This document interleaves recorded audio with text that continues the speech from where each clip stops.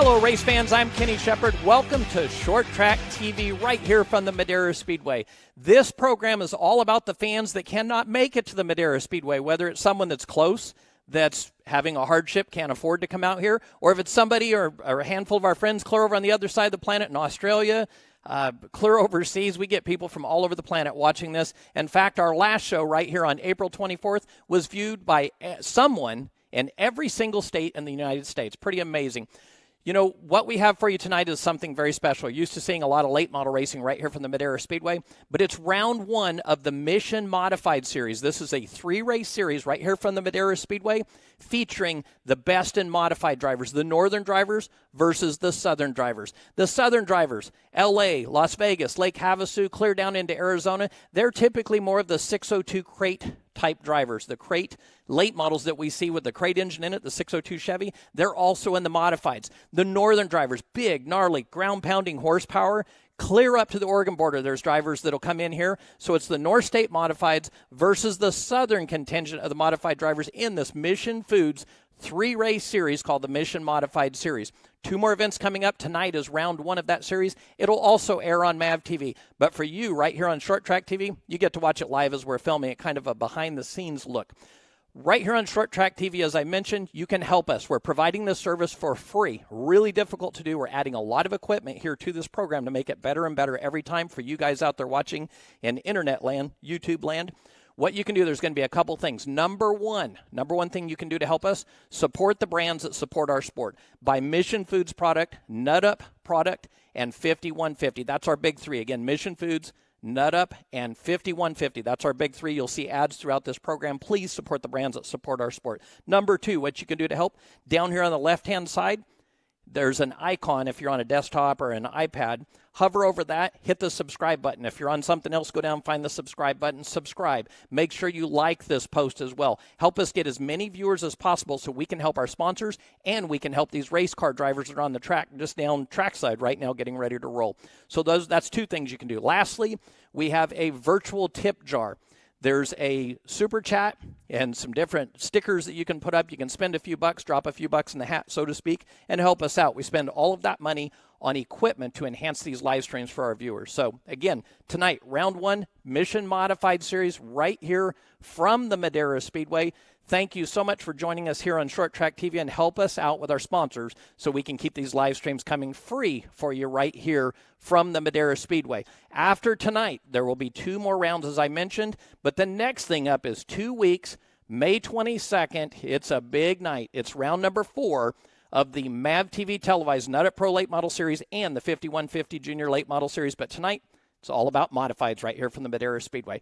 So stay with us, race fans. We're going to play a short commercial break, or have a short commercial break, I should say, playing 3 of our sponsors, actually 4. We've got a new one that we'll talk about a little bit on the other side of this that has joined this program. So support the brands that support our sport. Stay with us. You're going to have a big night of racing right here live on Short Track TV.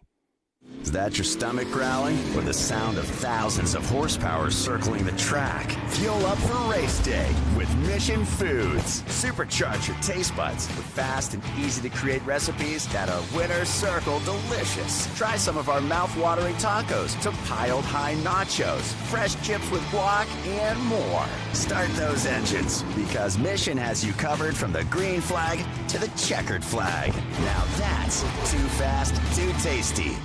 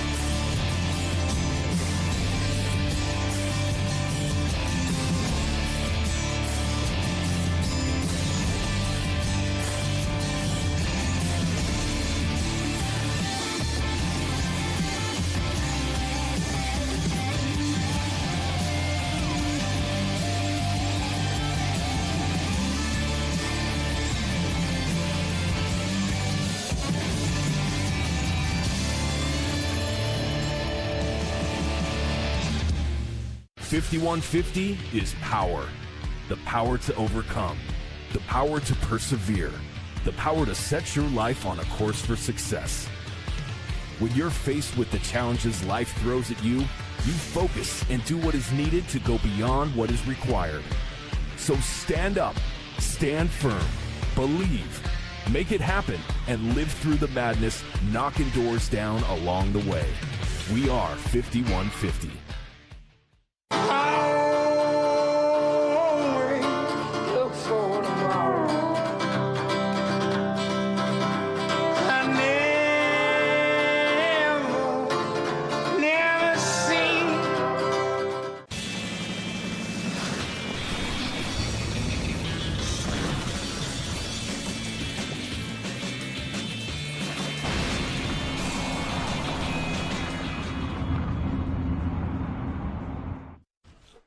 Welcome to Madera, California for our Short Track TV live stream of Madera Racing on MAVTV. We've got the North State and Mission Modifieds combining to be our headliner tonight. We've also got the mini stocks. We got the junior late models, the hobby stocks, the modified Super Toyotas, and the Madera Late Models. That's right, a 6-part racing extravaganza and 2 crazy people in the booth to bring it to you. I'm Stephen Blakesley. My partner in crime is Outback Andy Foster. We've got our Dash for Cash presented by Lucas Oil on the grid right now, and welcome along to Madera Speedway. Yes, Stephen Blakesley, great to be back at Madera Speedway. Modifieds back in the house, and 2 lots of modifieds tonight, the Mission Modifieds and, of course, the North State Modifieds as well. Really looking forward to a night of we got tonight open wheel racing and some closed fender cars as well. So combo night tonight at Madera Speedway. And some really nice fields all the way across the board. Want to let you know our Mission Modifieds, a 3-part Super Series here in 2021, where we'll combine the North State cars with our local Mission Modifieds. We have tonight's event. They return on August the 7th, and then a non-points big money spectacular during the Turkey Triple Open on October the 16th, and these will all be MAVTV telecasts. So if you got a modified out there, whether it's a crate motor, a big motor, we want you here at Madera, as the cars for our Lucas Oil Dash are working behind the Economy Heating and Air Pace Truck. Let's run through the starting grid for this one. On the pole position, we're going to have the number 9 of Bakersfield's Ed Red Coffee, and to his outside, the 14 of Mike Nielsen, who comes to us out of Lakeport. Yeah, we move to row number 2, and it is the 11 of Jeff Longman out of Utah. Alongside him will be the 84, of course, that is Fast Eddie Secord out of Hesperia, California. And on row number 3, the number 8 ride of Jim Coffey. They worked extremely hard on that car out of Bakersfield to make it to the main event. And he'll start with the 96 of Keith Bloom Jr. out of Reading. And that is a team that is very, very desperate for some sponsorship help. So we wanted to give them a shout out. That car originally owned by the late Bob Lehman, big legend of the modified scene in California. And with his passing, it's been really hard to fund that car. So I want to give a salute to that team as we're getting these cars heated up and ready to go. Fast Eddie Secord starting in 4th, a crate motor. We have 3 crate motored cars in this particular dash race, 5 total in the field. The way they finished the main event tonight, Outback, courtesy of Economy, the highest finishing crate will get $750, second $500, third $250, on top of a $1,000 to win purse tonight. So there's a lot to race for, and it starts now with a $100 Lucas Oil Dash for Cash. And one of the things interesting about this series, Andy, is the way they dash race. These are not the top qualifiers. It's kind of a group from the middle of the order. So we get some new drivers, some new faces here. Yeah, and cool too as well with that crate motor deal tonight. If you have a crate motor, you can have a pretty good payday tonight here at Madera Speedway. Yeah, if you're the highest crate motor and you win the main, which I think Jason Philpott is thinking about trying to do, he could win $1,750. There's also a $100 bonus for anyone in the top 10 finishers tonight that's not a top 10 North State points car. So that would apply to someone like Philpott. He could win $1,850 tonight.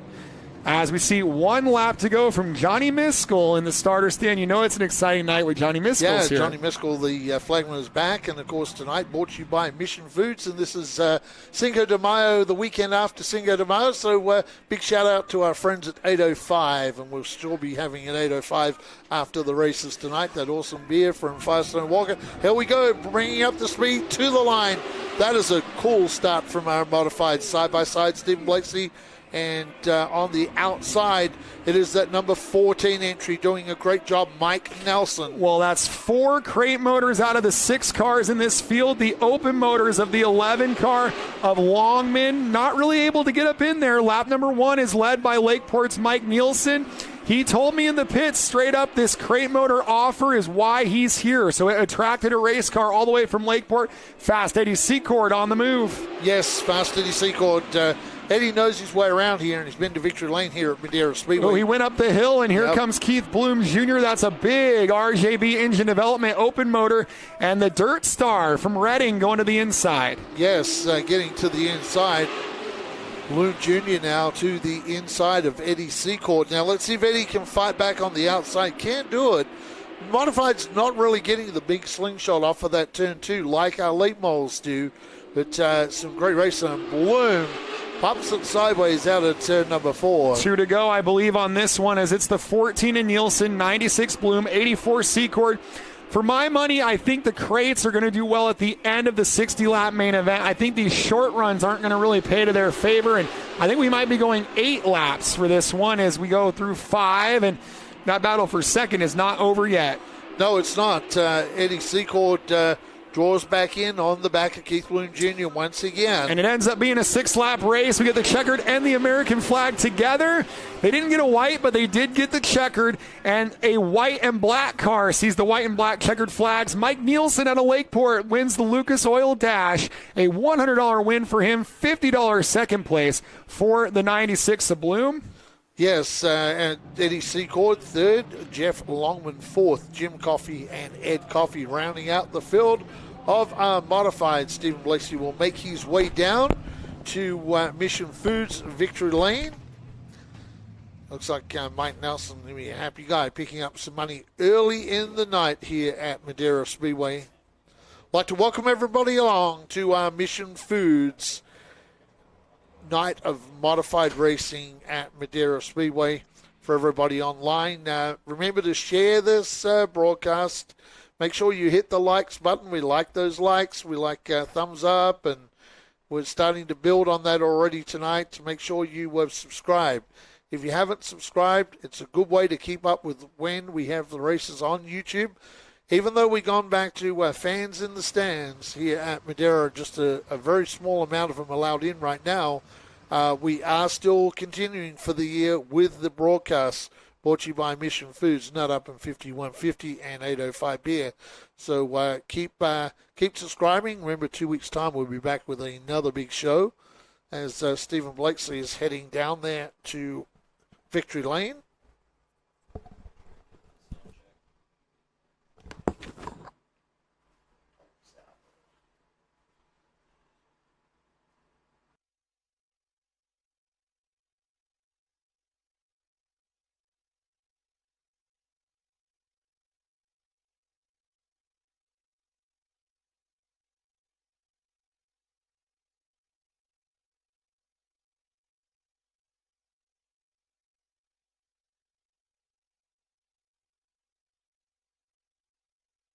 With our race winner tonight in Victory Lane. So we'll go down to Stephen Blakeslee.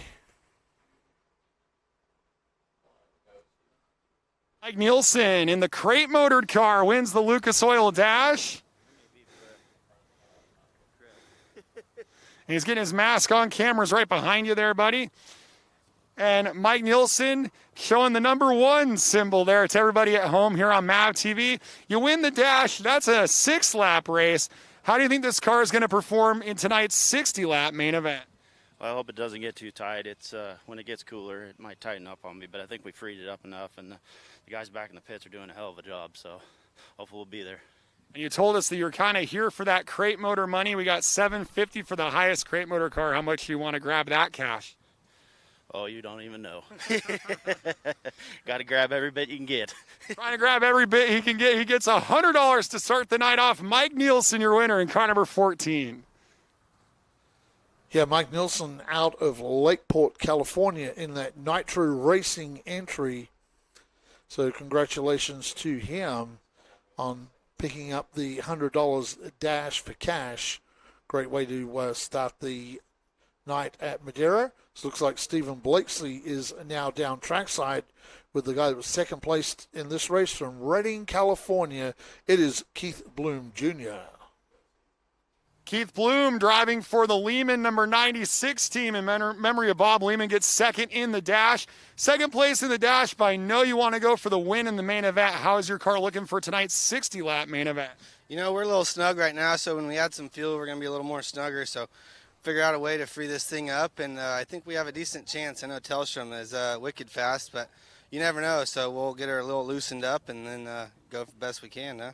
We were talking with your race team. They've been working really hard to get this team to go. You guys are still looking for some sponsorship support as well. So how much would a good run tonight help you guys with your season? Oh, tremendously. You know, get a decent run here. We didn't do bad last race in Anderson. We got fourth. A little luck helped us out there, but we've been getting better and better. So I can't sit here and complain. Just go for the positive and see what we can do.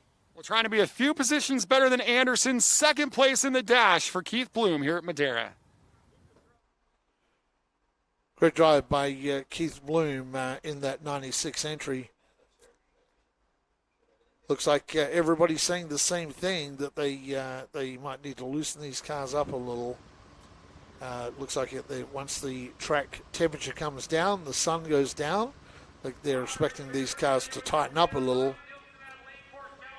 So the crews will go to work. They'll take the data that they just learned in the dash tonight and make those necessary changes for our 60-lap main event tonight for our Mission Modifieds.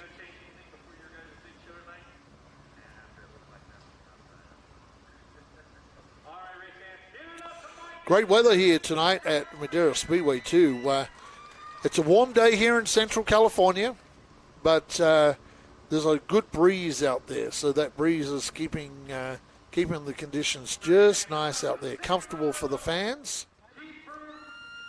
Johnny Miskell on shot there right now with Fearless Frank, two of the best flaggies in the business in California. Johnny Miskell, a long-time flagger, and does a great job. You'll see his flagging skills in the North State Modified main event later on tonight. It's good to have Johnny Miskell with us.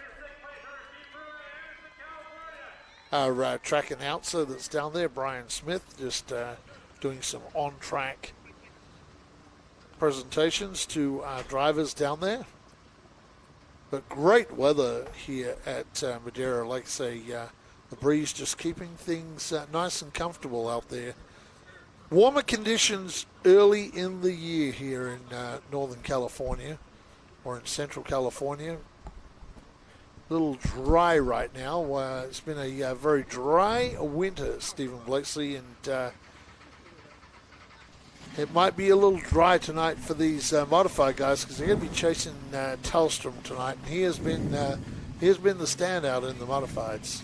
He's going to start at the back with a bonus tonight. If you go to the back, $1,000 to start at the rear tonight. Of course, that is put up by Economy Heating and Air. We want to thank the great crew at Terry Deal and the crew there at Economy Heating and Air. Thank you to them for putting up that money.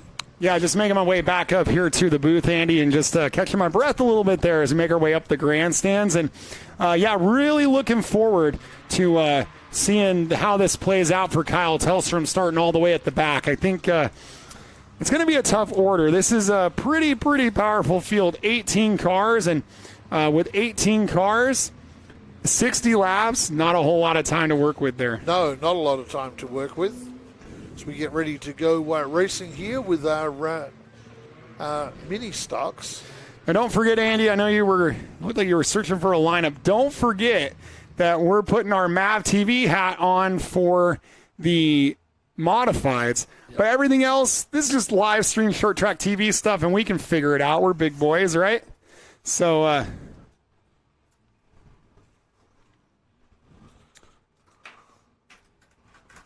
so that's how that goes as we get ready for our mini stocks, and they're being combined with the new West Coast Sport Compacts. West Coast Sport Compacts supporting us tonight, and that's allowing us to have a 9-car field, Andy. Pretty cool to see. Yeah, it is. This is a division that's building all the time, and, of course, good to see the Myrick's here, too, tonight. And guys like Sean DePriest supporting Madera with this class that we're trying to build up here at Madera Speedway. So let's run through who we have, and we'll start at the back and go to the front. Well, we know at the back it's the number 11 of Sean DePriest. Yeah, and DePriest will be lining up with the 75 of Jeff Durant in the House of Juju car. And then you got the 28 entry out there, Stephen Blakeslee, and that's Greg Baronian. Greg's a great racer in this division. And a car that has been sizzling fast today. He qualified second quick. Right behind Baronian is the 25 of Randy Brown, also brought to you by House of Juju and A1 Equipment on that car. Yeah, that car was, like you say, that car was super fast. We got the 18X entry.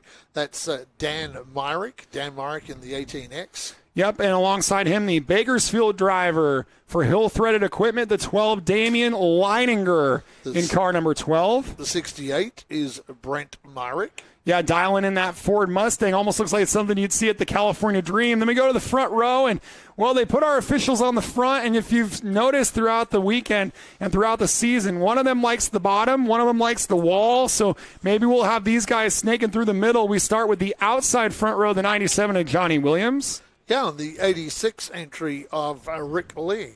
So Rick Lee in the 86 entry. Now, interesting, the 97 of John Williams. John is challenged sideways. That's one way to put it. Yep, John is challenged sideways and kind of has a little spotter helping him out, but been doing a great job. And history on this race car, this actually started out as a stunt car here at Madera Speedway. Wow. With Dr. Danger. And, they were jumping, they were using this car to jump, and it ended up kind of surviving. And then John Williams grabbed it, and Kenny Shepard put a roll cage in it for him. And they Johnny, he works here at the track. He does all the maintenance stuff here, and he's Kenny's right-hand man here at the track.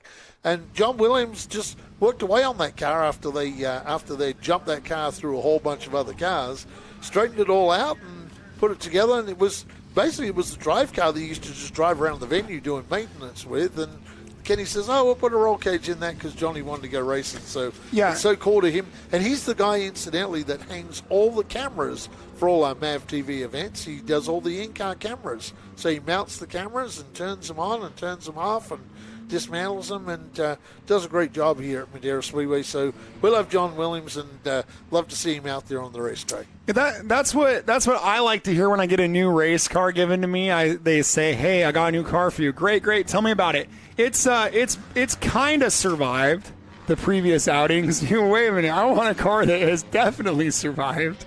They had to straighten some things out on it, and you'll see on the hood of it, it's definitely been fixed up. Okay, so Diane Briscoe is online. Go son-in-law Greg Baronian. Yes, go Greg Baronian. Great race car driver. Hey. Sterling Baker. Good evening to you, sir. Rolly Polly Coley says hello from Deland, Florida. Okay. Thank you for being here. Shannon Sprague says, yeehaw. Did you like my yeehaw there? Yeehaw. Yep. And Steve Schermerhorn says, perfect race weather. I agree with that. So, hey, welcome along to Garrett. Garrett, I think it's Huffines. Huffines, yep. Yeah, he's a racer. He just found this live stream, so welcome along, sir. So here's our order of main events. Mini stocks, junior late models, hobby stocks, modified Super Toyotas, Madera late models. That'll be a great one. And then our main event, the North State Modifieds, Mission Modifieds for 60 laps. Yeah, it's going to be a great race tonight for the Modifieds. Rat Fink says that Mustang pace car could outrun them all. I think it probably could, but that's the spirit of these mini stocks.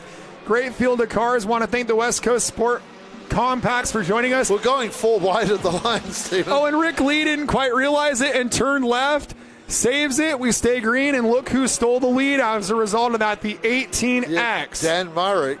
And I think the yellows. Yeah, they're not gonna like that start. That was 4 wide. We got to the line, and we were 4 wide at the line. So Fearless Frank down there, he said, it's not going to work for me, guys. Yeah, Fearless said, I like things being wild and dangerous and fearless, but that was a little too much. 2x2, Noah's Ark style, you know.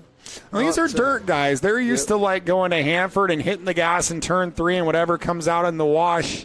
Here at Madera, you cannot pass before the line. So these are a lot of dirt guys, and so they're reminding the 18 and Myrick, hey, maybe they thought we're not at Peter Murphy's track. Maybe they thought we were giving them a 4 wide salute. Yeah, like Antioch used to do with their modifieds. They thought, hey, we're the West Coast Sport Compacts. Where's our 4 wide salute? Yep. Roly Poly says, my papa was an old school dirt track racer at Barberville. Okay. Is Barberville still open? Did it get renamed? I don't think I've heard of Barberville lately. Hey, hello from Indiana, from Old School. Yep. It's almost about to be the month of May over there. Ratfinks is Bristol. Just one word, Bristol. Yeah. Just that's what's on the mind of Ratfink, Bristol. Yeah. Hey, Baton Rouge for Steve Guidehill. Steven? Yep. We had someone from Waverly, New York.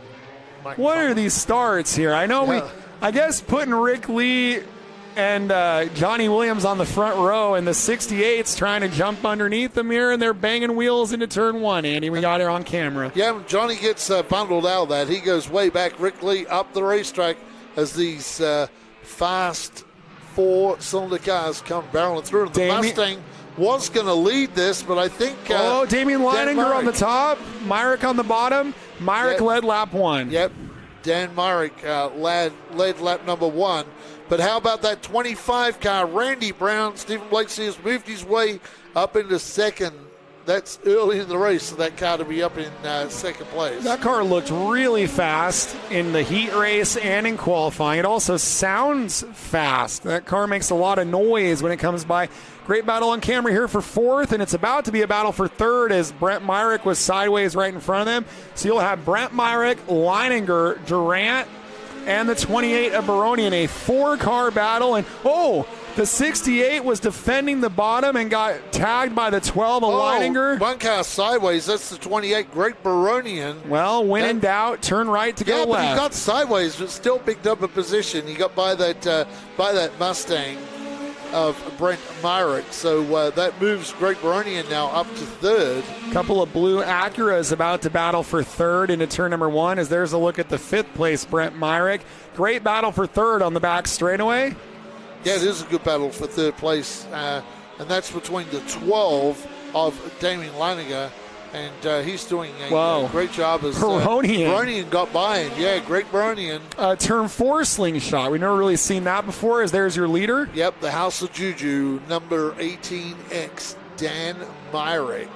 Yeah. Now, I think this is Dan Myrick Sr., because there's Dan and Danny Myrick. So I talked to him in the pits, though. That was Dan, and I think Danny is the dad, actually. Yeah, so they're... so that's Dan. See who it is, Dan Myrick. That's Dan. I talked to him. Yep. As he's really in command. I wonder if House of Juju is a good place to take your wife for Mother's Day. Down there in Morro Bay or in their location in Clovis.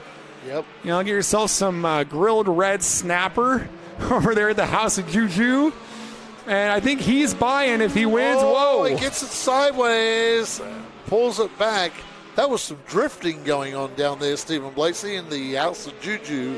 That's like the drifting of Juju. Wow, the House of Juju, half-pound USDA burgers. Okay. You want that? Yeah, we could take that, or what else they got? Yeah, shrimp tacos. Into the fish tacos. Yep. The fish tacos for me. Yep, looks pretty good to me, so we might be making folks hungry. Sean DeVries making a move on Rick Lee here. Remember, we have the super chats. Yes. Want to say hello to Michael Wayne, $5 to help our we're going to just continue to buy equipment with this money. Thanks for your $5. He says, keep these races coming, as they're coming on strong here as we've gone through 10 laps of this 20-lap main event. Sterling Baker has his Mission chips and bean dip ready to go.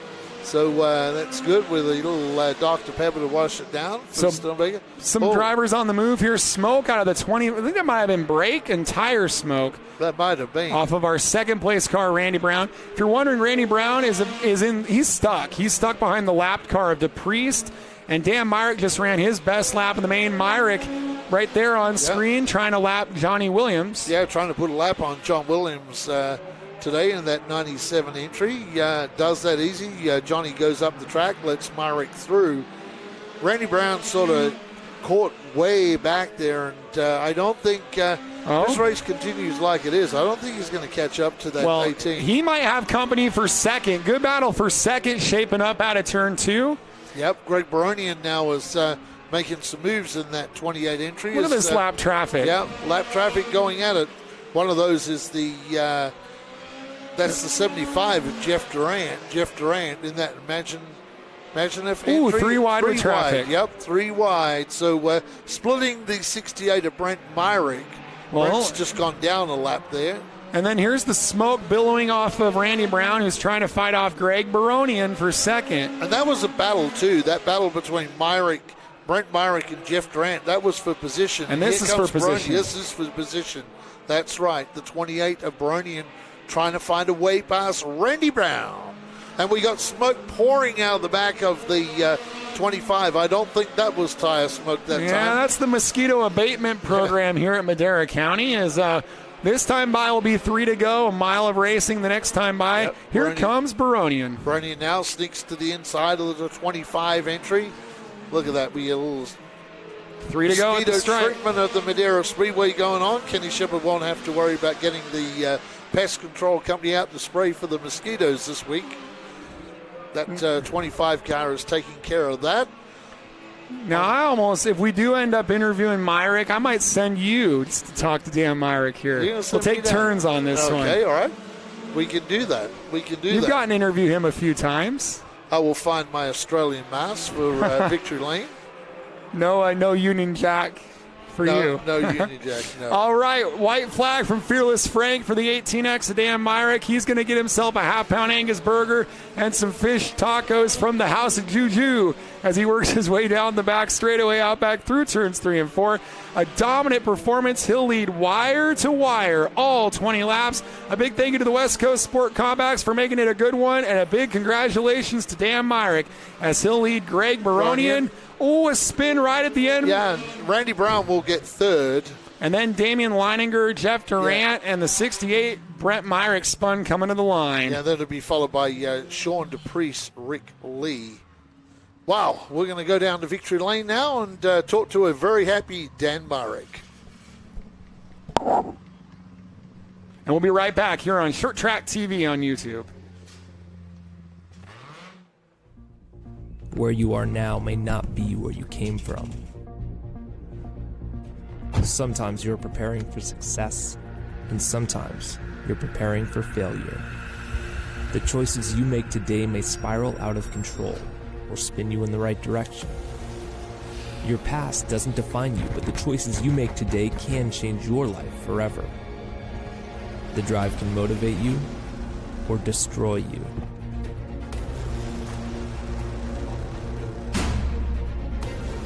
But you have to find a way out. Discover a riveting real-life story of recovery that will inspire you. Believe, make it happen, and live through the madness, knocking doors down along the way. Read the true story of how Carlos Vieira nearly destroyed his life and lived to tell about it. And don't miss others telling their powerful stories on our podcast. Visit kddmediacompany.com. Race fans, please support the brands that support our sport.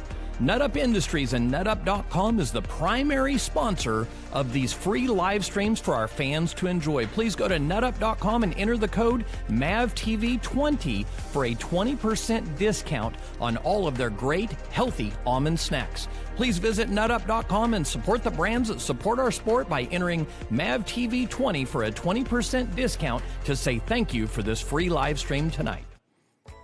Since 1977, Mission Foods has been creating fresh and authentic Mexican food products. Put some Mission in your kitchen, race fans. As we like to say here at the Madera Speedway, support the brands that support our sport. I'm Kenny Shepard here on Madera Racing on MAVTV, and we would like to welcome Mission Foods on board here on the Madera Racing program. Too fast, too tasty. Make sure Mission is the choice you make the next time you're at the store.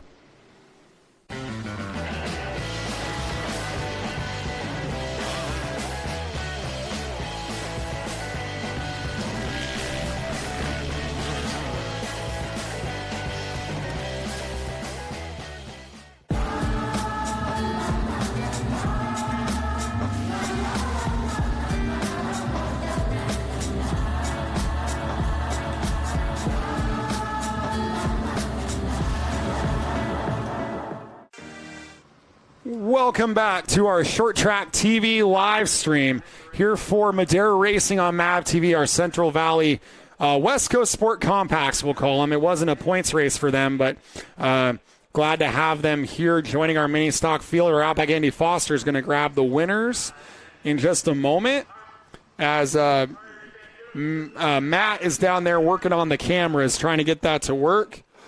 And then we'll be able to throw it down there trackside. Please comment with where you're tuning in from. And it is 6 o'clock. Let us know what's for dinner. What's for dinner down there, wherever you're watching from. And remember, we have the Super Chats open. So if you want to give us a Super Chat and help support our broadcasts that are provided free, courtesy of our friends at 5150 Nut Up, Mission Foods, and many more sponsors. Looks like they're ready down there, so we are going to throw it down to Outback Andy Foster, who's down there with your winner, Dan Myrick. Well, the winner tonight of the West Coast Sports Compacts in the Madera four-cylinder cars, Dan Myrick. Hey, great job, and man, oh man, this House of Juju car was as hot as the food down at House of Juju. Steve Lacey and I were talking about that during the race, about those awesome fish tacos and the burgers. But, man, you had this thing really cooking tonight. Yeah, House Juju, they're back open full steam. So stop by Clovis Morro Bay, grab you some of that food. You won't be sorry. I won a lot of races at a lot of different racetracks. There's nothing more I wanted since I was a little kid to race a race car and race it at Madera Speedway. I watched my dad win championships here. I watched limited modifieds, super modifieds. This track is a special place to me, and this is all I've ever wanted, is to come here and get a trophy. I know it sounds silly, but I want to dedicate this win to my grandma Joy. I lost her last year. I want to wish a happy Mother's Day to all the moms out there, and thank my wife for letting me come out here, and thank you guys for putting this on. Again, House Juju, Rocket Motorsports Power, you can't beat it. And Papa's Place, Doug Riley Performance helped me out with the head this week. This head went on last night. Carl was in pieces after Antioch last week or 2 weeks ago, and got it together. And Lamore Auto, they helped us out, man. We're dirt cars. We're just trying to figure out this asphalt stuff, and Lamore Auto helped us out a lot. Trying to figure out how to set these cars up, and they still push like a Dickens, because we're solid axles, and they're a handful. But man, what a day! Thank you guys so much for doing this. Appreciate you guys.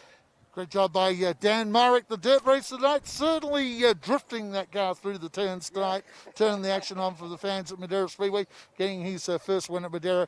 Great job by Dan Myrick. And a great job by Dan Myrick there getting the win. An emotional victory for Dan Myrick. I didn't really expect that, as our Outback Andy Foster is going to work his way down the line. And he's going to work his way towards Greg Baronian, another House of Juju, number 28. And Outback Andy Foster is going to get Greg to join him, maybe, hopefully.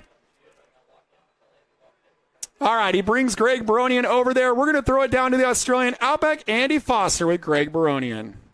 Well, second place tonight, Greg Baronian. You had some fans online tonight on YouTube. They were, they were saying that they were supporting you there on YouTube. Hey, great job tonight, and a good race with Randy Brown as well. Yeah, he's tough. He's really tough to pass, and that guy's even tougher. So that was fun. You put on some pretty good passing moves through the race, too. Some really, really nice passing moves tonight. Thank you. It's only like my third time here at the track, so I keep learning more and more as we go. So it was a blast. Yeah, the whole bunch of you guys from this whole team, the House of Juju guys, you guys, like you say, you're improving every time you come to Madera. Yeah, we learn a little bit every time, you know. There's only so much you can do to these cars, so it's tough. Well, we love having you here at Madera Speedway and look forward to seeing you back in a few weeks. All right, thank you. Great job tonight. Second place, Randy Brown chased hard this guy, Greg Baronian, but Greg getting the job done in second place. Second place for Greg Baronian there. And like he said, there's not a lot of things you can do with the setup on these stock cars, but they make it work. And that was a pretty entertaining battle, making some moves happen on the outside line. The driver he battled with was that number 25 of Randy Brown, kind of an unassuming car.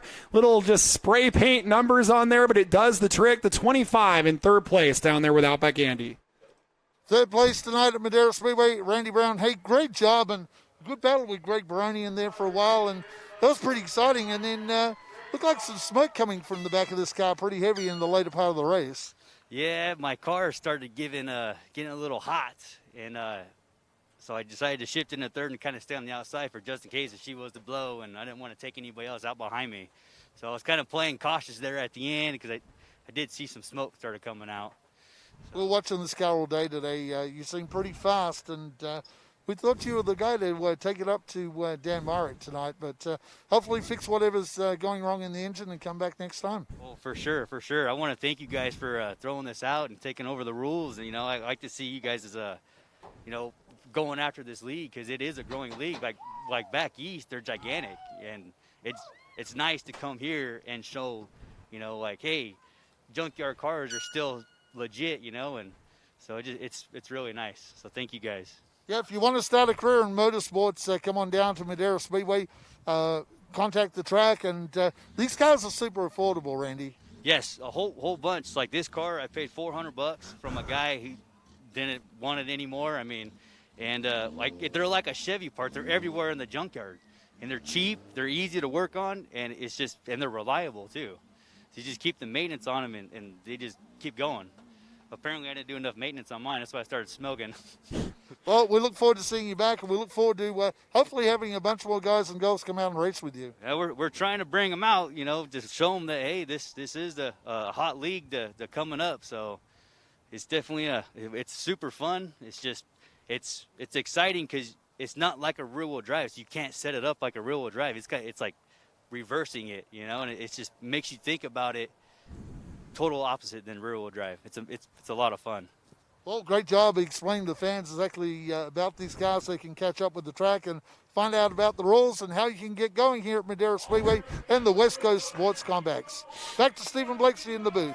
Thank you for that, Outback Andy Foster. You see our view from up here above the Madera Speedway, and I think it's rather evident the passion of the West Coast Sport Compact guys. They had a lot to talk about in those interviews. I thought it was really cool that Randy Brown said he paid $400 for that car. Of course, you have to outfit it with safety gear, a suit, a helmet, driver suit, a roll bar. But still, $400, he was off to the races. So, again, thank those guys for being here. If you're joining us on our Short Track TV live stream, we got people eating dinner. Justin Duke's having the lobster mac and cheese. He always does big things like that. James Scott says Jack in the Box. We're having spaghetti in Virginia tonight. Also some pizza in Alabama. Houston, Texas checking in. San Antonio checking in. Washington State tuned in as well. So I want to thank you all for being there. Our lineup tonight goes mini stocks, junior late models, hobby stocks, modified Super Totos, Madera Late Models, and the North State Modified, Mission Modified main event. 6 main events tonight. It's all coming up next here on Short Track TV on YouTube. We got John Doubt saying he's enjoying some Mission chips, and he's looking forward to the modified main from Yuma, Arizona. And F&S Sports Cards says, hello from Napa, California. Thank you for tuning in, the home of the Zampa family.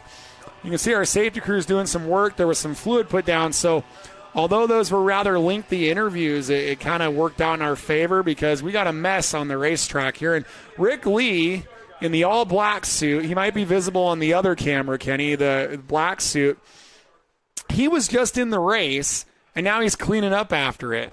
So I guess he's cleaning up his own mess, maybe, the 86 of Rick Lee, and now he's back on the school bus getting a ride back to the infield. So looking forward to our next main event, the junior late models. It's more of an exhibition, and he's going to leaf blow while he's on the school bus down the front straightaway. That's one way to do it. Work smarter or work harder, they say. As one of our junior late model exhibition coming up with a couple of 14-year-old young ladies driving the cars. And then a really good hobby stock field will follow that. So a lot of great racing on the docket here. And I think Outback, because I'll be doing all the North State TV stuff, we're going to kind of take turns on the short track TV interviews. I'll probably do the juniors, and I might throw you the hobbies and the modifieds, and I'll probably do the late models before the North State starts, because then I'll just already be down there for the stand-up. So we'll take some turns here. Covering that trip up and down the grandstands. How cool is it to be walking up and down and seeing fans back? Yeah, it is. It's been a while since I've actually walked up and down and seen some fans, and we got someone from Brazil. Well, it's not just anyone. Fabio. It's Fabio. How's Fabio doing out there? Yeah, Fabio in Sao Paulo, Brazil. So thank you. And, of course, the Brazilians, they love their motor racing. Yeah, we've had a lot of Brazilians on our live stream. Pantera says they're having goulash in Denton, Texas. Perfect. Yeah, Perfect. Is goulash a big thing in Australia? It's not huge, but it's there. Yep. Hello from Wisconsin. Coors Light. Joe Rhodes is having Coors Light for dinner in Sacramento with Dave Campbell. Well, there's a couple of races from the Sacramento. Yeah, area. I bet they're tuning in to see how their economy heating and air cars will do tonight. Stacy says bring out the hobby stocks after the junior late models. Yeah, we got a little exhibition tonight for our junior late models. And, of course, Rebecca Doobie in the 68 car is a former Mini Cup racer, Rebecca, and turning her attention now to the late models, junior late models. And she must be getting close to getting a TV start here in the near future, I would think. So I'll tell you what I know about these drivers, Andy. We got the number 15 of Haley Lyles, like you said, in the All-Star Towing car out of Dinuba, California, and getting quite a bit of coaching and help from Kyle Keller. And so it's great to have Keller Motorsports helping her. And she's really improved, too, since Kyle came on the scene with that car, really improved. They ran a 15.5 in qualifying, so that's a pretty good lap for Haley Lyles, the dirt go-kart racer. And we just got another super chat from Wake Up America for $4.99. Hey, thank you. He says, for me, this is the channel on the tube. Hey, I want to say hello to my friend Megan, who's having Mark and Monica's pizza. No, you cannot tell me you're having Mark and Monica's pizza. That is going to make me very hungry. I'm very jealous of you. And I also want to introduce the 68 Rebecca Doobie, our 2020 Mini Cup champion in the Doobie Racing entry out of Tracy. A couple of 14-year-old young ladies, one of them from Mini Cups, one of them from dirt go-karts, and they'll go head-to-head. Of course, we got that super chat there, Stephen Blakesy, and that all goes into a fund for new equipment, so we can keep bringing you this free of charge from Madera Speedway. You got what's that? Zabo Motorsports. Hello from Sonoma, California, one of the beautiful parts of the world. And a lot of people in the South. Leoma, Tennessee for Trice Heatherly. Mike Malone says hi from Tallahassee. Someone in Connecticut. Hey, Stacy McMullen, who wants the hobby stocks, has had steak and ice cold barley pops. Okay. Tell me what that means. Do you mean you're having like beer pops? What's a barley pop? Yeah, I want to know. What that is. Hey, they're eating good in the neighborhood down in Bristol. Yep, they're eating barbecue pork ribs and baked potatoes here in Bristol, Tennessee. Well, if it wasn't so far away from Madera, California, look at the smile. I would be on my way. And, of course, our promoter, Kenny Shepard, he's a barbecue man. So his smile got really big when he heard barbecue. So the barbecue is like, Kenny Shepard's the king of barbecue out here in Madera. So man, they're from all over. We got Florence, South Carolina, North Georgia, Russ Lowe. from Memphis, Tennessee. Yep. No mess, no fuss in Memphis. That's El Toro 66. Pennsylvania. Hey, that's Tony from Pennsylvania. What part of Pennsylvania are you from, Tony? And what's your local track? Yeah, what's your home track? So that's what we'll add here. Hello from Indianapolis, Rod Carsey. What's your home track now, Rod Carsey? It used to be Madera Speedway. That's what we're gonna. Cold so beer. it was. But you said ice cold barley pops. I don't know. Okay, so that's what we're gonna do. Is you've all told us where you're from and what you're eating. East Canadian Rockies. Having some pork skewers, roasted potatoes, and Rainier beer. Okay, so as you tune in, let us know what you're eating, but let us know what your home racetrack is. What's the track you attend on a regular basis? You know, I had a fan. I was at Watsonville last night doing the sprint car call. We got someone there from Canada with the Eastern Canadian Rockies. Bonjour. So I had a fan at Watsonville last night who was there from Georgia. His home track was East Alabama Motor Speedway. They call it EAMS. He said, "You guys got a nice little joint here in Watsonville." He was a pretty cool guy. Floyd Jones is having Bud Light and fish taco wraps in Fowler. That is not Fowler, California, but Fowler, Kansas. So that's cool. Lincoln, California for Javier. Dude, look at this. 5 Flags, my home track. Yep. They had a big pro late model race there last week. Look at this. Pete Elliott from New Zealand. Singapore. Stefan S. from Singapore.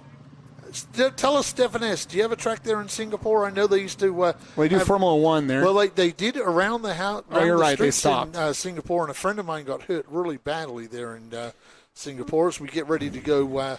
This is fun, but we got a race to do. We'll get back to our chats in a minute here. If you really want to get our attention, some super chats.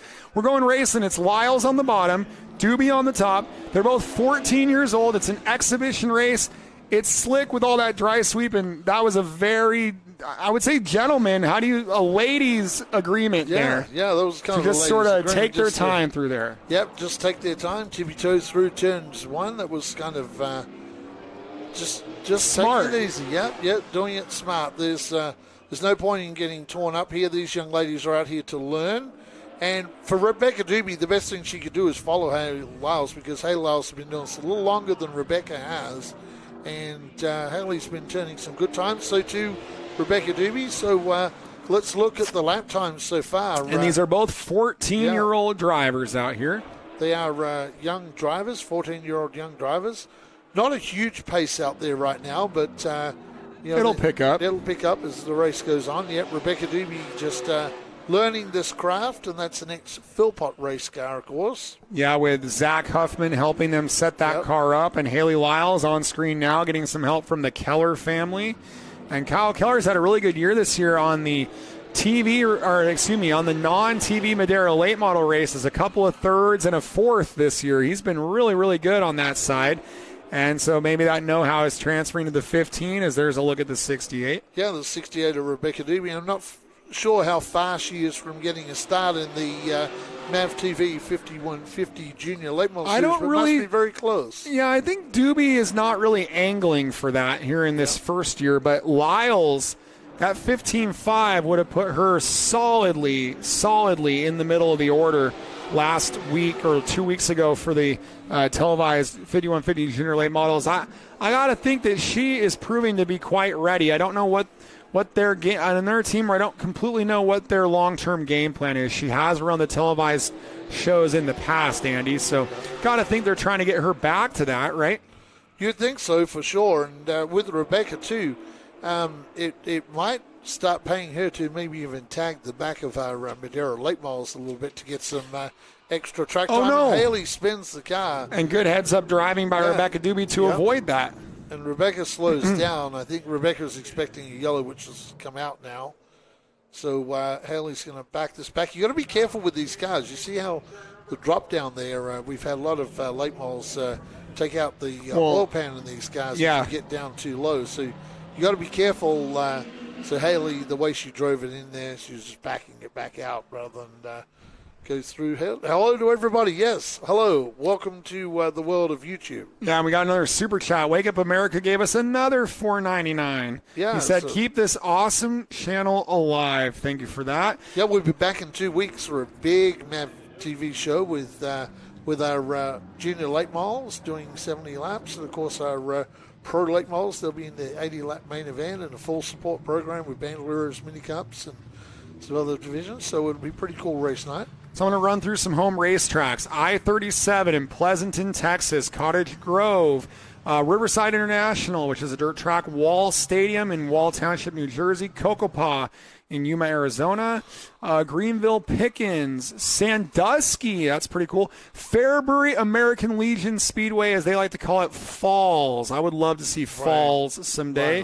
Yep. Hey, Western Springs, that's a great racetrack. New Smyrna. Yeah, and that racetrack, I think, is going by the wayside. That was the rumor, and then it came back, so I'm not sure. Dixie Speedway, Waterford Speedbowl, and Stafford, home of round number 1 of the new Superstar Racing Experience. Thank you for being here. A couple folks commenting that their home tracks have kind of gone by the wayside. New Smyrna, back when it was a dirt track. IRP for Rod Carsey now. Crossing them up. So Doobie's the leader. She'll set the pace on the bottom. Lyle's in the 15 on the top. Here we go. Yeah, Rebecca ran Haley way up the racetrack that time.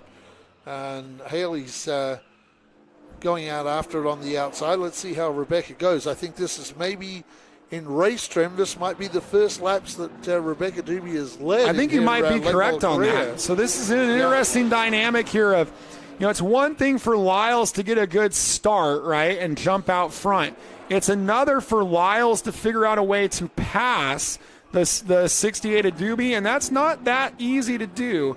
I wonder how this is going to go between these two young ladies. Again, there might end up being a little bit of a ladies' agreement where if Lyles gets really up underneath her, they might just let her go. Now, the other thing to consider, Steve Lacey, is you have Haley Lyles behind Rebecca, so Rebecca has to get up on the wheel now and get going. This might force her to pick up her lap times. In fact, it already has. They were running 17s before. They're now down in the 16th. Here we go. So here we go. Lyles now to the inside. And it looked like Doobie kind of let her in there so she could get back to the bottom, which was nice driving. A new leader on lap 11. It's back to the Lyles team to the lead.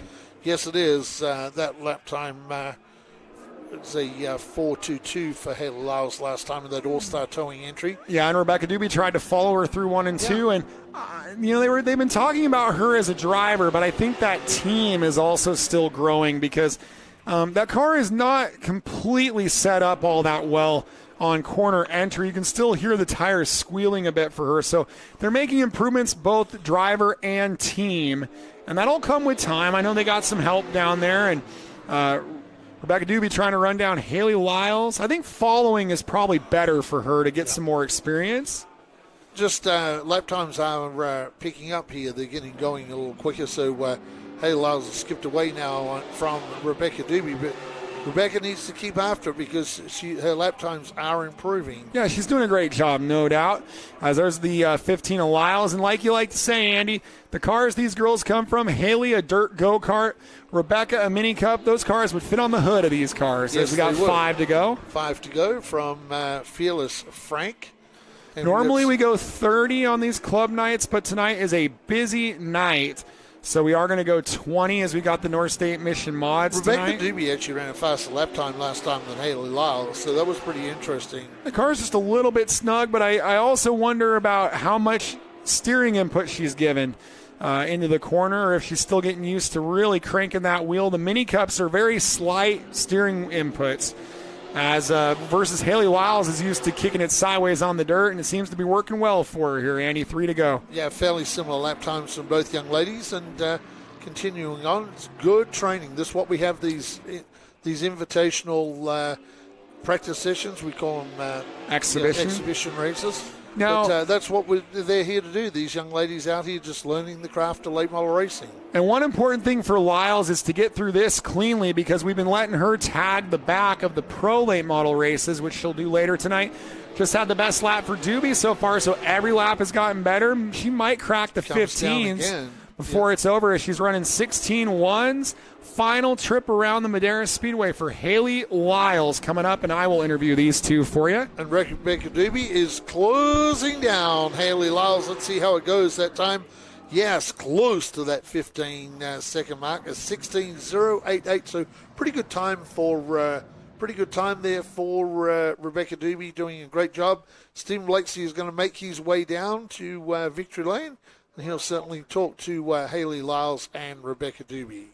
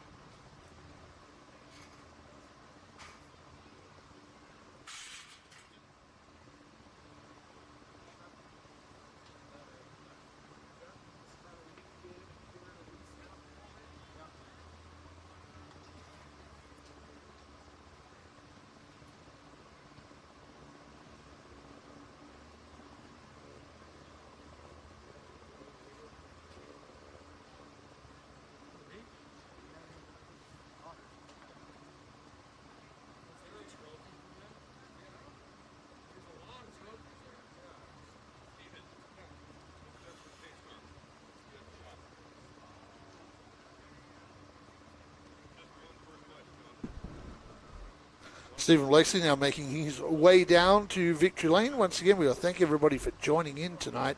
Stellan Baker, you have 3 home tracks. Yes, you do in your area. You have Hanford, Tulare, and Madera.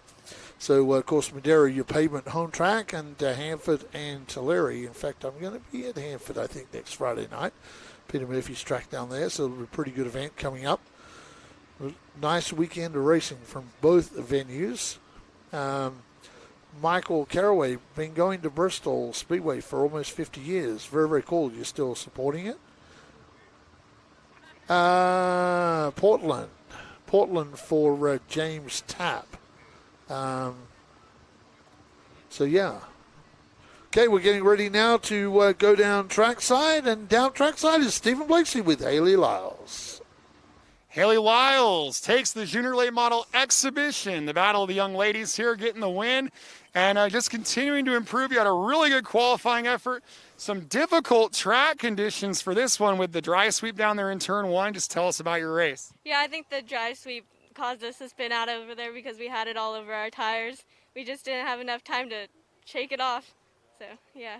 It must have felt pretty good to make the pass coming out of turn 2 and get back to the front. Yeah, I did. It was really good because, like I said, the dry sweep just got us. And tell us who you want to thank. I want to thank my dad, Teresa, All-Star Towing, Keller Motorsports, 5150, Mission Foods, Nut Up, and Kenny Shepard and all the Madera Speedway for all their continued support. Well, it's been exciting watching these young ladies continue to improve. Haley Lyles, P1 in the Junior Late Models. Back to you. Thank you very much, Stephen Blakeslee. Great job by Haley Lyles. F&S Sports Cars, Petaluma is your home track. Well, welcome along from up there on the north of San Francisco.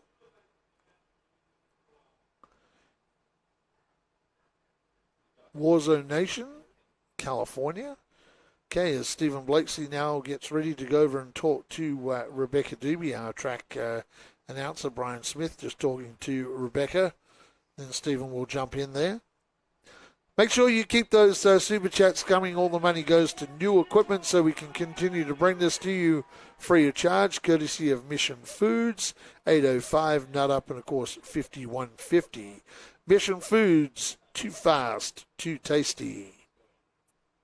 Stephen is down there now, trackside with Rebecca Doobie.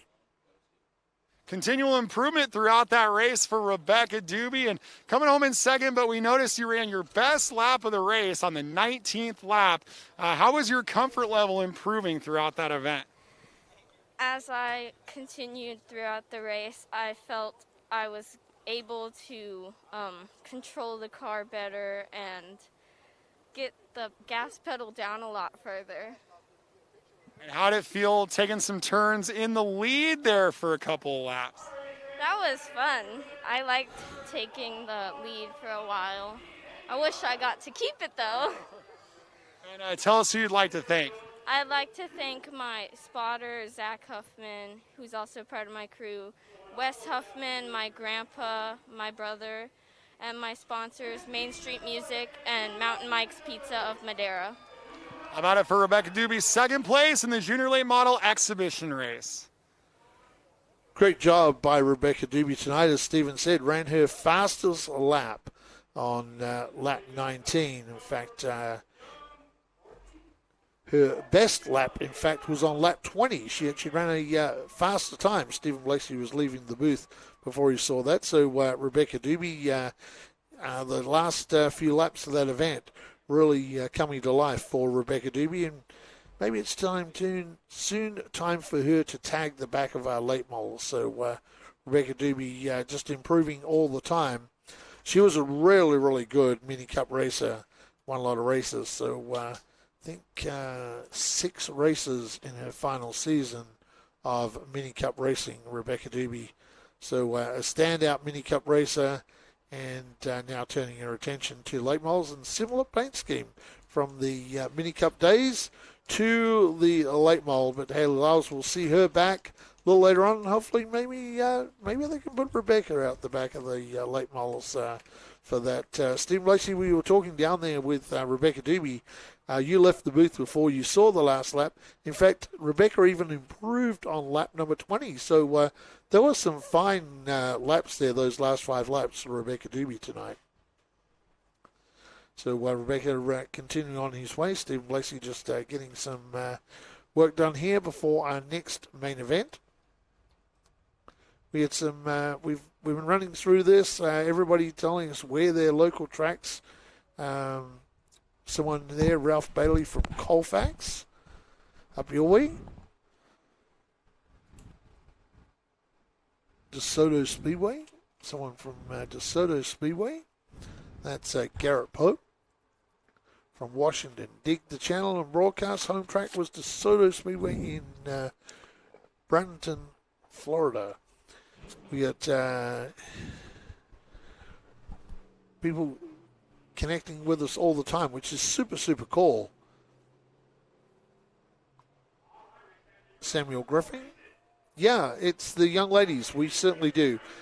Those young ladies are Haley Lyles, a very, very good go-kart racer. She's won a lot of races in her go-kart career. And, of course, Rebecca Doobie, her final season, I think 6 main event wins in the mini cups. She was champion of the mini cups. So Rebecca Doobie doing a great job. And we love the young ladies coming to put on the show, and they've been doing that for the last few weeks now. Ralph Bailey, his track is All-American Speedway.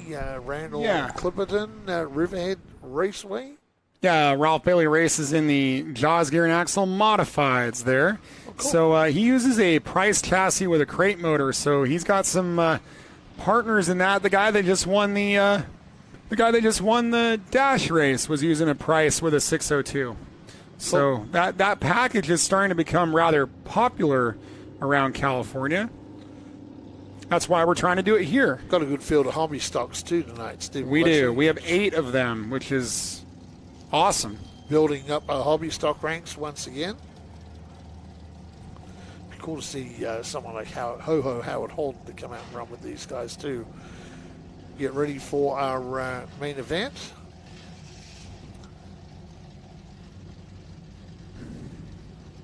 07 Thomas Suarez. I love the look of that Camaro. Those new generation Camaro bodies look super cool. All right, we'll run through your starting lineup. We'll go worst to first on this one. We'll start with the number 42, the champion of this series. How about it for Manny Gonzalez Jr.? Yeah, the Atwater racer. The driver in the 87 out of Bakersfield, California, is Lloyd Rand. 2 main event wins this year. The other main event this year was won by Mike Nix, so all 3 have been won by Bakersfield drivers. The 07 of Nathan Casillas in the RCM Camaro.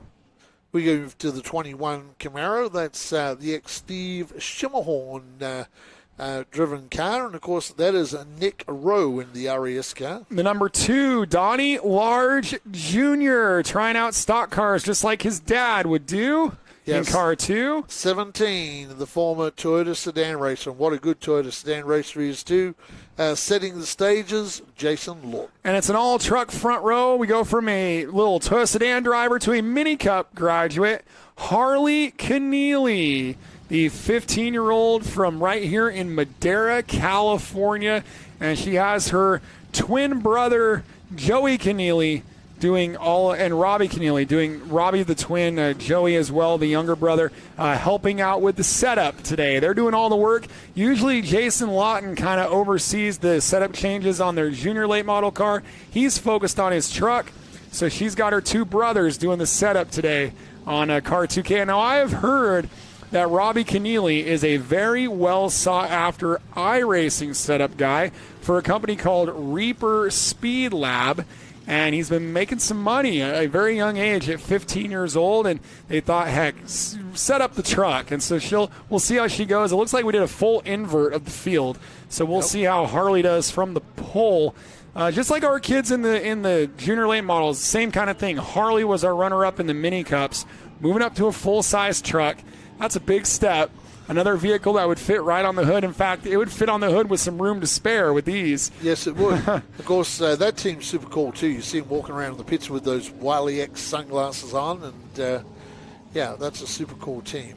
Is this live, Andy? Yes, we are live. We are alive. We are alive. Well, I am alive today, yes. I don't think COVID got me yet. I'm vaccinated, so I've got my microchip already. They know where I am right now. They know where I live. They know what I'm doing. Have you got any superpowers going yet?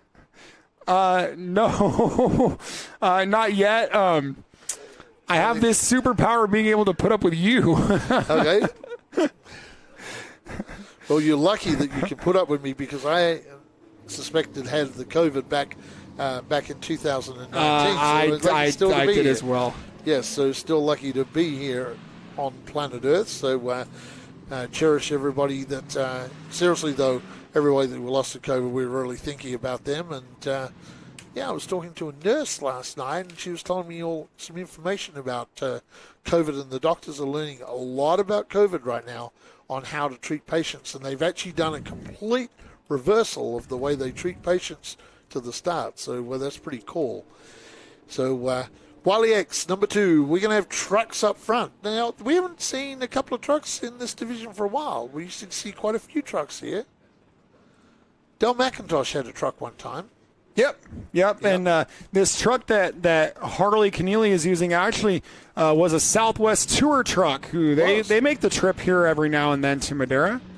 And that truck that Jason Lawton, there's been an all-star cast has driven that truck. Maybe Kenny Shepard might have even driven that truck. I don't know.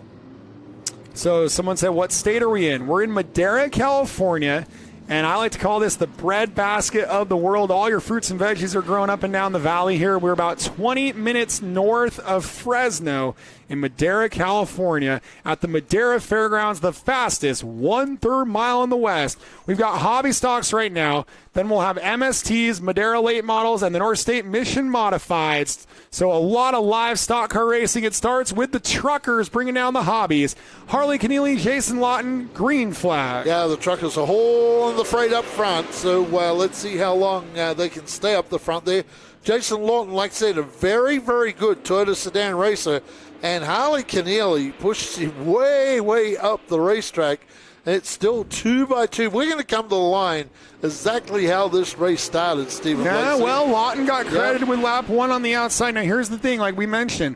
Lawton does the setups on Robbie Keneally's junior late model. So Harley has to be real careful not to clean out her brother's crew chief as he pulls away. Battle is for second. Here comes Donnie Large. Yeah, Donnie Large Jr. and that former tour car from back a few years ago. Donnie Large Jr. Of course, Donnie Large, he's driven a bunch of things here at Madera Speedway. He's driven late models, and I really don't think there's a division that Donnie Large hasn't actually, in fact, driven that we have on tonight. So it's Lawton, Large, and the 87 of Lloyd Wren, and Harley Keneally has fallen all the way back to 7th. You remember, Donnie Large Sr. raced everything you could race. I mean, now Donnie Large Jr., like you said, is doing that as well and getting used to having roofs and fenders. Whoa, he's sideways, and he leads it. Good job, Donnie Large. Just saying, he's taking the lead here on lap 4. Yeah, here we go, side by side. Lloyd Rand with Jason Lawton and Donnie Large Jr. Donnie Large Jr. trying to hold out that Bakersfield super fast 87 car Lloyd ran. Now, that's a dirt car. And they've only made the slightest bit of changes to that car to make it work here. They don't do a lot to it, and look at how successful he's been as he's up to second. Again, Bakersfield drivers, Andy, are 3-0 this year. Yes, they are 3-0, and Donnie Lyons Jr. would love to change that situation.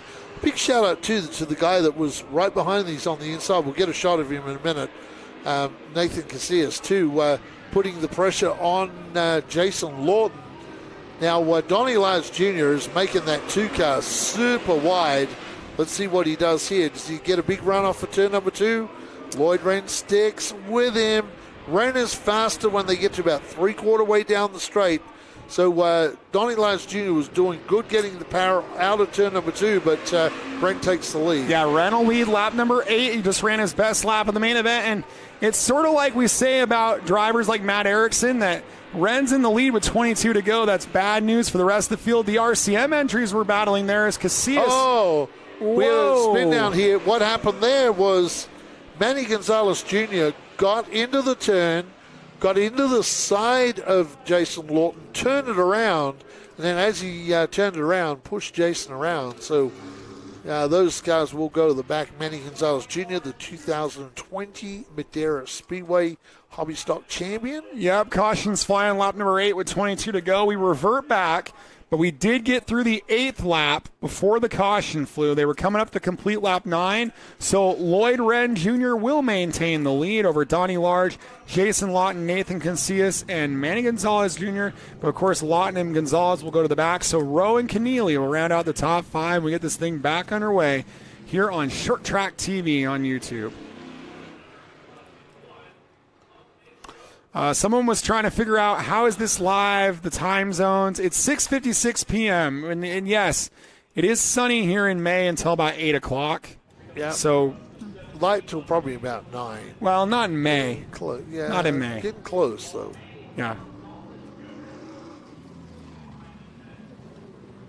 Okay, so Timothy says we have a quarter-mile track in Barre, Vermont. Yeah, Barre, Vermont, I believe it Barre, is. Vermont. That is from Thunder Barre, Road. Vermont. Dave Moody is from Barre. Oh, well, I was going to even Yes. do you one better. That's also the home race track of Ken Squire. Yes, and that's where I'm pretty sure that's where Dave Moody started. I think you're right. Racing at Barre, well, Vermont. we're going green. They weren't all in position there. No, they were not all in position. And let's see if the yellows come on. And yes, they do. They do. Yeah, when they introduced Dave Moody on Sirius XM, they actually introduced him from Barre, Vermont. So, yeah. And they have a really unique event there. It's called the Milk Bowl. It's a late model race with like 3 different segments. And if you win that event, you get to kiss a cow in Victory Lane. Okay, so I know in ARCA you get to kiss Bill Venturini if you win. At Barre, Vermont, at the Milk Bowl, you get to kiss a cow. Actually, we should have invited John Cox down today. He could have brought that bear down. We could have kissed a bear in Victory Lane at Madera Speedway today. You're getting way too political tonight. That's all I know. No, I don't know. We're going to have to. Kissed a bear. Is this like the news stations where now we got to talk about the other party as well? You have your bear. You have your bears for your little series for the micros. Yeah.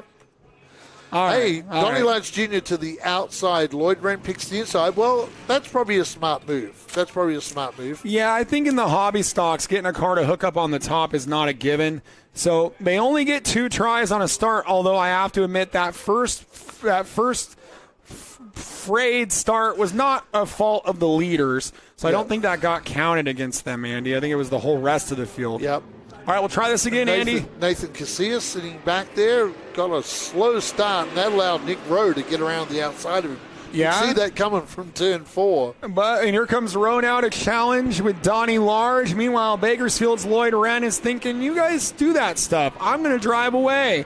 As here we come out of turn 4, and a little bit of smoke coming out of the right rear on the 2. I hope he's not blowing a rear end on that car, because sometimes those rear ends can contain a lot of fluid.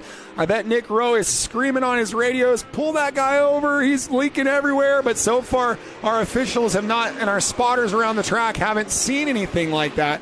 And we will stay green here on lap number 9. And I do believe they had some rear end problems in this car earlier in the year, too. So let's hope all is A-OK on that number 2.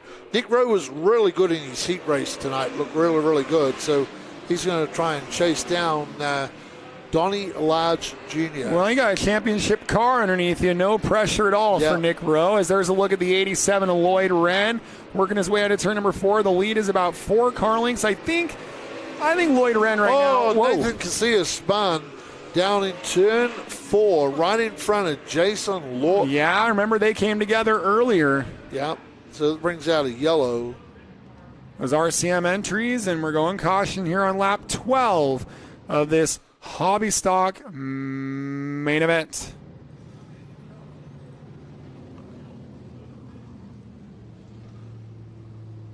And just lost it all by himself. And you know what they're going to say, I bet? They're going to say it was fluid off the 2. Yeah.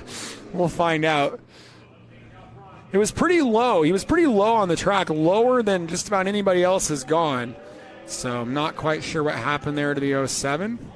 Kind of the same spot where Lyle spun, actually. Of course, Nathan Casillas used to run late models here at Madera Speedway. Now, you think about these hobby stocks, not a huge difference on a late model. So they run the same tire. A lot of them run the 602 crate motor, but they weigh a lot more. I don't know what the weight is. Our promoter, Kenny Shepard, might know. 3,300 for a hobby stock. And then one of the big differences is you can run all these two-frame stuffs. You're supposed to have on most of these like a stock lowers, kind of stock front suspension. And there's different options and combinations, but and it depends on what you choose. They give you a weight break, but a lot of these cars running stock lower control arm, stock suspension components. It might be a tubular frame, but with a stock clip, stock mounting points. So as compared to a Pro Late model with those replica front clips, those Camaro clips from like Victory Circle or Howe chassis or wherever you might go. So right now we have a dirt car leading the way right now next to a tour car, Andy. Welcome along to third place.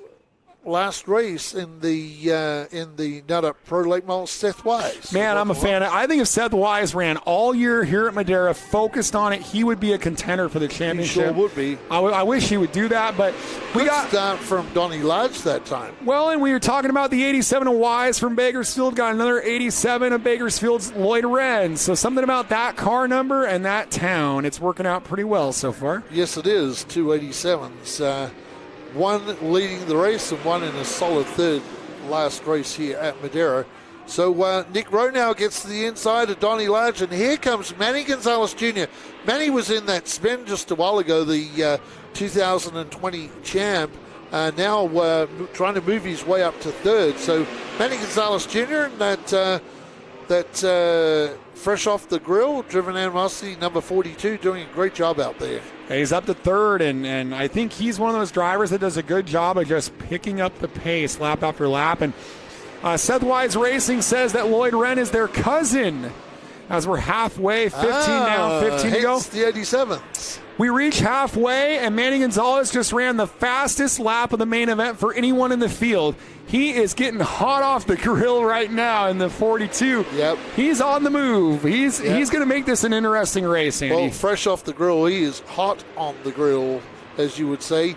And Manny Gonzalez Jr., that car is wrenched by Chuck Aguirre and, of course, Manny's dad, Manny Gonzalez Jr., and Nick Rowe now starting to pepper the back of the 87. This is the first time, other than a Bakersfield car, that we've seen that Wren has got pressured. Well, and I have to argue that I wonder if Nick Rowe didn't get a message in his ear of, hey, that 42 is moving. You better find a way around the 87 now, because we need to do that, because we're going to have company soon.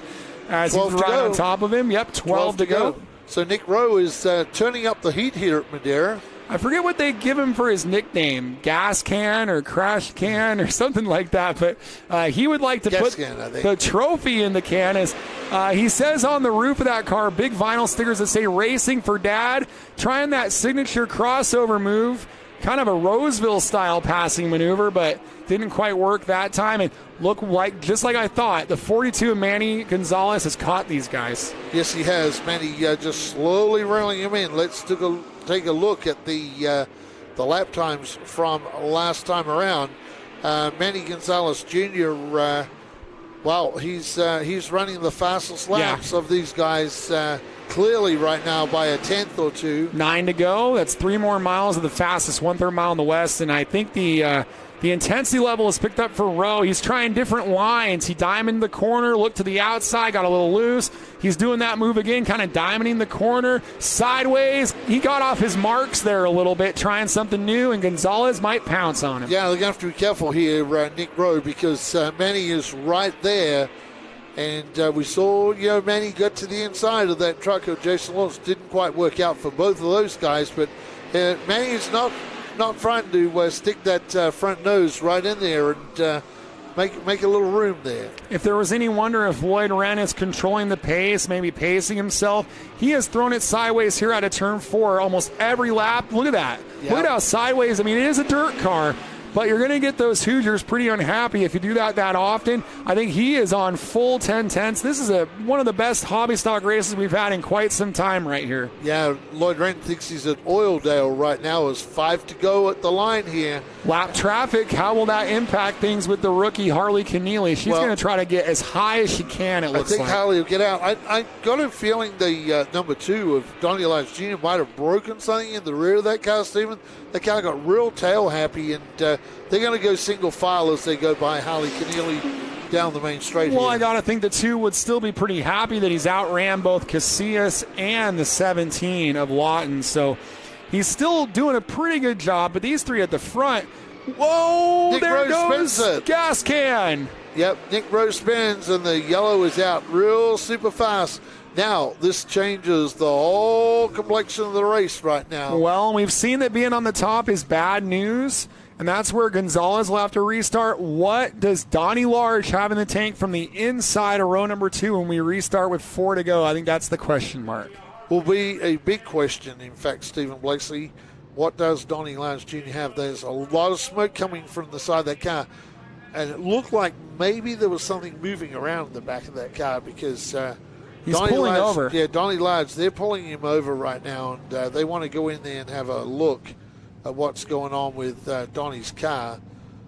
Whether that's oil coming out or whether it's brakes. Well, I'm going to flip over. It's on fire down there. Look, there's a fire down there on the rear of that car. Yeah, there is. You're right. Fire. I think it's the brakes. Yeah, the brakes are on fire down there. So great camera work here. We need to get Donnie moving so we can get that fire out down there. Great shot from Doug here. Yeah, of that. Get that car moving so we put those flames out as we get a fire extinguisher. They're saying that the rear end seal might have been leaking grease onto the hot brakes, and then those caught fire. So that it might just be some external fluid. But if you're leaking fluid off the rear end seal, at some point that's got to start hitting the ground. And it was interesting how neither of the RCM entries, the 07 or the 17, were really able to pass Large. I wonder if they weren't kind of slipping and sliding behind him just a little bit, Andy. What really get that car rolling and see if that flame will go out. Yeah, they still haven't got it out all the way. I think it's out now. This time it is out. Yeah, our TJ Safety crew does a tremendous job here. If you look, there's no fluid. Well, there's some fluid on the right side of there dripping, it kind of looks like. Yeah, that's what they sprayed through. Oh, okay, you're right. But it looks like there's nothing really dripping off of the car itself. No, and there's a lot of, the brakes are very, very hot on that car, so Donnie's certainly been working the brakes overtime. Now, it'll be interesting to see what happens with Donnie Large here, what we're going to do with Donnie. They may move him forward just to see how much oil they've collected down there, as well as the fire extinguisher material. There is a free pass in this race, and that will go to Harley Keneally. We'll put her on the lead lap, so all cars will be on the lead lap, I believe.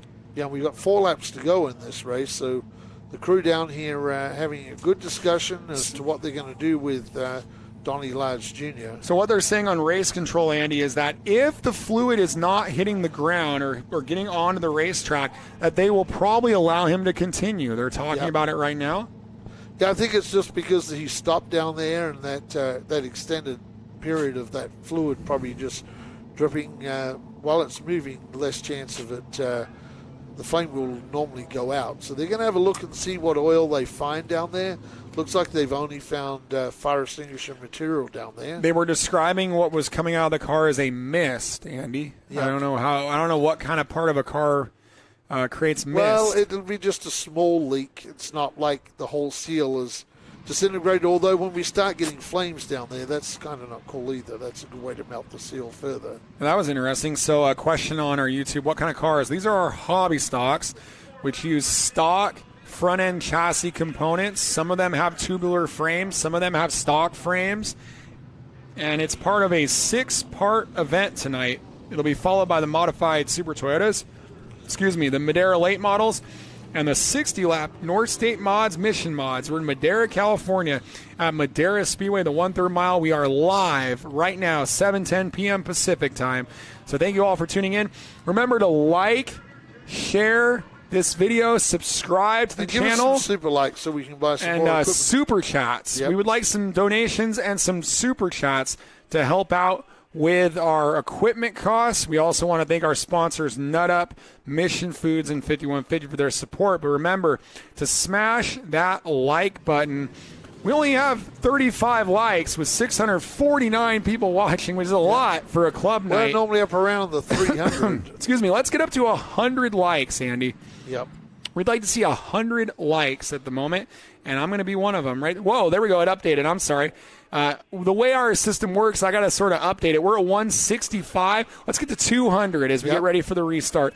We're going to have 4 to go. It's Ren, Gonzalez, and Donnie Large, your top 3. Oh, Ren got into Manny Gonzalez, pushed him way up the racetrack. They're not going to like that, and we'll see if the start stands. It does, and Gonzalez has to reload the barrels. And I tell you what, behind these two, Steve Lacey, there are 4 cars getting into it. Well, 3 cars and a truck getting into some heavy activity back there. Manny Gonzalez, let's see how he goes. Last lap was a little faster from Lloyd Rand, so seems Manny takes a little time to get into a rhythm. That time charging through turns 3 2 and to 4. go, and he's right there in the catbird seat. It's not about lap times. Let's use our eyeballs here. He's right on top of you. You don't even need to look at it. It's visual. 4.32 against the 5.04, so Manny Gonzalez was quicker that time at the white flag, so Manny's going to have to pull a rabbit out of the hat here really fast, Stephen. Yeah, white flag from Fearless Frank. I think this one, you're going to do the next 2 of these, so I'm handing that to you. You're going to have an excited winner one way or the other. It's a shootout. Manny doesn't have too many overall wins. This could be it. Manny Gonzalez up the back bumper. Bakersfield trying to go 4-0. He slides Manny it to the inside. Yeah, how about at the 87? Got loose off of 4. Manny Gonzalez got loose off of 4. Lloyd Wren Jr. makes it Bakersfield 4-0 in the hobby stocks as he wins on the 42 of Manny Gonzalez, the 2 of Donnie Large, 17 Jason Lawton, 21 Nick Rowe. And we'll send Outback Andy Foster down there to talk to an excited Lloyd Wren here on Short Track TV on YouTube. And a big thank you to Joshua Michael Brown for $1.99 for a super chat here at Madera. And big thank you to Boss in Gold. He says, loving this from Australia. Definitely subscribing. So great stuff there. We've got our modified Super Toyotas coming up next. And we'll be throwing it down pretty soon to Outback Andy to talk to your top 3. And we'll take a quick commercial break. We'll be back here at Madera Speedway.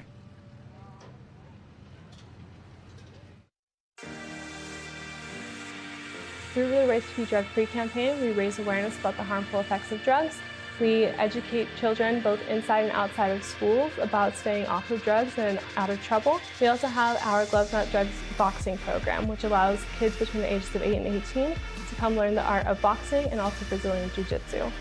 They've taught me to become a role model to everyone else. Watch what I do when no one else is looking, do the right thing all the time. It's been amazing. I really love the program. My favorite part is working with my team, my coaches. They made me who I am. The program really motivates them to become a better person. I've gotten better in school, more discipline, and I've gotten better grades since I started this program. Your teammates, they're not only your teammates, they're family, Kids who could potentially be doing something bad with their lives, and they can turn it into something good and positive. Thank you for this sport, and it helped me a lot.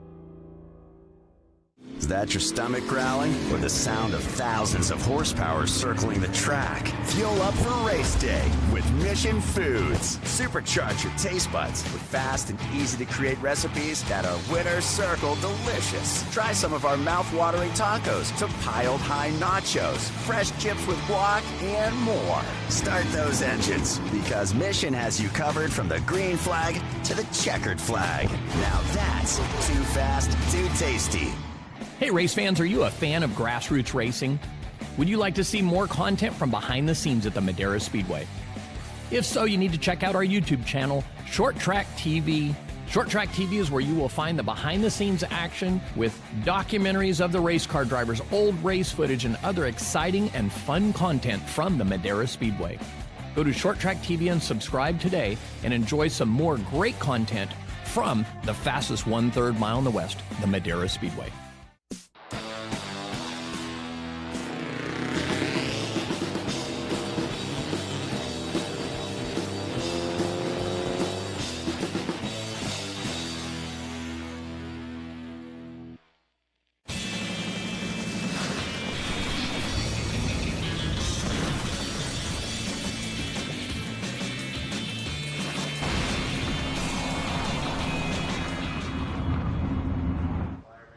Welcome back to Short Track TV. The Hobby Stocks. Lloyd Wren Jr. gets another victory in this series, 4-0 for Bakersfield in the division, and he's standing by with Outback Andy Foster. 4 hobby stock races for 2021. All 4 races have been won by Bakersfield drivers. Lloyd Wren, well, you own 3 of them tonight.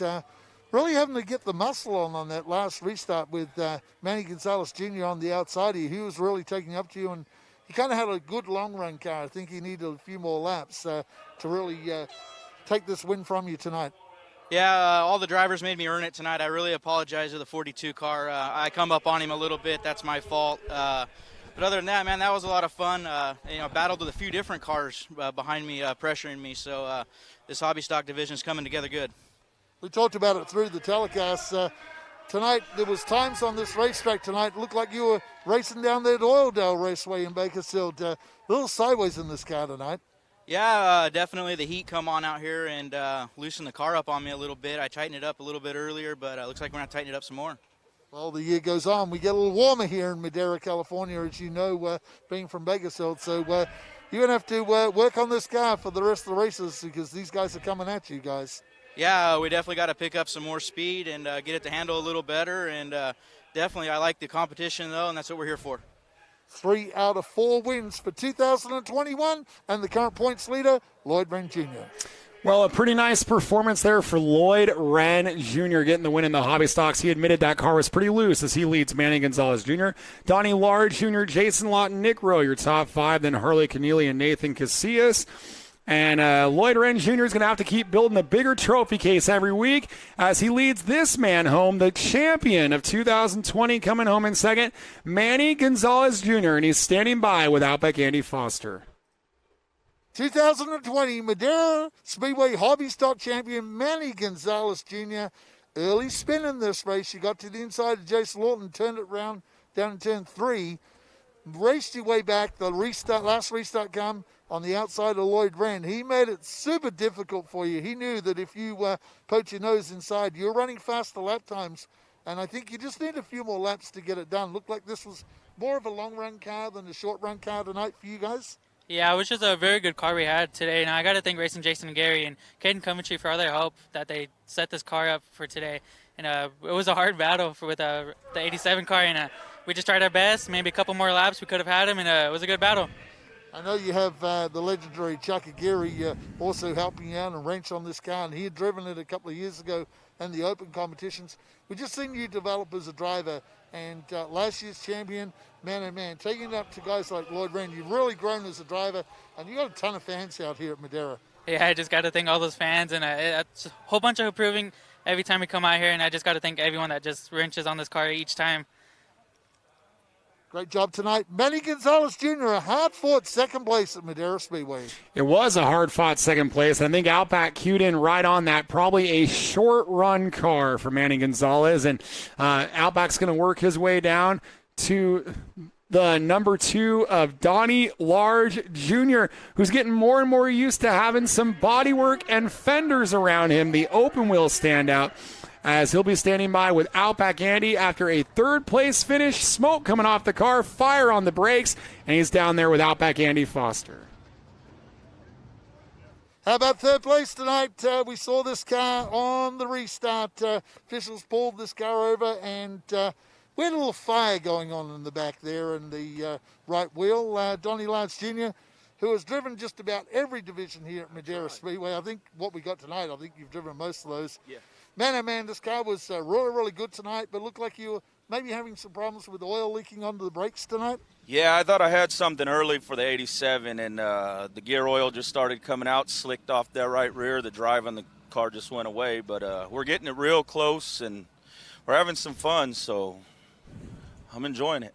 Yeah, it's definitely an improvement from race 1 early in the season to now, and we know you're a capable driver, so we expect you guys to be challenging the leaders, but third place tonight after all the dramas with having to pull over, having fire in the back of the car, and the axle seal leaking on the tires, making it slippery around here. And, you know, it's getting hotter out here, so the track gets a lot slipperier with these cars. So great job tonight, Donnie Large Jr. Thank you. Thank you. I'd like to thank EBC Brakes, Sanger Tire, Caps Powder Coating, Patton Racing, and RCM Racing. And happy Mother's Day to all the moms out there. Hey, great job. Donnie Large Jr. tonight with a solid third place. They'll fix the rear end problems, and we'll see them back next race trying to challenge those Bakersfield cars of Lloyd Rain and, of course, the 2020 champion, Manny Gonzalez Jr. Back to Stephen in the booth. Thank you for that, Outback Andy, and thank you for good work down there on the track. And I'll tell you what, Donnie Large is just going to keep getting better and better, just saying. He's been doing a great job representing his family, and we haven't done enough to say happy Mother's Day to everyone. And so thank you, Donnie, for sneaking that in for us, because that is well-deserved. I've got a wife back at home who works very hard keeping things going at the house because I go to a lot of races. I've been keeping track of my practice days, my race days. I call them event days. This is number 22 for me this year in 2021. So that is a credit to my wife, Autumn, my daughter, Ruby. I call them the Roku crew. They've always got my live streams turned on their Roku on the big screen up there in North Highlands. So hello to them, and happy Mother's Day to everyone. We're going to take care of you tomorrow, Autumn. You deserve it. So really looking forward to a restful day tomorrow with the family. But there's no rest for the wicked or the weary as we're getting ready for modified Super Toyota racing, open wheel racing, the mini versions, the fun size versions of the Mission Modifieds with their 4-cylinder Toyota power plants are working their way onto the speedway right now for a 30-lap contest. And it's coming up next here on the Short Track TV live stream. I want to say hello to Vincent Villarreal, who says, I got to say, after streaming a lot of high school sports, this is really good broadcast. Fantastic. Keep it up, guys. Thank you. Casper says, I'm in Louisiana where asphalt racing does not exist. You had a real nice asphalt track for just a couple of years, and that track was the Revolution Raceway Park that Dylan Scott, the country singer, took it over, made it a dirt track, and they had a World of Outlaws race a couple weeks ago.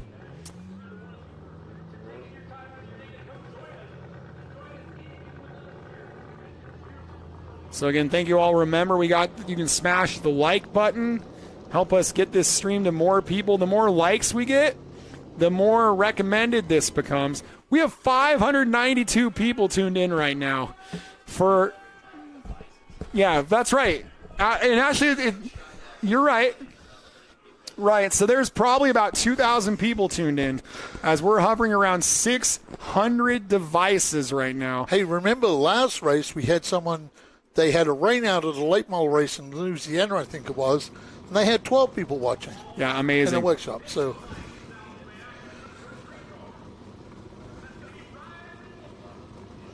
Yeah, I want to say hello to Grace Scheidecker, the former director of the Lucas Oil Modifieds, with a lot of interest in our Mission Modifieds. I hear he might have 30 people watching.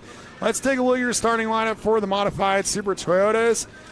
And we'll start at the back with the 33 of Ryan Reynolds.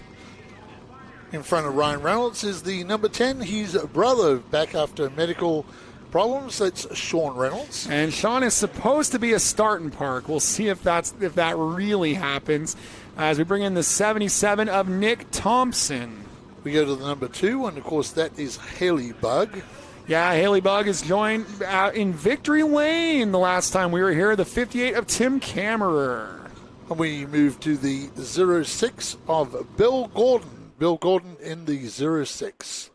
And on the pole position, the 06, Bill Gordon, who comes out of the dirt go-kart ranks. So it'll be interesting to see, or pavement go-karts, I should say. So we'll see how the pavement go-kart racer does in these modified Super Toyotas. Andy, I was trying to describe these cars. They're very unique. They are very unique. They're like a smaller modified version, but they run almost the front suspension from a Toyota sedan on them. So they're pretty unique. They got those like McPherson strut type deals on the front. So it's kind of really cool. That's how they started out life. Pretty much they were. That's why they were called modified Super Toyotas, because they built a chassis which looked like a modified chassis and put all those Toyota running parts in. So we got a fan that's tuned in from Vancouver, Canada, and he said, I don't have a track. And, well, I got to tell you, you do have a track, but it's not very easy to get to. You'd have to get on a ferry to do it, and I've been to it. And that would be Western Speedway in Victoria on Vancouver Island. I've been there. Really cool track, but probably not that easy to be your weekly track. I think we hit on something for promoter Kenny Shepard here. We started asking people, what's your home track? We have had hundreds of submissions. Riverside Park Speedway in New England was this guy's stomping grounds for Josh. Oh, so Oski was the home track for promoter Kenny Shepard. So Hartford Speedway in Hartford, Michigan. Trice is tuned in from Leoma, Tennessee. Thank you for being here. So we've got all kinds of people from all over the place. Nodoc Speedway in North Dakota. I see someone from Australia down there. I saw. Yeah, there's been some Australia and a lot of Canada coming in. Yep. Be interested to see what. Where are we? Yeah, so we've already kind of covered a lot of these. North Dakota. Yep. Moberly, Missouri. I didn't know you had a speedway in Moberly, Missouri. Let's see. Oh, Randolph County. Well, good for you guys, dirt track. All right, it's modified Super Toyota time. Bill Gordon on the front row with Tim Kammerer. They'll be your front row for the start. Yeah, Tim Kammerer is the more experienced of these two, but I tell you what, Bill Gordon did a good job of getting that start down Stephen Blakesley for a new driver to our MST division. He's running all the races this year, but he is running in pursuit of the 58 of Tim Kammerer. He's going to go around the outside and lead lap number 1. And that priority, number 06 of Bill Gordon falls into a battle. Well, it's not a night at Madera without a Thompson in it, right? Right, and the 77, Nick Thompson, of course, from that famous Thompson Trailers family. Rick Thompson, the winner on MAVTV in our late models. Side-by-side racing, 2x2, the new winner in the series. The 2 car of Haley Bug is right there. And, well, Reynolds didn't start in park. He's still out there. Kind of against doctor's orders, but we won't report it to anyone. You know, you can keep your doctor as we're battling for second here down the front straightaway. Hey, Grandpa Rails with a $5 super chat. Oh, round goes Gordon. The priority entry, that leap 06, there'll be a yellows come out. He wants to leap that car back into the field and get this thing back underway. We're on caution on lap 3 with 27 to go. Got a few more. We got Golden Sands, the home of Dick Trickle. We got Magic Valley in Twin Falls, Idaho. I actually have a friend who races up there, Zachary Telford, and promoted by Eddie McKean up there at Magic Valley. I don't know the answer to who promoted Magic Valley before Eddie McKean. So who used to promote Magic Valley? Multiple-time promoter of the year, I'm being told. Yeah, Magic Valley. I don't know, like Huth? I don't know. So Kenny Shepard's putting a challenge. Eric? Tell us who promotes Magic Valley before Eddie McKean had it. Eric Pedroza, of course, he's at Havasu 95 Speedway, and Mike Flanders, the announcer there, our good buddy from the Lucas Oil Modified Days, Mike Flanders. Okay, Michael Hicks says Mount Lawn Speedway. Can I show you what this track looks like, Andy? It's a trip. I want to see this track someday. Look at that. And they run late models on that D. It's a quarter mile. Quarter mile D. Yeah, but I mean like D. Like you come to a complete stop on the back straightaway to make that corner. That has multiple turns in that racetrack. Oh, well, I just got told in my ear who the promoter was at Magic Valley before Eddie McKean, and it's a big name. Oh, Andrew Prince got it. He said Steve York. Yep, that is right. Steve York. Yeah, one of the best ever. Is here we're getting set to go. Kammerer and Thompson on the front row. And our promoter here, Kenny Shepard, directing traffic tonight on the airways here at Madera Speedway. Tim Kammerer leads them away. Now here comes Ryan Reynolds, the former champ, up to second, and the 77 of young Thompson doing a good job. Nick Thompson, he is under pressure from Sean Reynolds. So let's see. Was going to do a start and park, but I think Sean says, I'd like to pick some points up here tonight at Madera Speedway. Yeah, they're one round down on the field after missing the last event that Haley Bug won. But there's enough races, and they've got enough speed.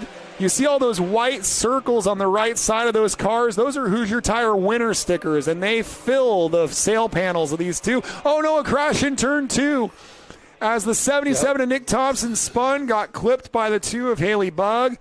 And Haley slowed down a lot, so let's hope that Nick Thompson's just pulling away. Let's see what damage he has. Looks like left rear. Yeah, looks like maybe some suspension damage maybe in the left rear.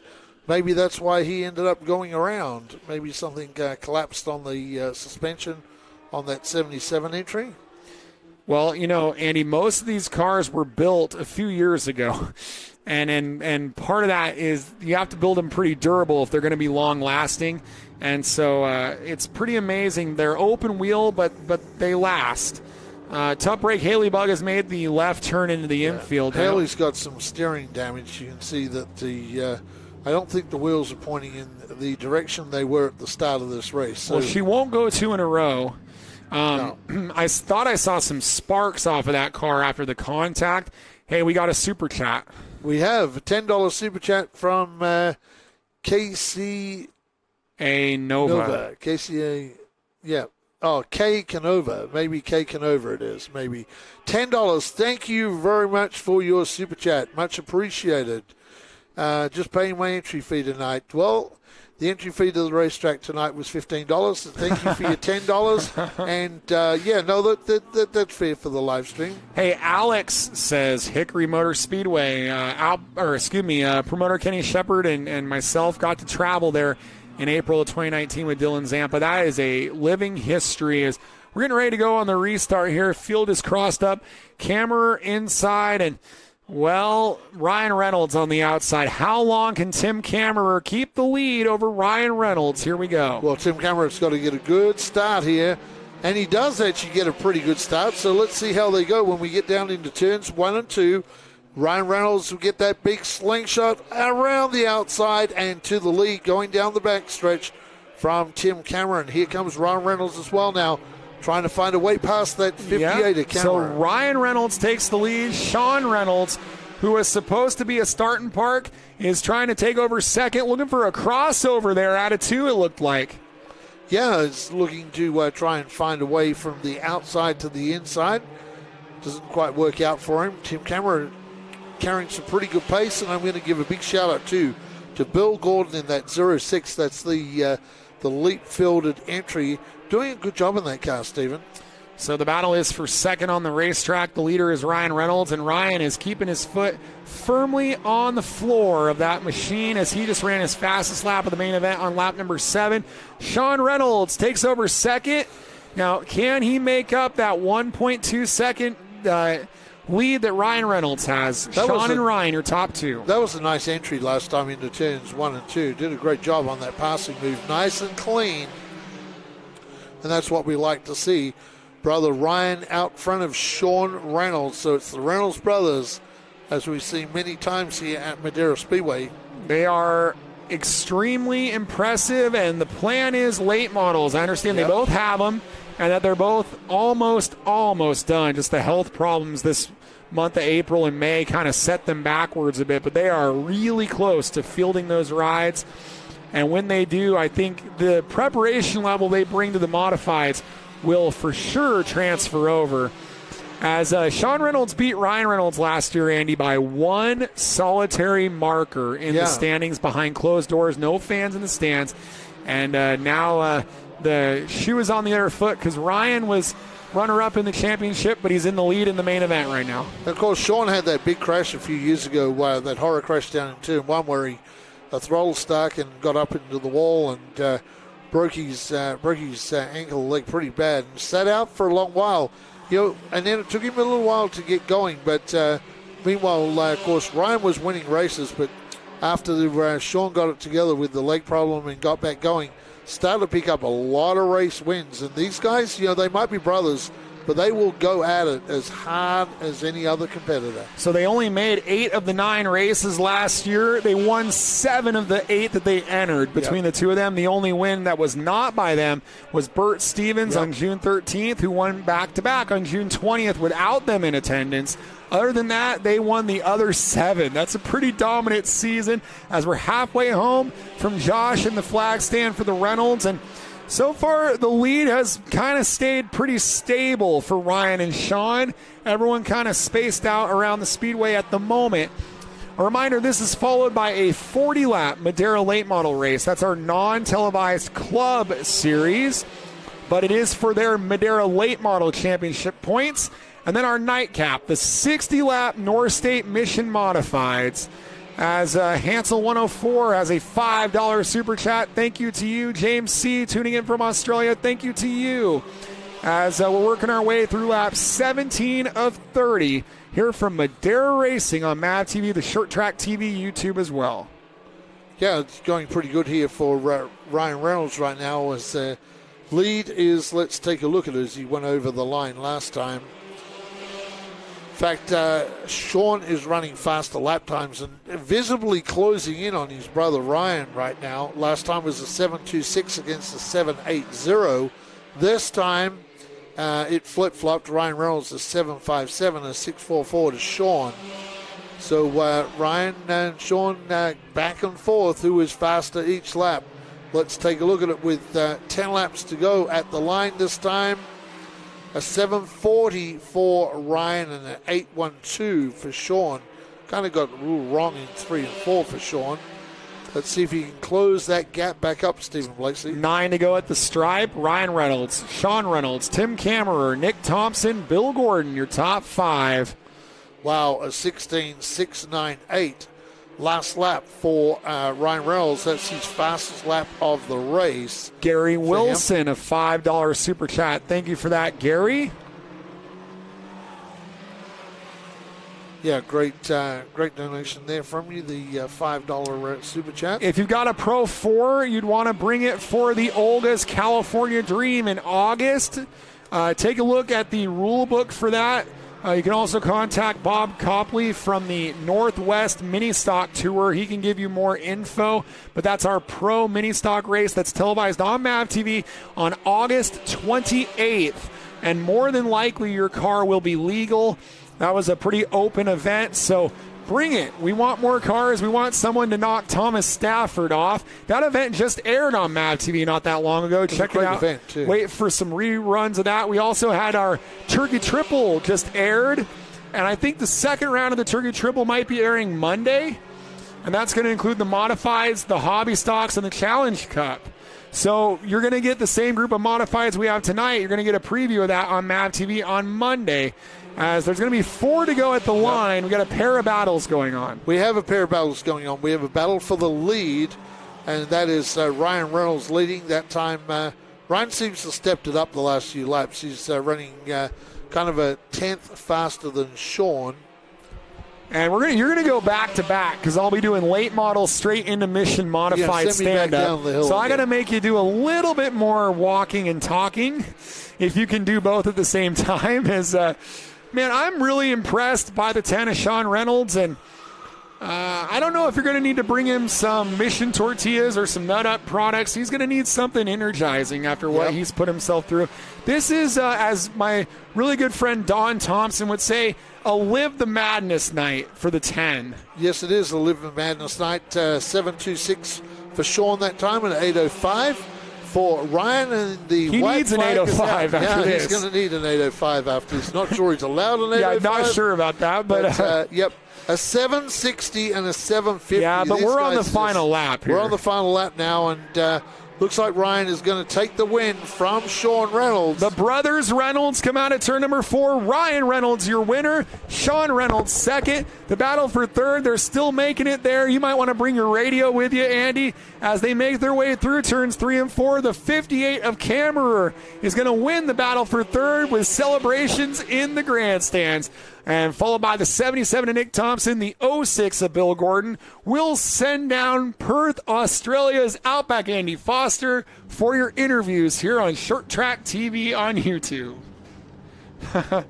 He is an official American citizen as of a few years ago. We allowed him to stay. That's how I like to say it.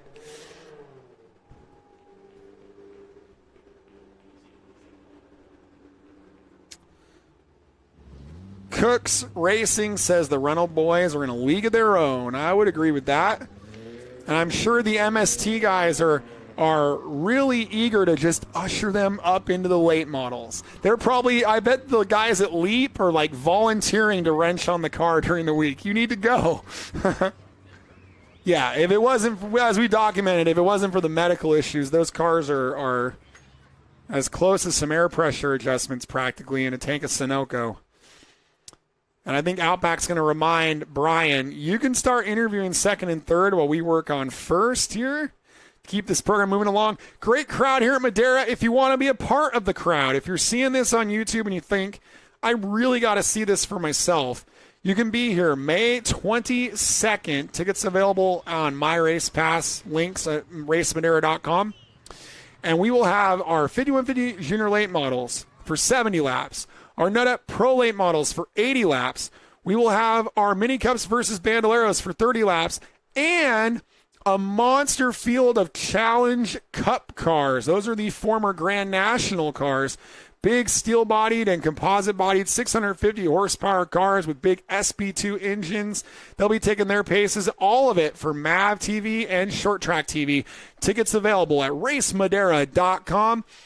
Waiting on Matt Hilliard to lock in down there with Outback Andy, and waiting for Brian to start interviewing Tim Kammerer. And we'll bring you those interviews here on Short Track TV on YouTube. We're about to do our late model mains. This is good timing to please share this video, like this video, subscribe, and thank you all for tuning in.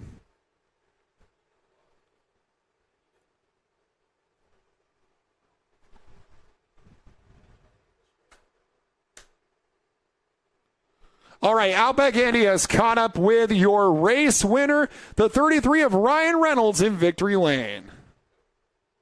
Well, another race win for Ryan Reynolds tonight at Madera Speedway in the MSTs. Racing with your brother once again, back and forth on the lap times. He started to run you down there for a little while, then I saw you got back up on the wheel, and you guys are really hard at it. The time's just so close each time. Got a nice gold trophy tonight, and that kind of matches those nice gold suspension parts you have on these MSTs. Yeah, actually, I'm just really glad Sean's out here because he had that stomach issue where he's in the hospital for a couple of weeks. So I'm just really glad he's out here racing. He was really fast. Like you said, he was running me down. He had me worried there for a minute. Same in the heat race. He was all over me in the heat race, so he didn't miss a step the time he was down. But I'm just glad he's back and, and competitive. And, just fun to be out there with him. Well, they told us in the booth before the start of the race he may be a starting pack, and I think he got into a rhythm and thought, no, I'm going to keep going because he's a race behind on points. So you guys have got some catching up to do on the points. Yeah, actually he called his doctor to see if he could do the starting park, and the doctor gave him the approval. So he was like more than happy to come out and race. And then that was right before the heat race. Like he missed practice yesterday, so he's definitely excited. Good to see you guys back at Madera Speedway once again, Ryan Reynolds. Yeah, I want to say happy Mother's Day to all the moms out there and to my mom. She's the best mom around, so I couldn't ask for anything better. And happy Mother's Day, and thanks for watching. Thanks for all the fans for being back, too. It's awesome having fans in the stands. Certainly is good to have fans back in the stands at Madera, and another great race win for Ryan Reynolds. Yeah, very nice race win for Ryan Reynolds, and I think I can agree with him that we all think we've got the best mother. That's for sure. Is working our way over to Sean Reynolds, and I really hope that he's feeling well down there. We'll find out how he's feeling in the car after a tough main event. Get him some Nut Up products, get him some Mission products. He's standing by with Outback Andy Foster. Well, second place tonight, Ryan Reynolds back down here in Victory Circle. Your brother got the win tonight, but I tell you what, you made him earn this one. Once again, you guys back and forth with the lap times the whole way during the race. We're lucky to have you here. We heard before the start of the race you were going to probably do a start and park. You ran the whole race. Yeah, you've been out with the last race, obviously end up in hospital for a couple of weeks with some what looked originally like life-threatening stomach problems. But, hey, great to have you back, and tell us what happened. Yeah, I'm so thankful to be alive and be here today after last month. It was quite the ordeal. I ruptured a stomach, and luckily Dr. Bland, my surgeon, and Sutter Lakeside Hospital up in Clear Lake took good care of me, and I'm back on my feet, back to the track racing now. So what was the story before the start of the race? You had to call your doctor and see if he'd let you race tonight? Yeah, I reached out and called him to see if he'd let me start in park so I didn't lose too many points because I was still trying to hang in the points battle. And he gave me permission and clearance to race. So I was like, all right, I'm strapping up and let's do this. Hey, great job tonight. I know under difficult circumstances, but, hey, you keep that points battle alive. You're the champion right now and trying to keep that championship, filling up these sides of the cars with these winners' decals. So it's either you or your brother Ryan out there winning these races. But, hey, good to have you back at Madera Speedway. Good to have all the fans back on Mother's Day weekend, too. Yep, I'm very happy to be back and very happy to see all the fans back in the stands. And I want to say happy Mother's Day to my mom and hi to my girlfriend, Wiley. Hey, great job tonight by Sean Reynolds. Good to see him actually here at Madera Speedway able to race tonight and a fine second place. Yeah, very fine second place there. And I guess that told me something I didn't quite realize, and that's one of the things that happens when you have a serious medical emergency. He wasn't able to do that locally. It was wherever he was when the emergency happened, up, I guess, think he said in Clear Lake. So that's tough when you're having to fight that hours from home, hours from your support system. So glad he could be here and run second. Really nice performance tonight by the 58 of Tim Kammerer. Led the first 5 laps, and he comes home in third. Third place tonight for Tim Kammerer. Tim, you had some battles. You had some early battles on the racetrack, and then you got back with Ryan Reynolds, and then, of course, Sean came into the picture as well. But, hey, great to see you finish tonight, third place. You had that bit of a battle going on with everybody back in that pack. This car was really on the rails tonight. Yeah, we've spent a lot of time on the setup and getting it right, and the last 2 races out, we've definitely showed that for sure. But there were some hard battles out there. It's really hard to keep them behind you. They're really fast, but I'll take third any day. It's great to see you up on the podium tonight. Tim Kammerer with a fine third place in the MSTs tonight at Madera Speedway. Yes, back to Stephen in the booth. Yes, a very fine third-place effort there for Tim Kammerer. It's about to be Madera Late Model time. 40-lap main event for these drivers. And really looking forward to that one. Coming up in just a moment, full field of late models to battle on the fastest 1/3 mile in the West. And these are our non-televised late models, we like to call them. But, heck, we're live here on Short Track TV on YouTube, so it's basically a televised event.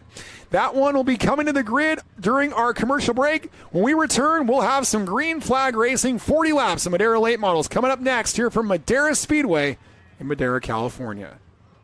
Is that your stomach growling or the sound of thousands of horsepower circling the track? Fuel up for race day with Mission Foods. Supercharge your taste buds with fast and easy to create recipes that are winner circle delicious. Try some of our mouth-watering tacos to piled high nachos, fresh chips with guac, and more. Start those engines because Mission has you covered from the green flag to the checkered flag. Now that's too fast, too tasty.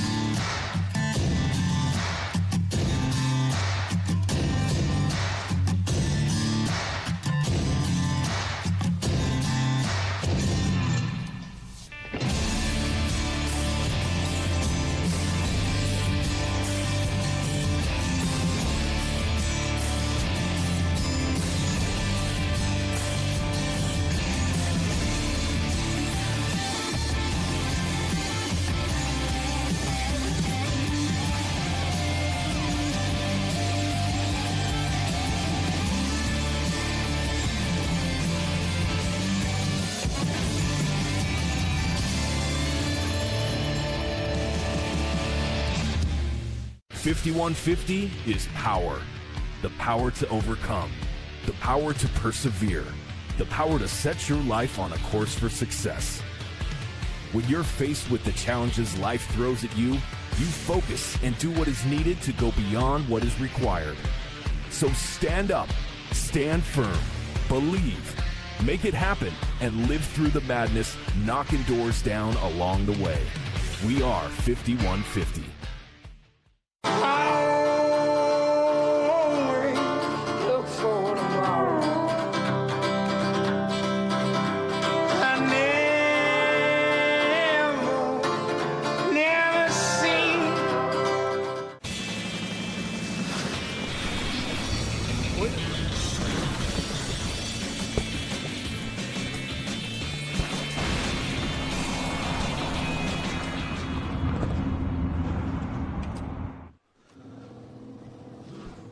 Welcome back to the Short Track TV live stream. Our Madera Late Models are on the grid now for their 40-lap main event.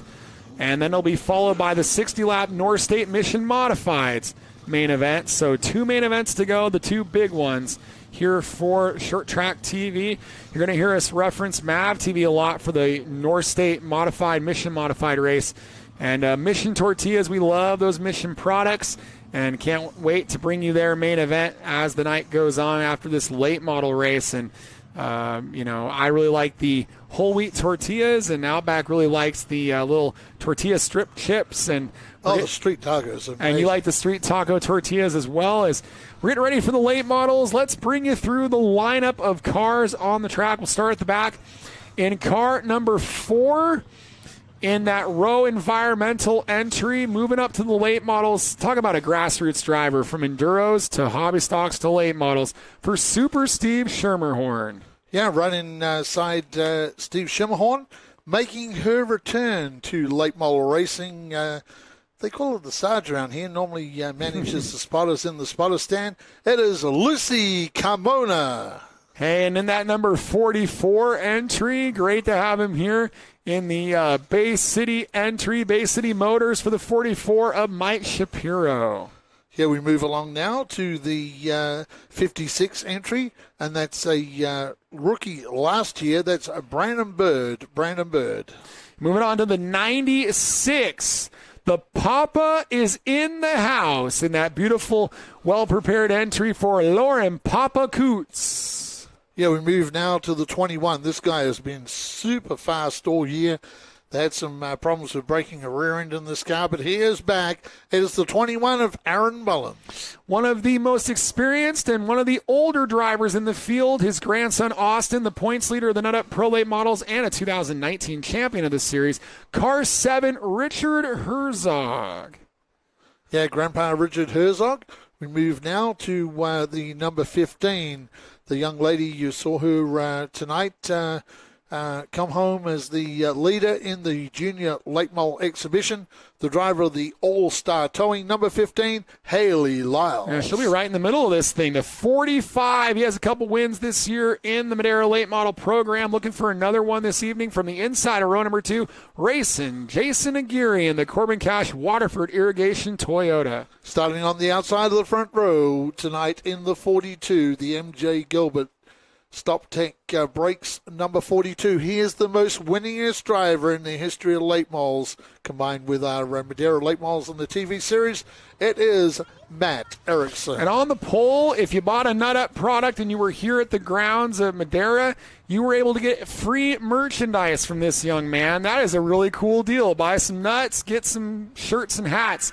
The number 12, we call him the Wild Child. He's had a great season so far in Madera Late Models from Lost Wages, Nevada, Kyle Keller. Yeah, and if you go on the website, you put in MAVTV 20, all capitals, you get 20% off at 5150 in Nut Up. Yeah, both of our partners have the online option to save 20%, so thank you to both of them. I did a delivery last night, right next to the Nut Up plant last night, in the middle of the night. How big is that? Must be a pretty good sized facility. It's a big facility. They do where they do all the hulling and shelling of the nuts. That's how they started out. They were a company that did that, and now they produce that awesome Nut Up product. MAVTV 20 at 51.50, some great apparel, and, of course, those awesome nuts. I like the sea salt and caramel. Stephen Blake's, our promoter and director of the broadcast, Kenny Shepard. You guys are into the sweet heat. Yeah. And those Parmesan ones, Jason Galvin, our partner that does Victory Lane. He's Italian through and through. Yes, he is Italian through and through, and he loves the Parmesan ones. So we had a lot of Californians racing in Nashville, Tennessee tonight, including the Beast, Joey East, in the East race. Jesse Love racing in the Super Late Models, and Mike Lovell racing in the Pro Late Models. So want to wish all of them good luck today. And trying to find out how it went for the Beast. I know Jesse Love had a mechanical problem in his event in the Super Lates. And I know that Mike Lovell was 14th out of a 37-car Pro Late Model field. So that's not too shabby for your first time in Nashville. 14th out of 37 on a 5/8 mile. That's pretty good. And I believe we're going to find out where Joey East was. Don't know yet where he finished in the event there. But Sammy Smith getting the win. Sammy Smith went double duty. He ran Super Late Models, I believe, and ARCA East. So good for him to get the win. A couple of our former junior late model racers, Joey East and, of course, Jesse Love. Jesse racing for Toyota. Yeah, two-time champion in the series for Jesse Love, and Joey East a one-time champion. We'll give him a wave. Hello to the fans out there on the YouTube. Mission Foods. Mission Foods. That's right. I got the Madera. Yeah, you got Speedway Nut Up TV. in 51. Nut Up in 51. You're covering Mission Foods for us. As you see down there, Mission Foods, right down there in the turn. Nut Up, 51.50. Supporting DJ Safety, who attire all of our safety crew. Kyle Keller, the wild child, alongside the most winningest driver at Madera Speedway, Matt Erickson, with that sponsor that's been with him since the start of his career, MJ Gilbert Construction, since the day he turned up at Altamont in basically a hobby stock, Stephen Lacey. Yep. Keller and Erickson, Aguirre and Lyles, Herzog, and the 21 of Mullins, 96 Coots, 56 Bird, 44 Shapiro, 41 of the Sarge, Lucy Carmona, and the 4 is Sherman Horn. That's how they'll go. 40 green flag laps from the fastest 1/3 mile in the West. It's late model time. Yeah, Lyles pushing the back of Matt Erickson, and that allowed Kyle Keller to get a great start. Now we talk about Matt Erickson, the high line. He's going to have to use the high line tonight as the 45, that Corbin Cash. Let's hope racing Jason Aguirre put a little Corbin Cash in the tank tonight, because he is going to need to get that hot rod tuned right up, Stephen Blake. Kyle Keller leads lap number 1. The drivers that have had a bit of a rivalry over the years, Aguirre and Erickson, are side by side for second. Aguirre looks like the bottom is the place to race at the moment. He slides into second. Third for Erickson. Fourth for Lyles. I got to salute her. And fifth right now is Aaron Mullins. Yeah, Aaron Mullins in fourth. The Corbin Cash car closing down on the wild child, Kyle Keller. That Battleborn Racing CSM Graphics entry for Kyle Keller, the Las Vegas, Nevada driver. A lot of sparks coming out of the back of Kyle Keller's car tonight. Well, and Aguirre, he tried something a lot different, really pushing the nose on corner exit in turn 2. That time in 3 and 4, he settled it down as here comes Aaron Mullins. Mullins got around Lyles, but Lyles fills the hole. She'll stay in the top 5. Good start for her. The youngest driver in the field and the oldest driver in the field racing together, Haley Lyles and Grandpa Richard Herzog. Of course, his grandson is leading the MAVTV Nut Up Pro Late Model points. Richard Herzog, a very good racer in his own right. Well, here he goes. Son Brian, Austin's father, a great racer too. Yep, so battle for 5th here. Driver up into his 70s, Richard Herzog, and 14-year-old Haley Lyles. That's an interesting dynamic. Lauren Papakoots has a front row seat for it in the 96.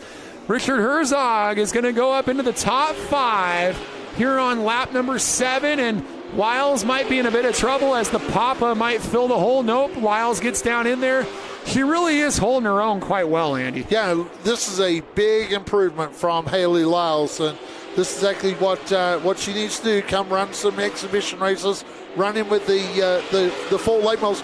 We've seen it a number of times. We've seen it with the McClenny kids. When they come and run with the Madera late models, they go back to the juniors totally different driver.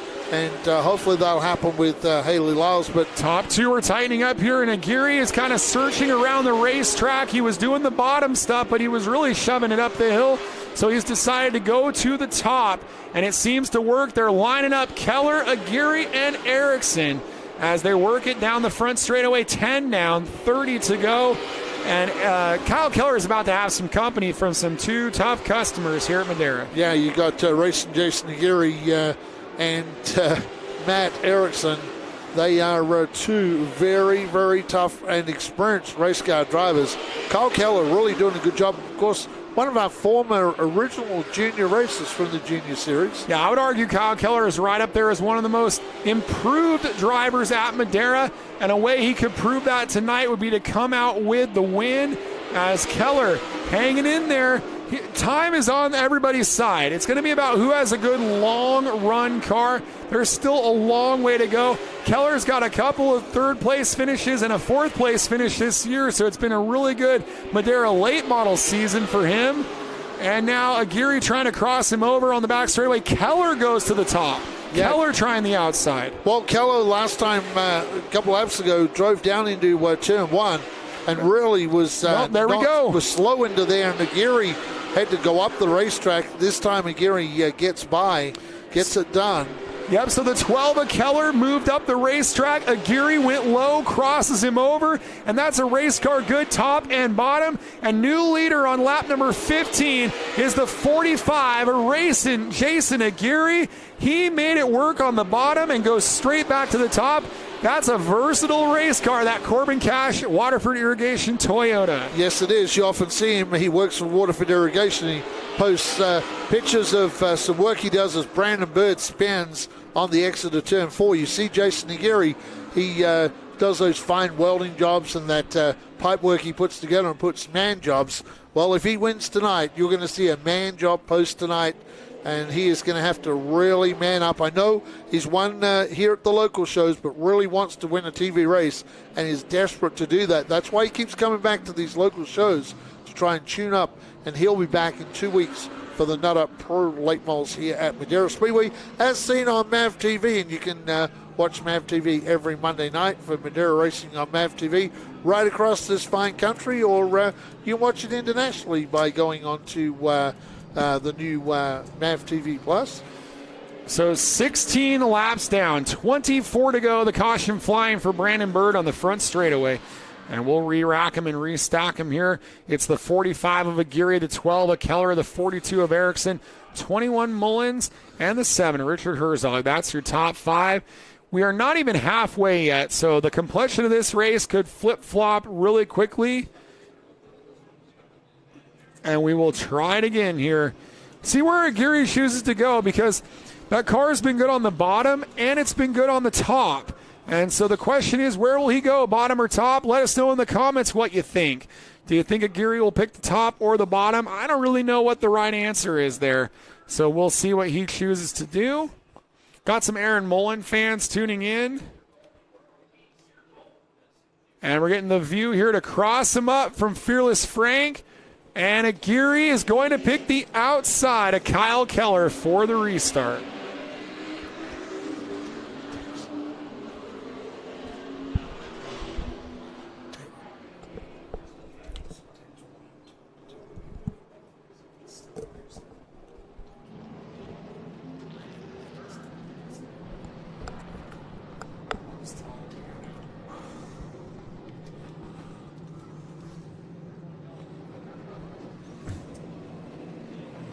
Okay, Stephen Blakesley.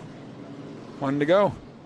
One to go, and Kyle Keller has the inside. Jason Aguirre has decided he would prefer the outside, and Aaron Mullins will be to the outside of Matt Erickson. Haley Lyles to the outside of Richard Herzog. Grandma Richard, then you got the next row is Mike Shapiro, and on his inside, Papa Kuntz. Back underway, and it looks like the outside was the place to be for racing Jason Aguirre. He swings wide and maintains the lead. We're side by side briefly there for third. Erickson on the inside of Mullins. Yeah, a bit of a wiggle from Aguirre coming out of turn 4 that time. Matt Erickson trying to find a way past the Charger from Las Vegas, Nevada, the young star, Kyle Keller. Keller goes up the track. This may be all Matt Erickson needs. Not close enough for Matt that time.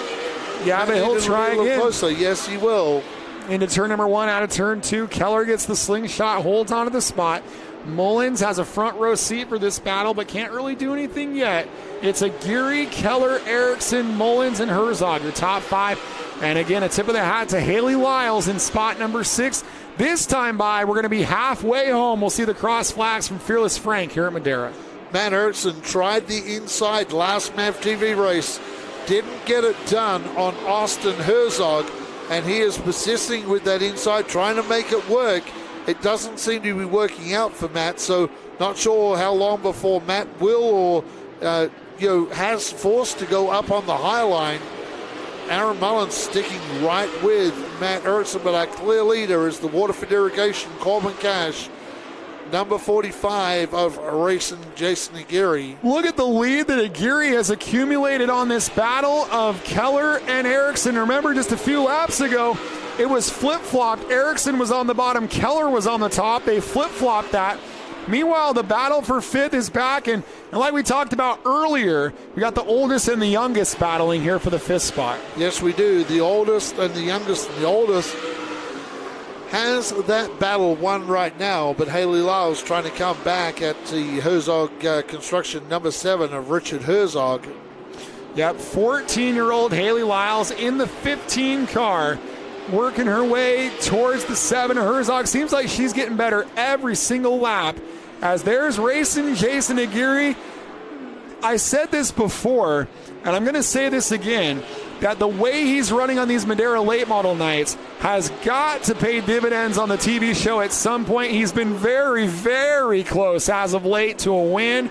He will get a TV win before this year is over if that car can remain that versatile.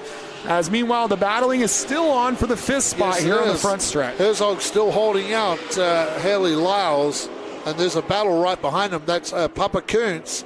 And with Papa Kuntz in that battle is Mike Shapiro in that Odessa Bay City entry. Mike Shapiro, a car dealer from San Leandro. Yeah, 45 Coleman Cash Waterford Irrigation car. He has stepped out, Stephen Blakeslee, to quite a sizable lead right Battle now. For 2nd is hotted up, as you like to say. The driver to Las Vegas, Kyle Keller, they love raising the stakes. They love pressure in Las Vegas. It's also a town that gets quite warm, so he's used to the temperature rising.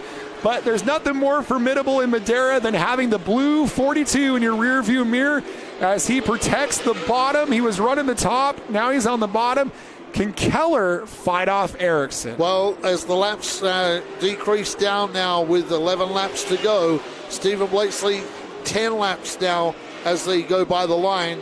Matt Erickson is slowly forcing that driver, that number 12, to just shove those chips all in. And for that last lap, Matt Erickson tried it with 2 laps to go last week. It didn't work. And he said, well, if I got it done a lap later, it would have been rubber fenders all the way to the line as they pass Lucy Carmona in Howard Holden's car. Lucy making a return to late model racing, just going a lap down right now. And in front of him looks like it is Steve Schimmerhorn. And Steve goes up the racetrack. Great job, Steve Schimmerhorn. That forces them both to the bottom. And Erickson trying to figure out a way with now 7 to go. And Erickson got very loose there. Yep, he's been very loose for a while now. I'm not sure that he can get it done on the inside. If Matt Erickson gets it done, it's going to be shove it in there and just hope it all comes out the other end, because Kyle Keller is making this task for Matt Erickson very, very difficult. They'll have 5 laps to go at the line as we get down into 3 and 4. Aguirre now, look at the lead Aguirre has over the Las Vegas, Nevada driver, and he is under pressure still from Matt Erickson.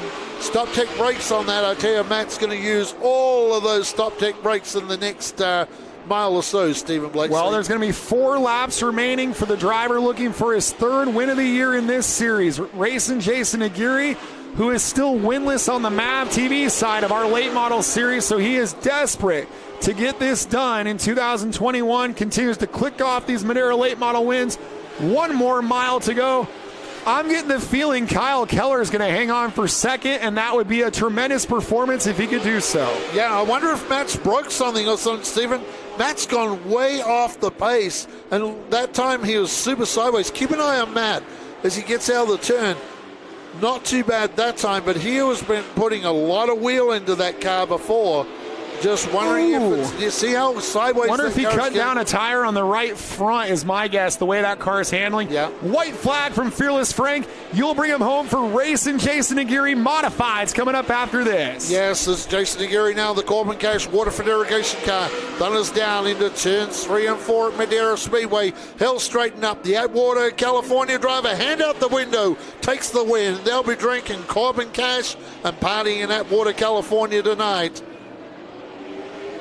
Wow, getting it done for Waterford Irrigation. Jason Aguirre, Kyle Keller in that All-Star Towing, Battleborn Racing, number 12. Matt Erickson holds on for third position on the racetrack. Aaron Mullins, Richard Herzog, Haley Lyles, good drive Haley Lyles, Lauren Kuntz, Mike Shapiro, Brandon Bird, Lucy Carmona, and Steve Schimmerhorn round out the field tonight at Madera Speedway. Congratulations going to racing Jason Aguirre out of Atwater, California, and he'll be very, very happy in victory lane with Stephen Blakesley. Still trying to chase a MAVTV win, but tonight, this 40-lapper, they will learn a lot for 2 weeks' time for racing Jason Aguirre. He pulls that car to victory lane, the veteran race car driver. Like to thank everybody for tuning in. Still got modifieds to go tonight. Big modified race tonight.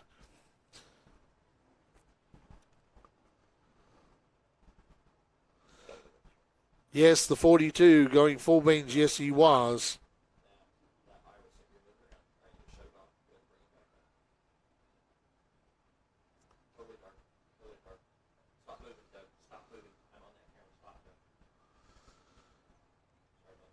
Get ready to go down to victory lane. Kyle Keller's already quickly out of the car and talking to his crew.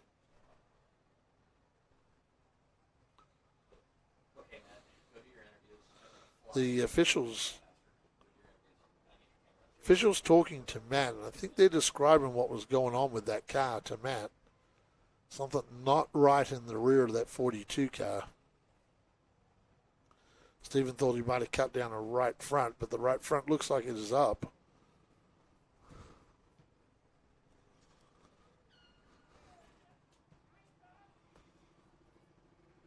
Just waiting to get the okay here to go down to victory lane.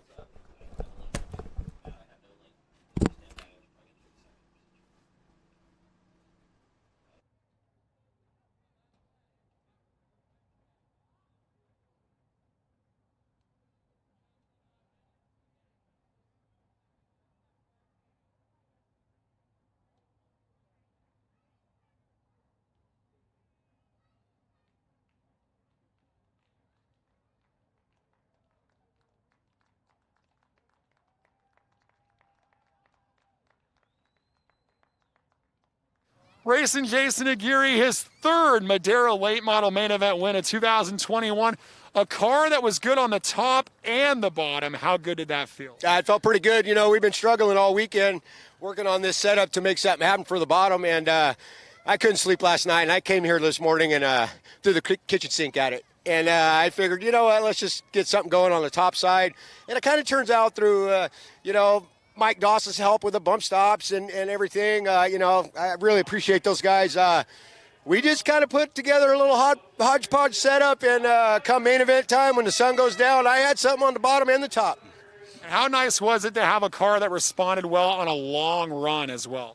It felt pretty good. You know, normally it gets tight after 20 laps, and I think we just went 40, and I feel pretty good. You know, we're going to be back in 2 weeks, but I got to thank Waterford Irrigation, Ron and John Neidham for all their help, and David Souza family, Corbin Cash, Sweet Potato Spirits, Never Run Productions, Candace Randolph, Ray Perez, my cousin Steven Gonzalez, and I got my cousin Manny. He helps on the car during the week, and my uncle and my brother-in-law Gerard Spotton. And I've said it before, but this is a family affair, and without Showtime and my brother-in-law and family, we wouldn't be here. But I'm just very appreciative to all the help we got. And this car's always looking sharp.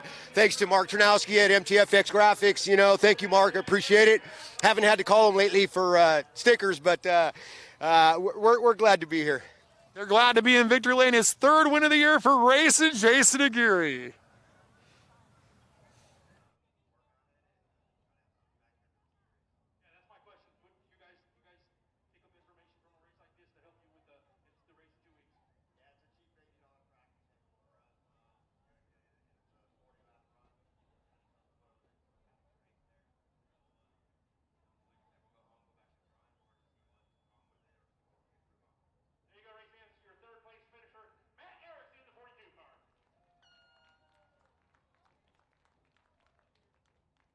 Well, we can feel the heat coming off of these front brakes here for the wild child, Kyle Keller.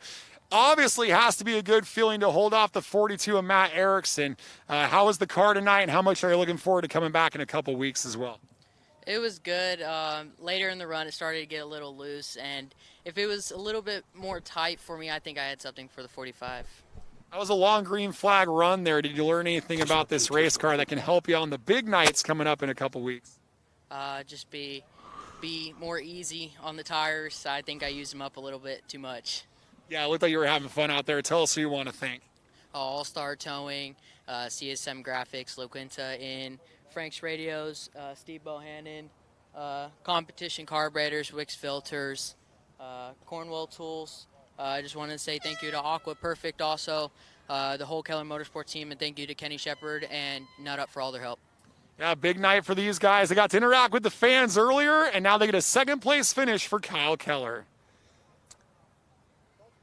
Great drive tonight for Kyle Keller, and with 2 weeks' time, another round of the Nut Up Pro Late Models coming. This is going to be a great test session for the driver of that number 12 entry. Stephen Blasey has gone down with the most winningest driver in the history of late models at Madera Speedway. He is with Matt Erickson. Pretty exciting battle there between Matt Erickson and Kyle Keller for the second spot. And then in the closing laps, something went away on this 42 car loose on the exit of the corner. Did something break? What happened? We're not sure what exactly is going on yet. It was turning really good, almost too good. As soon as you got to the gas, it was just all over the place. So we're going to go home, go back to the drawing board, tear it down and see what's going on with it. And hopefully we can make it as fast as that 11 car and come home with a win on the 22nd. Seemed like tonight this was a racetrack where there was speed on the top and the bottom. So how do you strategize and game plan on where you want to place your race car when it's like that? It's hard. I know the last TV race, the bottom was good for a few laps and then just got too tight. So, we went from 7th to 2nd on the top groove. This weekend, it just, for my car, didn't seem like either group was happy with it. But the top did slowly come in there a little bit. And if we were racing where the modifieds are racing right now, I think it would be better. Well, it was a strong performance, a third place, more experience getting ready for the big race on May 22nd for Matt Erickson. Well, that's the key that Matt said, to tear down that car in the next couple of weeks and find out what is wrong with that 42 car, because that was like a rocket last race on MAVTV, and tonight clearly something went wrong in the last 5 laps on the 42 car. So my bet is that something in the rear end of that car broke for sure on the 42 car of Matt Erickson. Matt just talking down there now with Father Rick and, of course, Stephen Blasey. Like I said, Matt Erickson, the most winningest driver in the history of late models. Racing Jason Aguirre's starting to rack up the wins, too, now at Madera, and looking good for a championship this year. We have 3 championships for the late models at Madera Speedway. We have tonight's series, which is the Madera Series. We have the TV Series, and then there's an overall as well. So people like Kyle Keller and Matt Erickson and Racing Jason Aguirre, those guys are also in a battle for the overall as well. And we're not sure how that'll turn out at the end of the year. But that's going to be a 3-way battle the way it's going right now, with these guys continually running the Madera Series and the TV Series. Stephen will stay down there for the modifieds as the modifieds come out. He'll do a stand-up for MAVTV. We are recording for MAVTV tonight on our modifieds.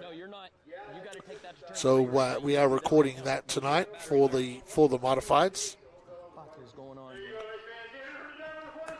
As our track announcer, Brian Smith, finishes up his trophy presentations for the late models down there. Matt, Stephen, and Rick Erickson continue to discuss things down there.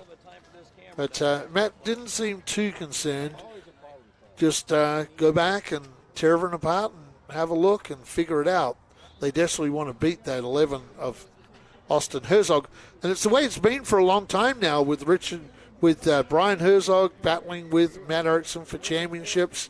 Now we have Austin battling Matt Erickson. So that Erickson-Herzog battle continues, and you throw in people like Racing Jason Aguirre and the 12 of Kyle Keller. Kyle Keller, one of our original junior drivers, fast becoming a very good late model racer. I'd like to thank our sponsors tonight once again.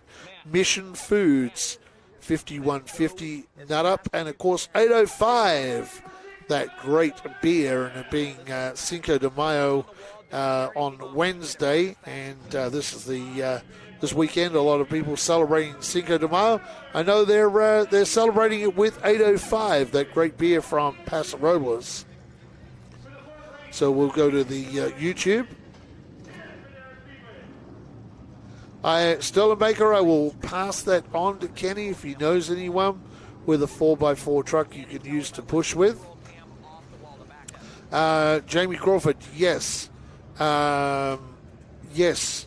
A couple of answers there for you. Yes, 24 to 26 car fields for 80 lappers. And the modified feature is still to come. So we still have that to come. We run late models at most races, either the TV series for MAVTV or tonight, which is the Madera series. We run modifieds a few times a year. So we run this 3-race series that we're running, the Mission series.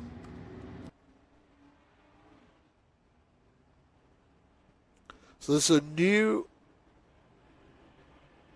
deal that Kenny is putting together with the modifieds, with Open Motors racing with Crate Motors. Hey, keep the super chats coming.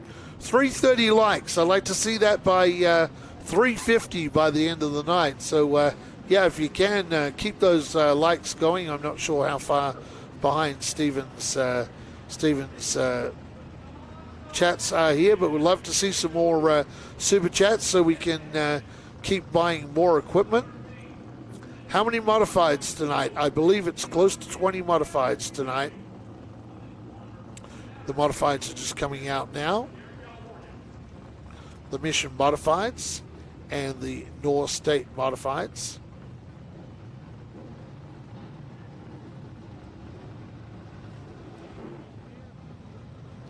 Flying A Motorsports live Saturday Night Boring. Yes, we broadcast every race here from Madera Speedway. Even though the pandemic stopped us having race fans, fans are slowly coming back. We have small numbers that we're allowed in right now, and they do have to purchase those tickets ahead of time. They're not able to purchase them at the racetrack. That has to be done online.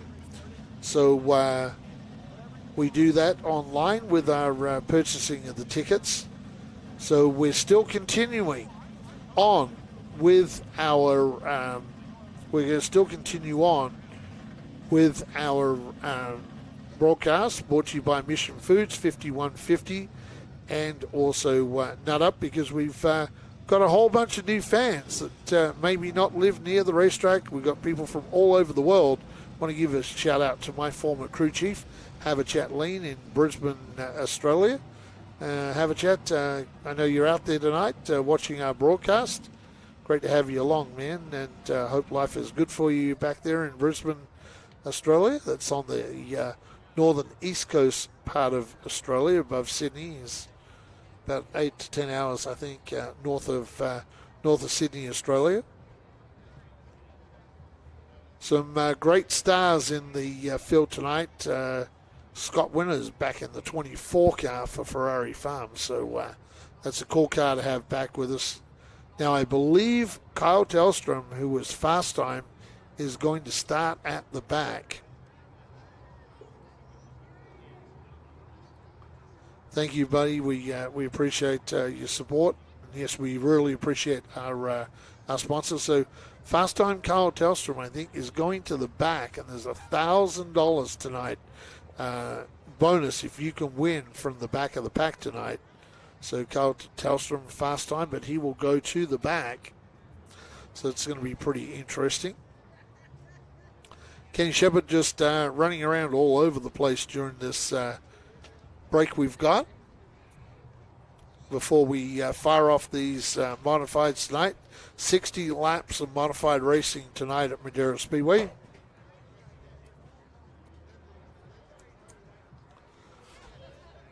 Stephen Lacey and do his stand up for MAVTV. He'll do that right down the back,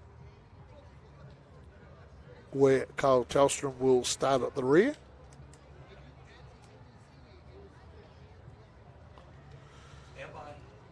So we're just getting ready to. John Williams, we saw him earlier tonight in the four-banger, and John Williams. John Williams is down there getting ready to turn on the cameras. Does all the in-car cameras for our MAVTV broadcasts. Does a great job at it too.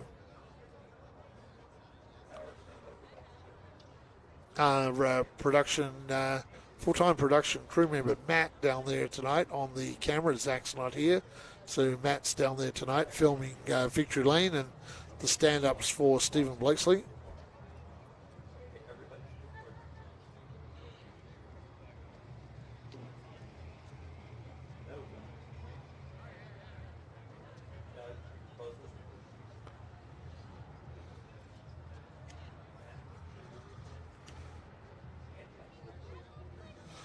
Okay, race fans, getting ready to throw over to the MAVTV broadcast. Welcome back to Madera Racing on MAVTV. We're going to throw down to Stephen Blakesley, who is down there, and he's going to tell us all about tonight's modified race. Welcome to the combined North State Modifieds and Mission Modifieds here from Madera Speedway for Madera Racing on MAVTV. A combined race with 602 crate motor modifieds and open motor modifieds racing for 60 laps on the fastest 1/3 mile in the West. We have a new track record tonight, and it was set by this man, the 5K of Kyle Tellstrom, who has traditionally been a great qualifier here at Madera. He also won round number 1 with a new track record up at Shasta for the North State Modifieds a couple weeks ago. He has opted to take a $1,000 bonus opportunity offered by Economy Heating and Air if he can win the main event from the back. But he's going to have 5 602 crate motors and a full field of open motor modifieds to overhaul if he's going to go for that $1,000 bonus and double his money tonight. We got a full field of open wheel warriors ready to battle at the fastest 1/3 mile in the West, and it's all coming up next. The North State Modifieds and the Mission Modifieds for Madera Racing on MAVTV. Thank you very much, Stephen Blakesley. Great stand-up down there.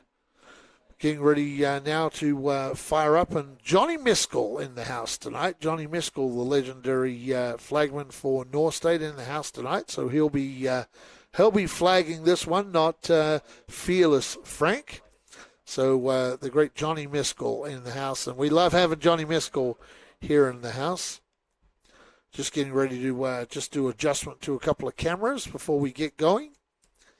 Like Stephen said, Kyle Tellstrom, standout modified racer in the state of California, opts to go to the back tonight. And that is pretty big when you have guys like Eddie Secord, Scott Winters, and you have Jason Philpott in the field tonight as well. Brian Collins in the 02 car.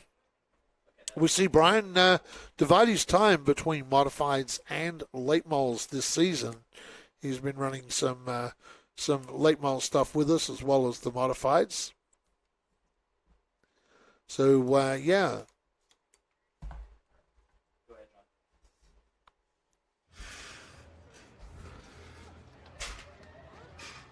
Okay, someone said one of us sounds like Ken Squires. So, yep.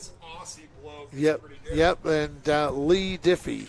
Yep, Lee Diffie, one of my heroes. In fact, Lee Diffie was a announcer in the V8 Supercars, and Lee's done a great job of making a great career here in the United States. And Ken Squire is one of my heroes. Ken Squire, absolute hero of mine. Ken, a fine announcer and a hero in racing across the United States. So just for us to be even put in the same sentence as Ken Squire, trust me, that is an absolute honor, Stephen Blakesley, for us to be even mentioned with Ken Squire. Yeah, it's pretty cool when Irwin on here says that Ray, Tony, and CBS should tap into his expertise and talent. That's pretty cool.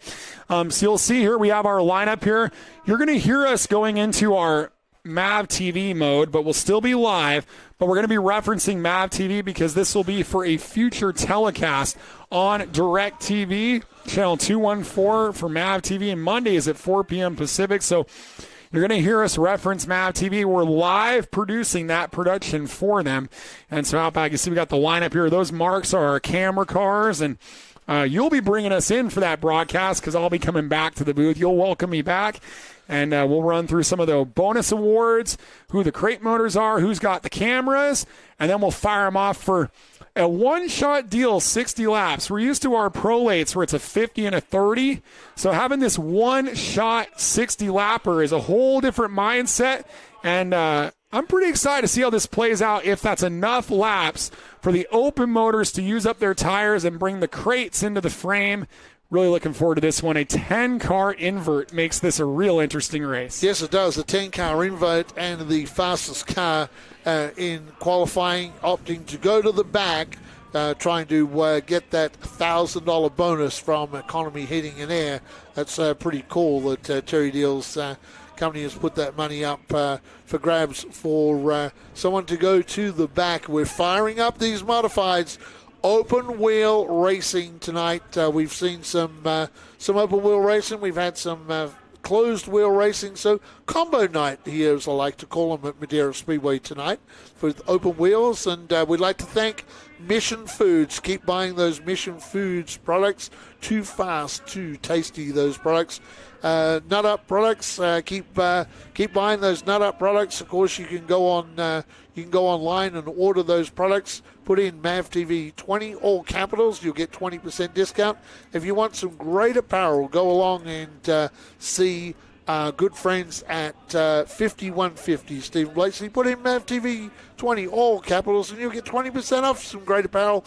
And on the spirit of it being Cinco de Mayo time right now, it was on Wednesday. A lot of parties this weekend. And we know a lot of people are out there drinking that fine 805 beer from Paso Robles by Firestone and Walker. That awesome beer, 805. And from my good friend Haverchat, if you can find that down there in Brisbane, have a drink of that, buddy. 805 beer, a great beer. So we'd like to thank all of our sponsors that make this possible, to make this free to you. We'd love to have some more Super Chats. And Stephen Blakesley, I noticed our likes are getting up. I was trying to get to 350. I think that is well and truly possible tonight. We got to hit 400 then. We're at 378. Let's go for 400. I'm not sure what our record is. We're getting up. We're doing pretty good every time we do this. It's hard because now people like them after the fact, so you can't really measure it. But we want to, before we go off air tonight, hey, we need 22 more likes. So go in there quickly. If you haven't give us a like tonight, go in there and give us a thumbs up. We love your thumbs. We love them to see them up in the air, especially when they're up in the air. Give us a thumbs up. And remember, also, subscribe to the page. To the page. You can also go on the Wide Web with racemadera.com. On Facebook, Madera Speedway, and of course on the YouTube here, you can go to Short Track TV on the YouTube. So someone was asking Jamie Crawford, do they always invert 10? Well, the Fast Time Qualifier pulls the invert. It's normally a card. I don't know what numbers North State had available. Sometimes it's a 4, 6, 8, 10. Sometimes it's a deck of cards. Anyway, the 10 was pulled tonight by someone. Same as we do for our late models. So well, that's a full. Our late models are a full redraw. This is an invert of 10, so they just pulled a 10. Yeah, but we take the top 10 and they draw a card. But this, they just inverted 10, right? So a little bit different. Except the fast timer who decided, I'm going to invert myself right down the back. Yeah, so they had to issue us a different lineup. So as we go through it, we'll double check that it's correct. 18th tonight. Yeah, so it kind of moved a few things around, so we will keep track of that as we run through the starting order. So cool to see a few of the guys like Scott Winters back in the car at the moment too for Ferrari Farms. It's a race winner here at Madera before. And second in the standings right now was second at Anderson at Shasta Speedway for the North State Modifieds. They travel all over California. That's pretty cool. We're talking about drivers from Redding. We're down here in Madera. We're talking like 4 hours difference north to south. So this is actually 5 hours. So it's a pretty wide range of California represented. We go all the way to Eddie Secord, down really far south in Hesperia, all the way up to Rich Cobb in Klamath Falls, Oregon. They're from all over the place here. Yeah, one of the best of the West Coast out here tonight in our North State Mission Modifieds. So they're doing these hot laps, so I don't know how that's going to impact our timing on our pace laps for MAVTV.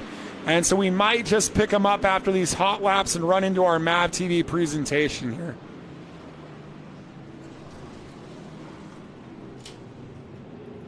So we might just pick them up after these hot laps and jump into our MAVTV presentation here. Because not sure how many pace laps they're going to do after these hot laps.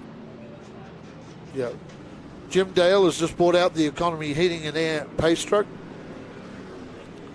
Yeah, so that Economy Heating and Air pace truck means that there's some big bonuses here. $750, $500, and $250 for the top 3 crates. That $1,000 to start from the rear bonus and win from Economy as well.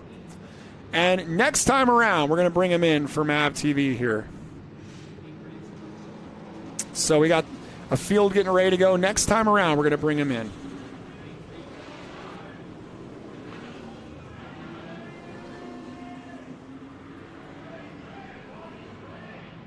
Getting ready to go to our MAVTV broadcast for our North State Mission Modifieds. Welcome back to Madera Racing on MAVTV for our North State Mission Modifieds. Back in the booth with me, my broadcast partner, Stephen Blakesley. Big lineup tonight, and we're going to take them from the back of the pack. With the number 5K of Kyle Chalstrom, the 02 of Sal Lopez. We got the 42 of Rick Avila and the 96. The driver of the 96 is Chris Lyon. Car 9, Ed Red Coffee, and the 21 of Darren Sullivan. We move to the next row, and it is the number 14 of Mike Nelson. Alongside Mike Nelson is the number 11 of Jeff Longman. The next row will be the 84 of Eddie Secord, the 24 Scott Winters. Move to the next row on the outside, the 27, and that is Ian Elliott. On the inside of Ian Elliott is the 15A, and that is Jason Philpott. Third row, Dustin DeRozier, and the 96 of Keith Bloom. Row number 2 is the 96 of, that would be Keith Bloom, I believe. On the outside, the 16, Richard Cobb. And your front row, the 64, a Semi Tour, and on the pole, the 8 of Jim Coffey. Our onboard cameras include the 5K of Kyle Tellstrom, the 21 of Darren Sullivan, the 84 of Eddie Secord, the 24 of Scott Winters, the 15 of Jason Philpott, and would be the 96 of Keith Bloom. And that's your starting lineup as we get set to go for your North State Modifieds, your Mission Modifieds. 60 laps of racing here at Madera Speedway between Mission Modifieds and the North State Modifieds. It's race time under the control of Johnny Miskell. Their second round of 2021 for the North State, the first of 3 Mission Modified races of 2021. Tour sweeps around the outside. We are underway. Yeah, Semi Tour getting a little squirrely. In fact, making contact with Jim Coffey. Coffey went backwards, and there's a spin down in turn 4. It's the 16 of Cobb Looks going like around. Everybody makes their way around. Cobb, who spun. One of the 96 Chris Lyon, he turned it around to avoid that car. Very, very lucky for the driver of the 16, Richard Cobb, that nobody crashed into that 16. Pretty ragged start up the front. We'll line these cars up and return here on MAVTV for the restart in the Mission North State Modifieds. Working our way under caution. I don't think we even got a lap in on that one.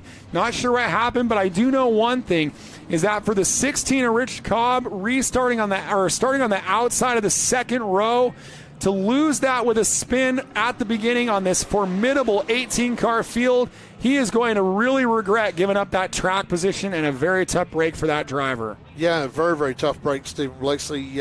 What it does do now is, if you have a look on the outside of row number 2, we're going to bring in that 12 car, and that 12 car Dustin DeRozier. Dustin DeRozier did a good job of avoiding that accident up there. So DeRozier in the 12 car. Well, we saw they were 3 wide. Collins, the 8 of Jim Coffey, the Kern County champion with 602 crate motors, and the 16 of Cobb. Coffey tagging Cobb, sending him around. And Coffey at the moment has not been pulled out of the third position, but lots of contact there in that 3 wide battle between the 02, the 8, and the 16. Well, the 02 has been sent to the back, so I think. No, the 02 of Collins. Collins, okay, the 02 of Collins. The other 02 is coming by us now. Yeah, really, Sal Lopez. Sal Lopez, yep. Sal, a long-time modified racer in Northern California. So now they're going to... We're lights off, but the yellow flag is still waving.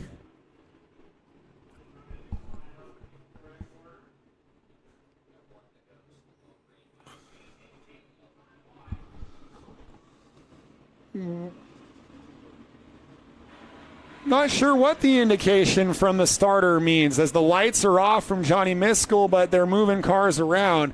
And they're bringing the 96 of Keith Bloom in as he's stopped on the back straightaway, and the cautions are still waving, but we have no lights on. Lights are off around the racetrack, but caution flags waving, so we're just trying to understand his instructions. Yeah, 96 has stopped. Keith Bloom now has stopped on the back section. And we want to give a salute to Keith Bloom, that car owned by Bob Lehman, who passed away about 1.5 years ago, and racing in his memory. And they need some sponsorship help to make it through the season. There's a nice close-up look at that car. They want to thank some of the people that are helping them. Transmissions by Hal, DJ Welding Supply, Baldwin Carburetors, Lopez Racing. They were 4th at Shasta with a car that was very bent up from some contact. There might be a problem, Stephen, with the 96. That's tough luck for a team that needs some help. Stopped down there, and he has stopped on the back section. Now he's driven away. Yeah, but a driver that, like I said, they need some help to get through the year. They were 4th after some contact at Shasta, which is a nice comeback, and he's stopping the car again. As we have a super chat here, Andy. We do. We have a super chat from Shane Parrish. Hey, Shane, $5. Thank you. It all adds up. We love getting those super chats, and also what's that? Captain Bo. We love our MAVTV in Idaho. Yes, we love MAVTV too here in California. So we're getting them lined up here. It looks like it's going to be the 64 of Tour up front with the 8 of Jim Coffey for this restart. And they're still sorting things out here. Still got the yellow out. Yellow is out. So yeah, been a pretty extended caution period here for our Mission North State Modified. It's a 60-lap main event for MAVTV and Short Track TV. Want to thank you all for tuning in, as they're 18 strong. And when we do bring him back, I'll bring him back for MAVTV. I guess it's pretty complicated when you haven't run a lap yet and you get a caution right off the break. Makes it pretty tough to sort the lineup out. But what that has done is it's given quite a few free passes for the 5 of Kyle Tellstrom, which he'll be happy to take advantage of. Welcome back to Madera Racing on MAVTV, the Mission Modifieds, the North State Modifieds. Still trying to get a lap in the books after a multi-car skirmish that saw the 8 of Coffee, the 16 of Cobb collide. Cobb spun, Lion spun. Everybody's back in their proper race place for the restart. It's the 64 of Simi Tour, the 8 of the current champion, Jim Coffey. We are green for 60 laps here in Madera. Yeah, again, Simi Tour, when they put the green flag out and the power down, Simi Tour, that car moving all over, zigzagging all over the racetrack, making it difficult for these modified drivers. Well, the 8 of Coffee is a crate motor, and we expected the crates to take a few laps to come to life, but he's leading the way on the open motor of Tour. And here comes the 12, Dustin DeRozier, the driver out of Cloverdale from up north, battling side by side with Tour for second.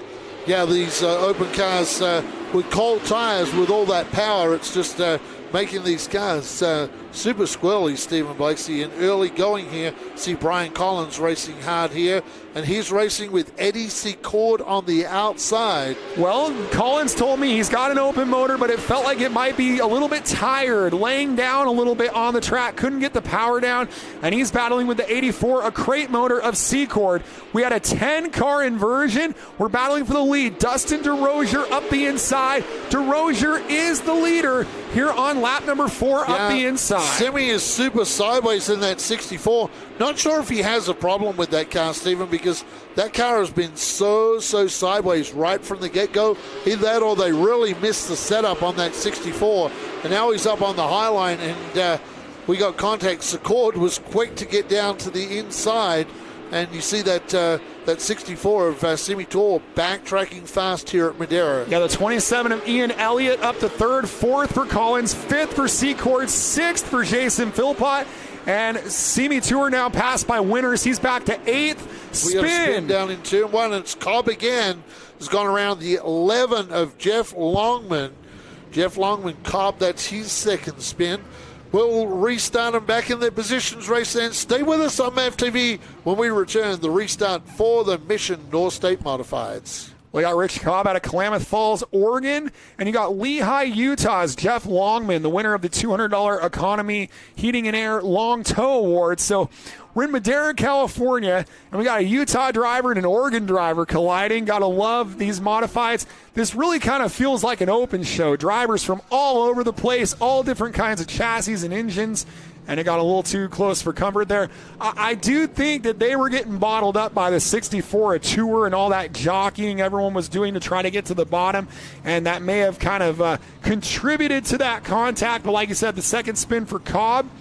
Also the 420 of Rick Avila, who races for Cancer.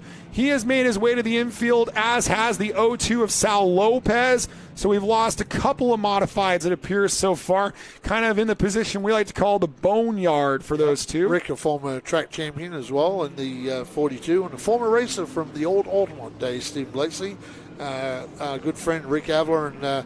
And Rick's been fighting cancer for a number of years, and we wish him well in that battle, and hopefully he can beat that. We get ready to stack them back in their order. Simi Tour really bottling the pack up back in that pack. And I kind of wonder how that's impacted Kyle Tellstrom in all of this. Well, Tellstrom starts shotgun on the field 18th. He's 11th right now. So he's moved forward a lot with still 54 to go.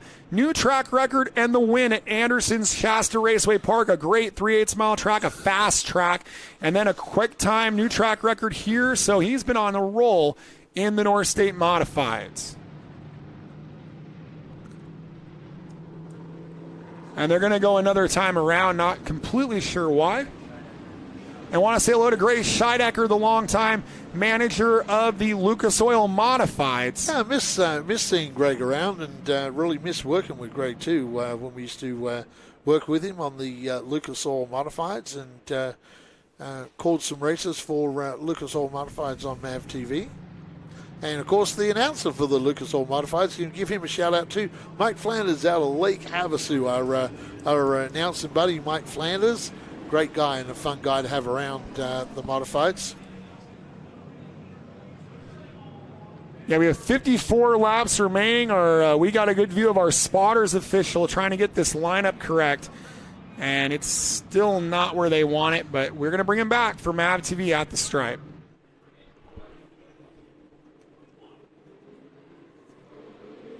Welcome back to Madera Racing on MAVTV, the North State Modifieds versus the Mission Modifieds. The first of 3 matchups between this group of modifieds to take place here at Madera in 2021.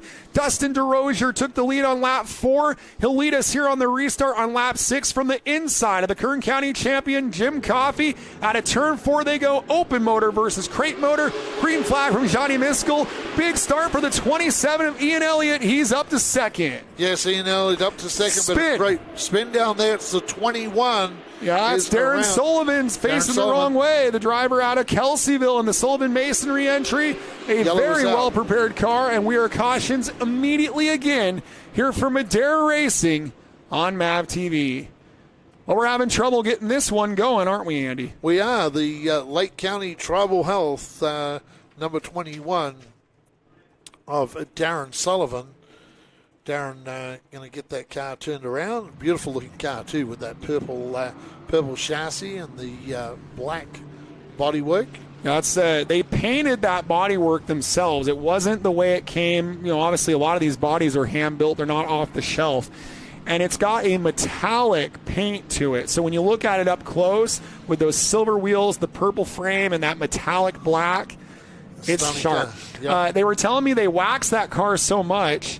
At one time, the driver went to get in, and he kind of slid on the side of it, and he said, "You guys are overdoing it here. I think it's a little bit using that Lucas slick mist." Yeah, it was a little bit slippery on the driver's door for the 21. He was like, "Guys, I'm going to go flying off of this thing." Yeah, I love that product too. Lucas Oil Slick Mist. I use that on my golf cart, and it really brings a shine to anything you have. Lucas Oil Slick Mist. Use it on my motorbike and a bunch of different projects.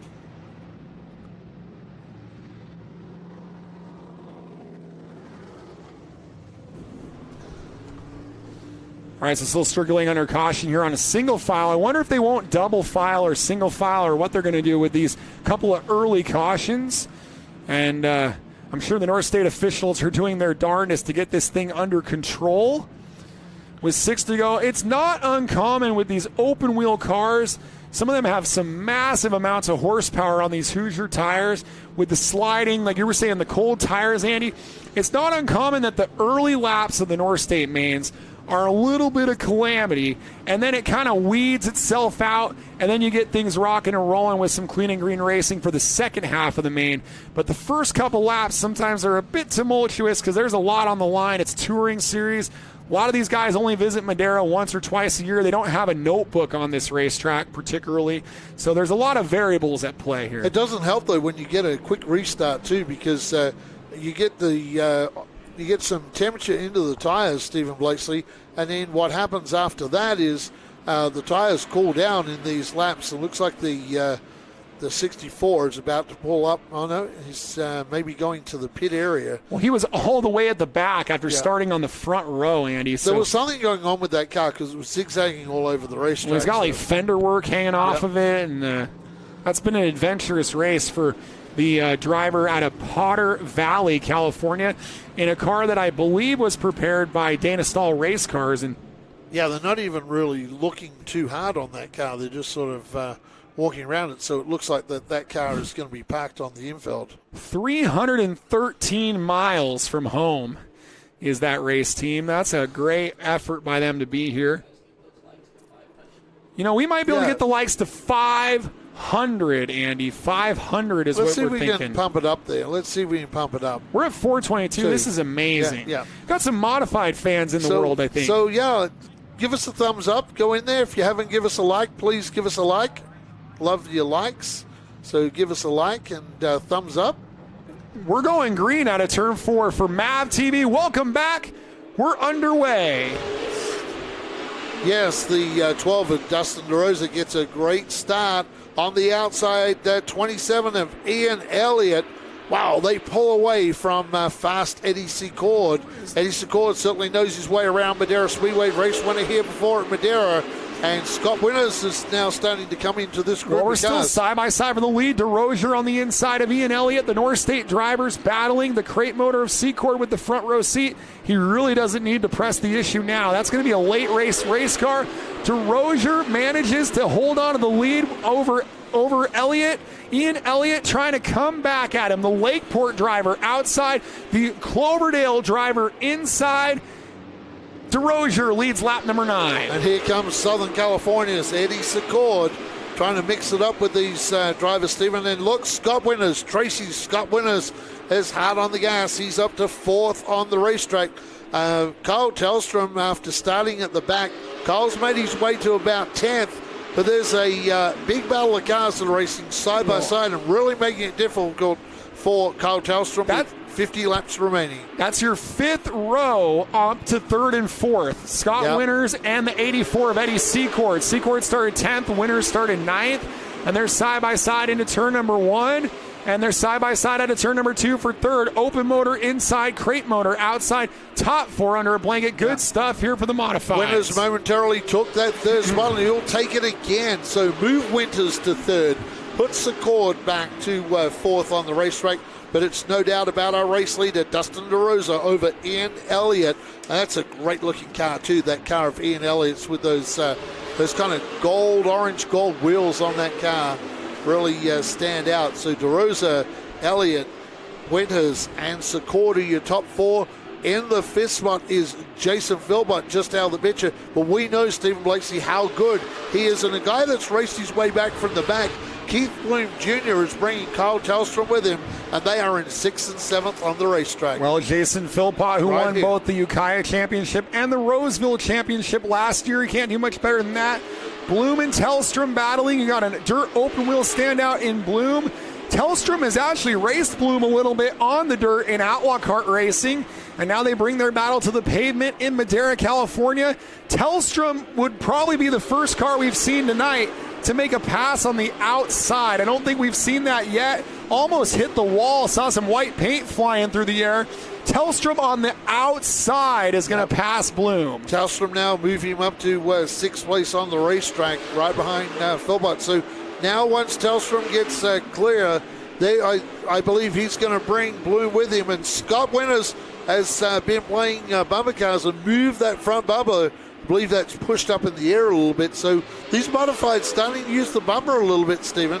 Well, the top 3 have kind of distanced themselves from 4th place Eddie Secord now. So they've got a bit of a cushion, about a straightaway advantage back to 4th place Secord.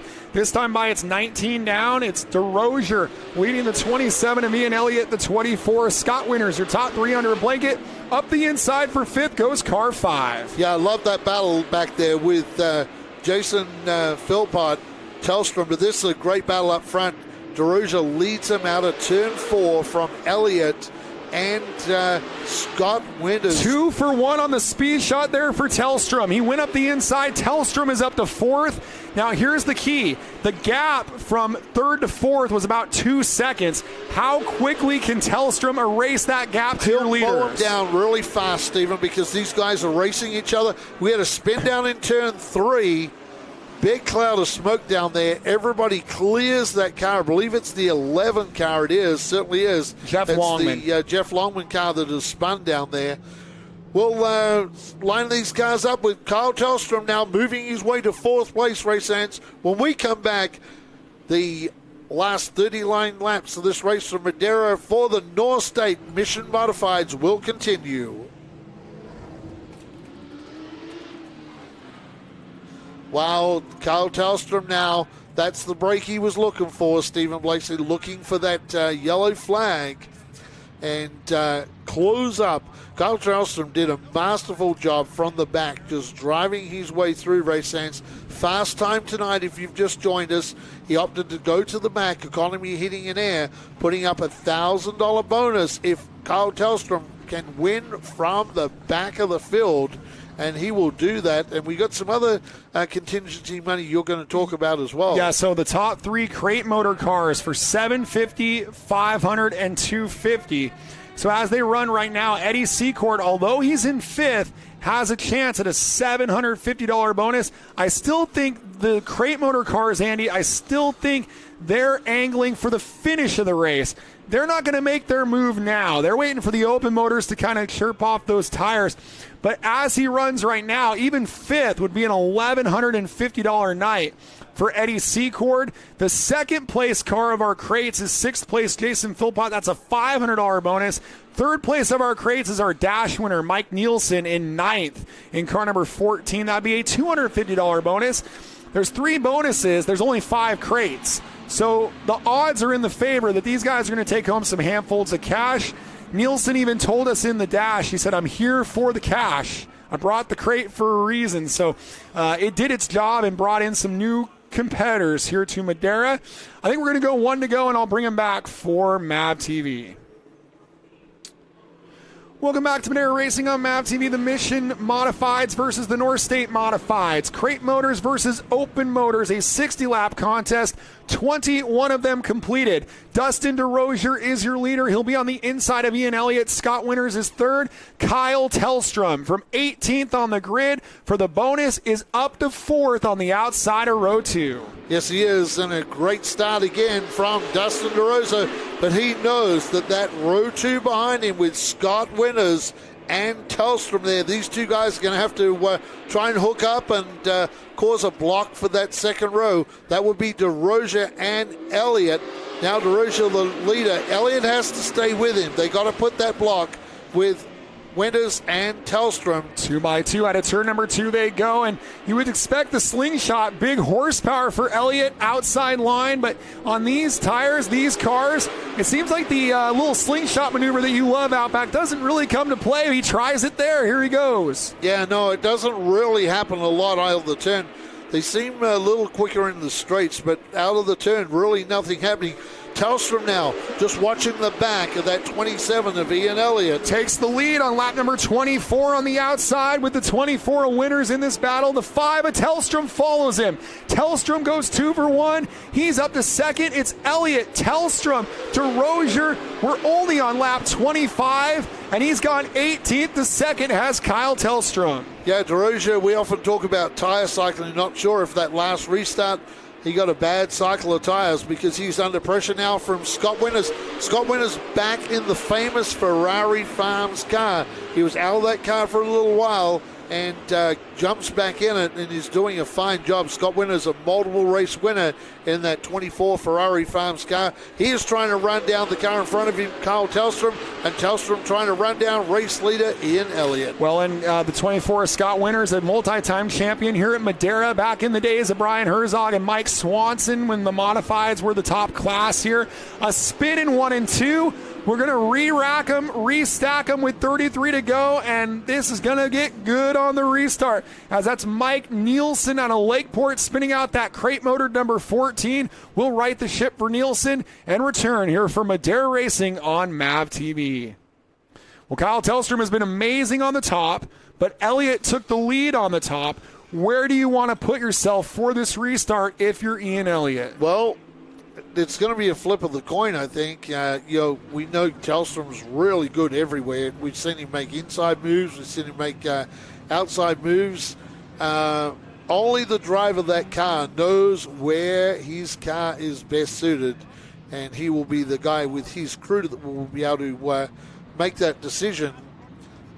We know Tellstrom's just good everywhere, so if I was a race car driver right now, I'd be very, very confused unless there's something that I'm really comfortable with on the inside or the outside in that car. And Ian Elliott, like I said, he's the one that knows.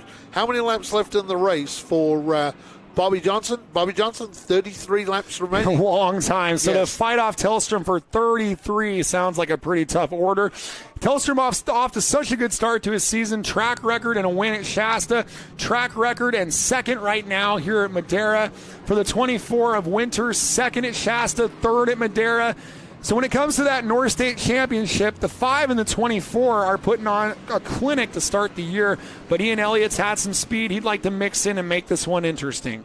Yes, the Economy Heating and Air pace truck being driven by Loose Jim Wheel. Dale. Yeah, Loose Wheel Jim Dale. Yep. Driving that. Let's hope all the wheels stay on the pace truck tonight. Well, if they didn't, I heard that thing's all full of HVAC equipment, and it would be a mess. Yeah. So we'd have to figure out how we'd probably be on a hotline to Rod Carsey. How do we get Freon and other stuff off of this racing service? Yeah, Rod, former safety director back in Indianapolis.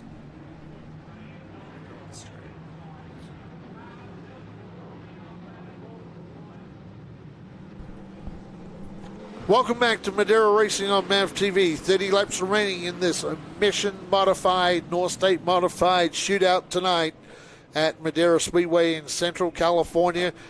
He started last, $1,000 bonus. He has worked his way up to second, and the race leader, Ian Elliott, has put him to the outside. That would be Kyle Tellstrom. Tellstrom, round one winner for the North State Modifieds, drives it down into turn one, and he's looking good. Gets a decent run out of two, and Tellstrom to the lead going into turn three. Well, he took second on the outside. He'll take the lead on the outside. 28 laps to go 18th to first. And to add insult to injury, it's his best lap of the main event, the first 14-second lap of the entire field, a track record lap in race trim, as he'll lead him down on lap 29, and Elliott's going to fall back into the clutches of the multi-time Madera champion Scott Winters. Another spin for Utah's Longman on the front stretch, and Longman stays parked on the front stretch, and Johnny Miskell displays a yellow flag for the yellow car 11, and we are forced to take a breather once again here on lap number 29 for the Mission Modifieds here from Madera Speedway. Well, Longman, he's got a lot of damage on the left front, so you can tell he's probably had a little bit of help on a couple of these, Andy, but he's been around a few more times than we would have liked, and we still got 31 to go, so I still think the crate motors are a factor, but you need the track position.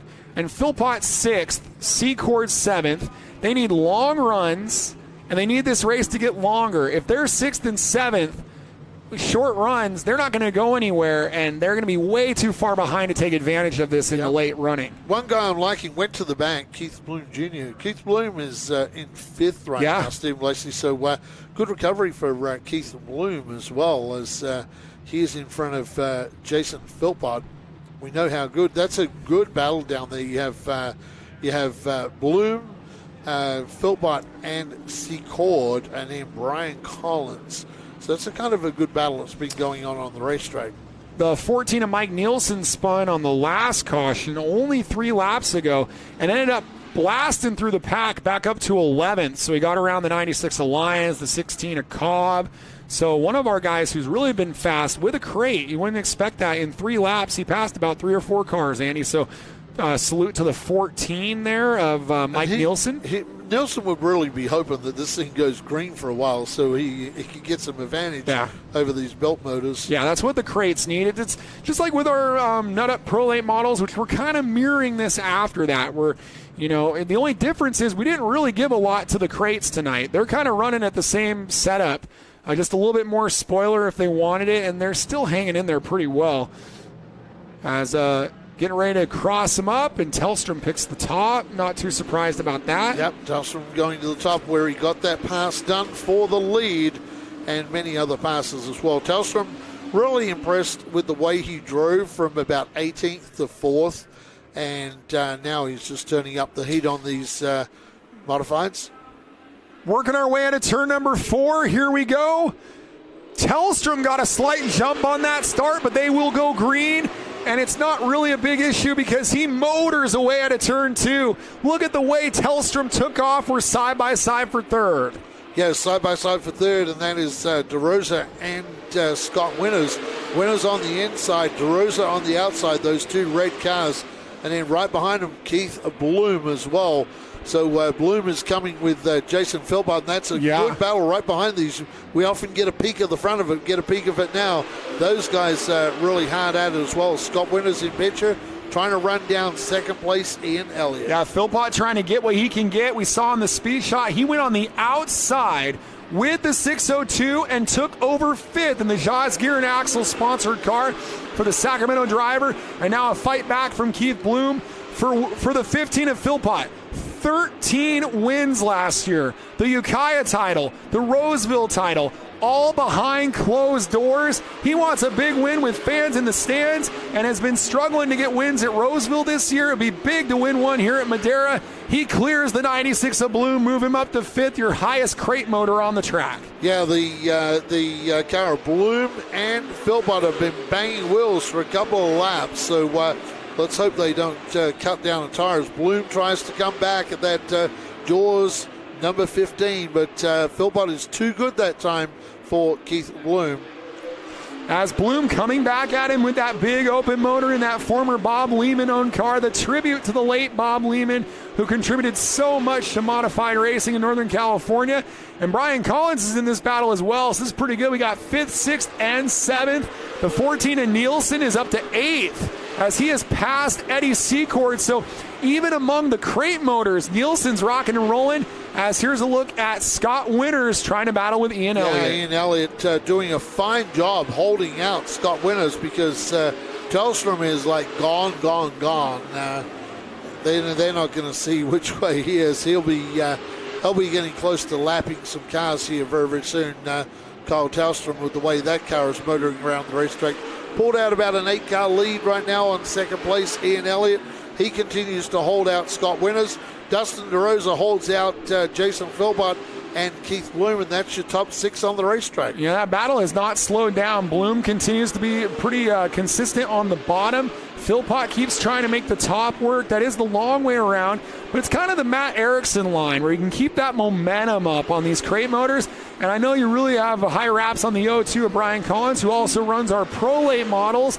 And I told you earlier, he said he thought his open motor was laying down and was not going to perform tonight. Battle for second is on again. Yeah, Scott Winters has got to try and find a way past. With 20 laps remaining in this race ends 20 laps to go.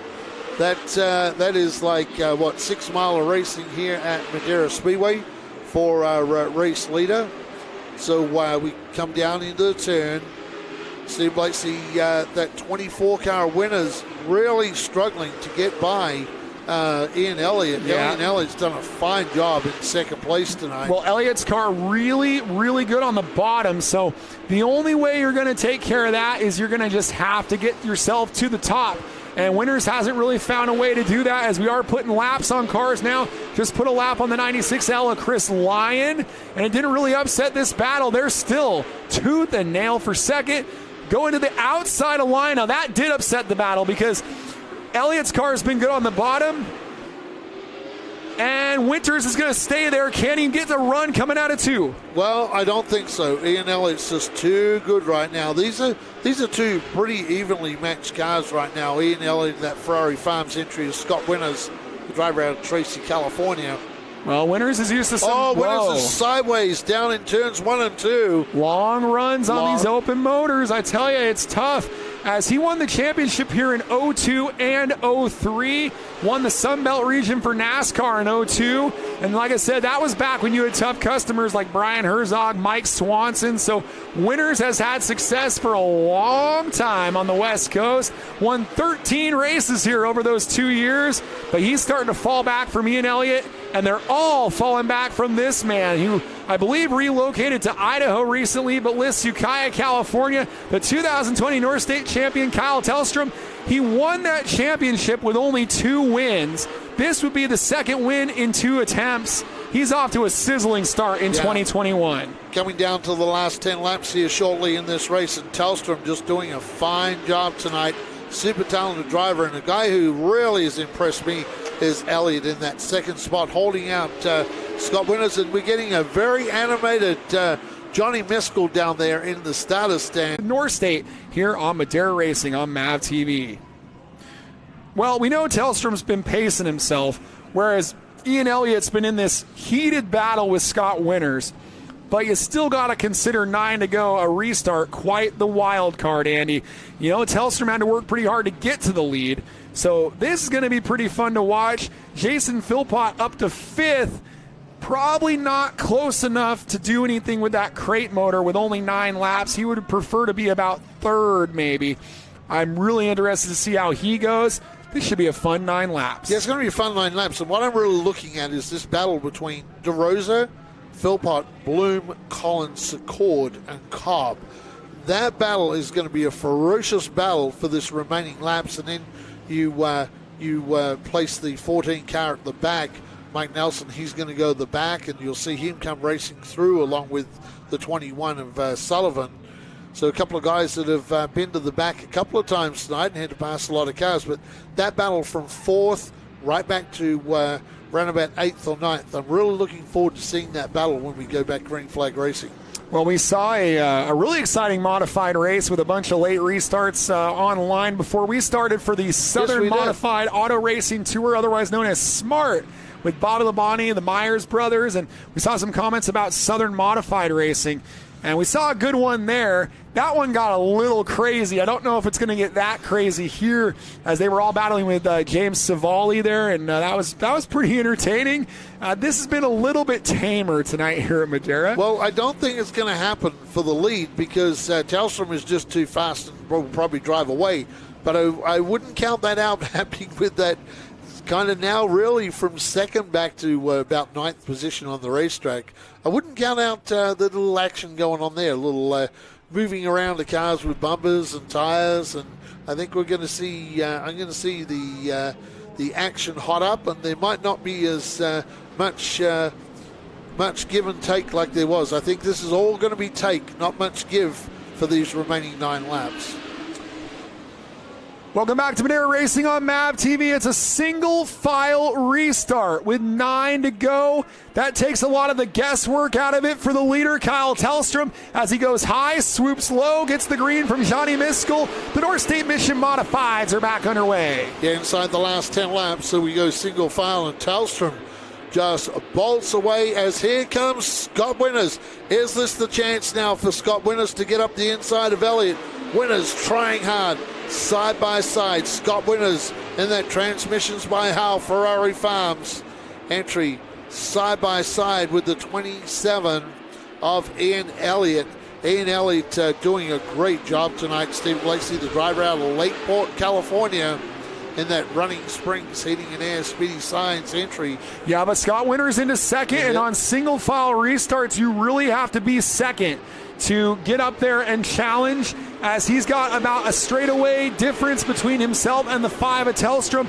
6 to go, 2 more miles of racing. Those spinning cars of Nielsen and Sullivan still at the back haven't really made a lot of moves yet.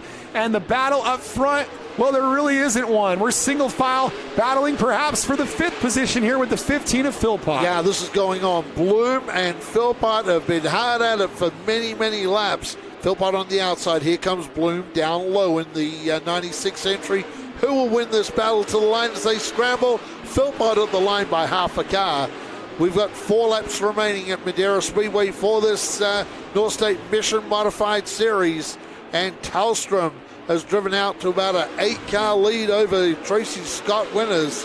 So Tellstrom doing a fine job on the racetrack, and it still goes on with Collins now coming to the back of Bloom. So that battle, that is for 5th, 6th, and 7th on the racetrack. Bloom sticks it in there. Can he take that position from Philpott? No, he doesn't. Philpott holds him out. And Philpott going up the hill. He's been making the outside work, almost like a defensive maneuver to kind of take away that outside line. White flag to Kyle Tellstrom. Tellstrom, the fast time, the track record, started 18th on the field, took the $1,000 bet, and the bet will be paid. $2,000 win for Kyle Tellstrom. He gets his 2nd North State Modified Win of the Year and 3rd career Madera victory. Yeah, Scott Winters will be 2nd. Ian Elliott, Dustin DeRosa, Jason Philpott, Keith Bloom, Brian Collins, Eddie Secord, Rich Cobb, Jim Coffey, Jeff Longman, Mike Nelson, Darren Sullivan, Ed Coffey, Chris Lyons, Simi Tor, Rick Oliver, and Saul Lopez. That's the finishing order for this North State Mission Modified Series, brought to you by Mission Foods. And Kyle Tellstrom takes the big win, from position number 18. When we return, Stephen Blakeslee will be down in victory lane with a very, very happy Kyle Tellstrom. Where you are now may not be where you came from. Sometimes you're preparing for success, and sometimes you're preparing for failure. The choices you make today may spiral out of control or spin you in the right direction. Your past doesn't define you, but the choices you make today can change your life forever. The drive can motivate you or destroy you.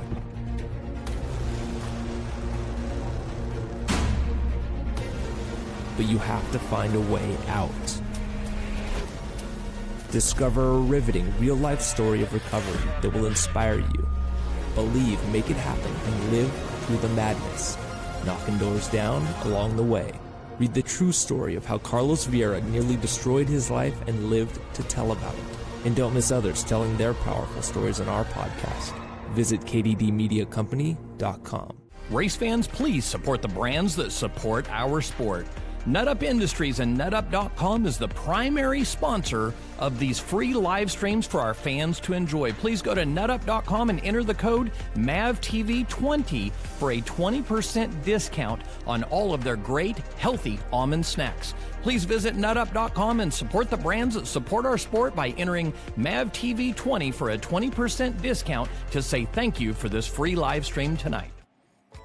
Since 1977, Mission Foods has been creating fresh and authentic Mexican food products. Put some Mission in your kitchen, race fans. As we like to say here at the Madera Speedway, support the brands that support our sport.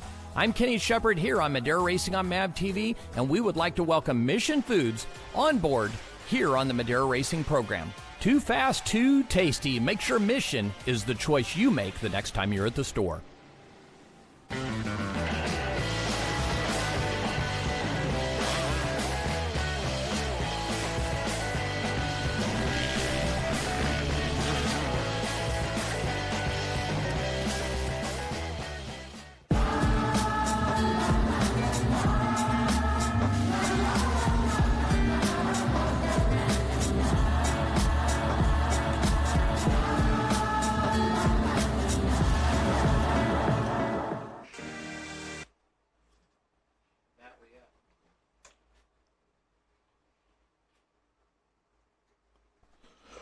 Welcome back to Madera Racing on MAVTV and our YouTube. Getting ready to throw to MAVTV for Stephen Blakeslee. Kyle Tellstrom from the back tonight, 18th the 1st, picking up that hard charger, $1,000 from Economy Heating and Air. As we get ready down there, Stephen Blakeslee will let us know when he's ready to throw to him in victory lane. Really thank everybody on YouTube tonight. What a great racing program tonight. Closed wheel racing and open wheel racing from Madera Speedway. It doesn't get any better than that. Kyle Tellstrom, 2 wins in a row. Stephen Blakeslee's getting ready, so we'll get ready to throw down to him.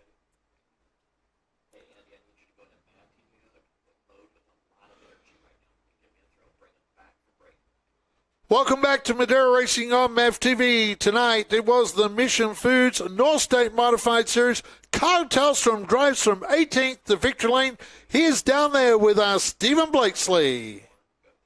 Kyle Tellstrom is your main event winner, taking the $2,000 win with the economy bonus and the Mission Modifieds as well here for North State. His second consecutive win, another track record, a Polish victory lap.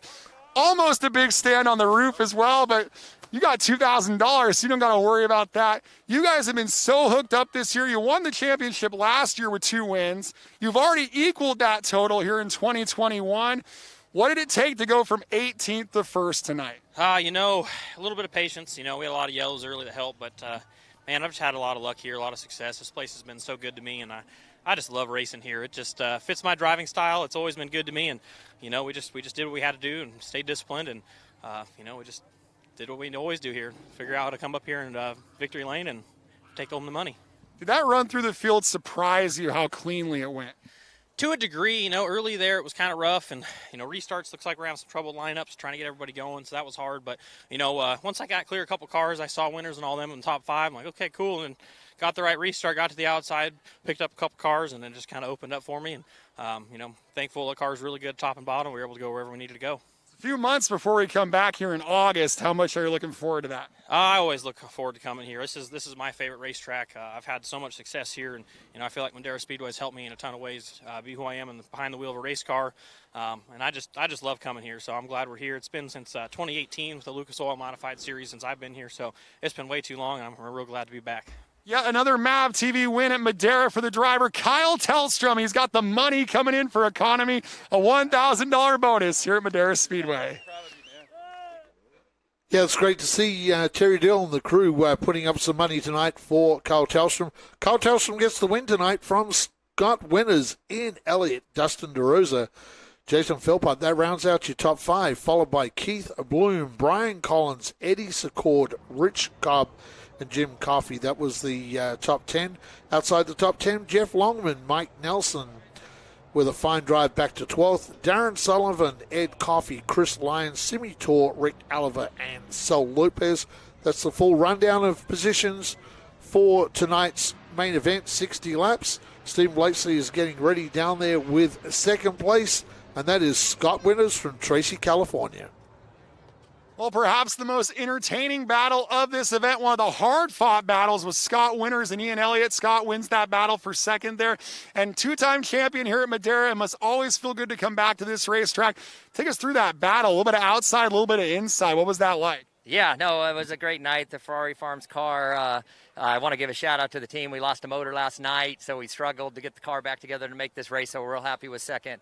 And congrats to Kyle. Boy, he dominated. Yeah, what I want to say is the car was a little tight, and so the 27 and I were just kind of right there and back and forth, and I tried the top side several times, couldn't quite do it. We got that last yellow. I cooled my tires down a little bit and got that run, and so it was an exciting run.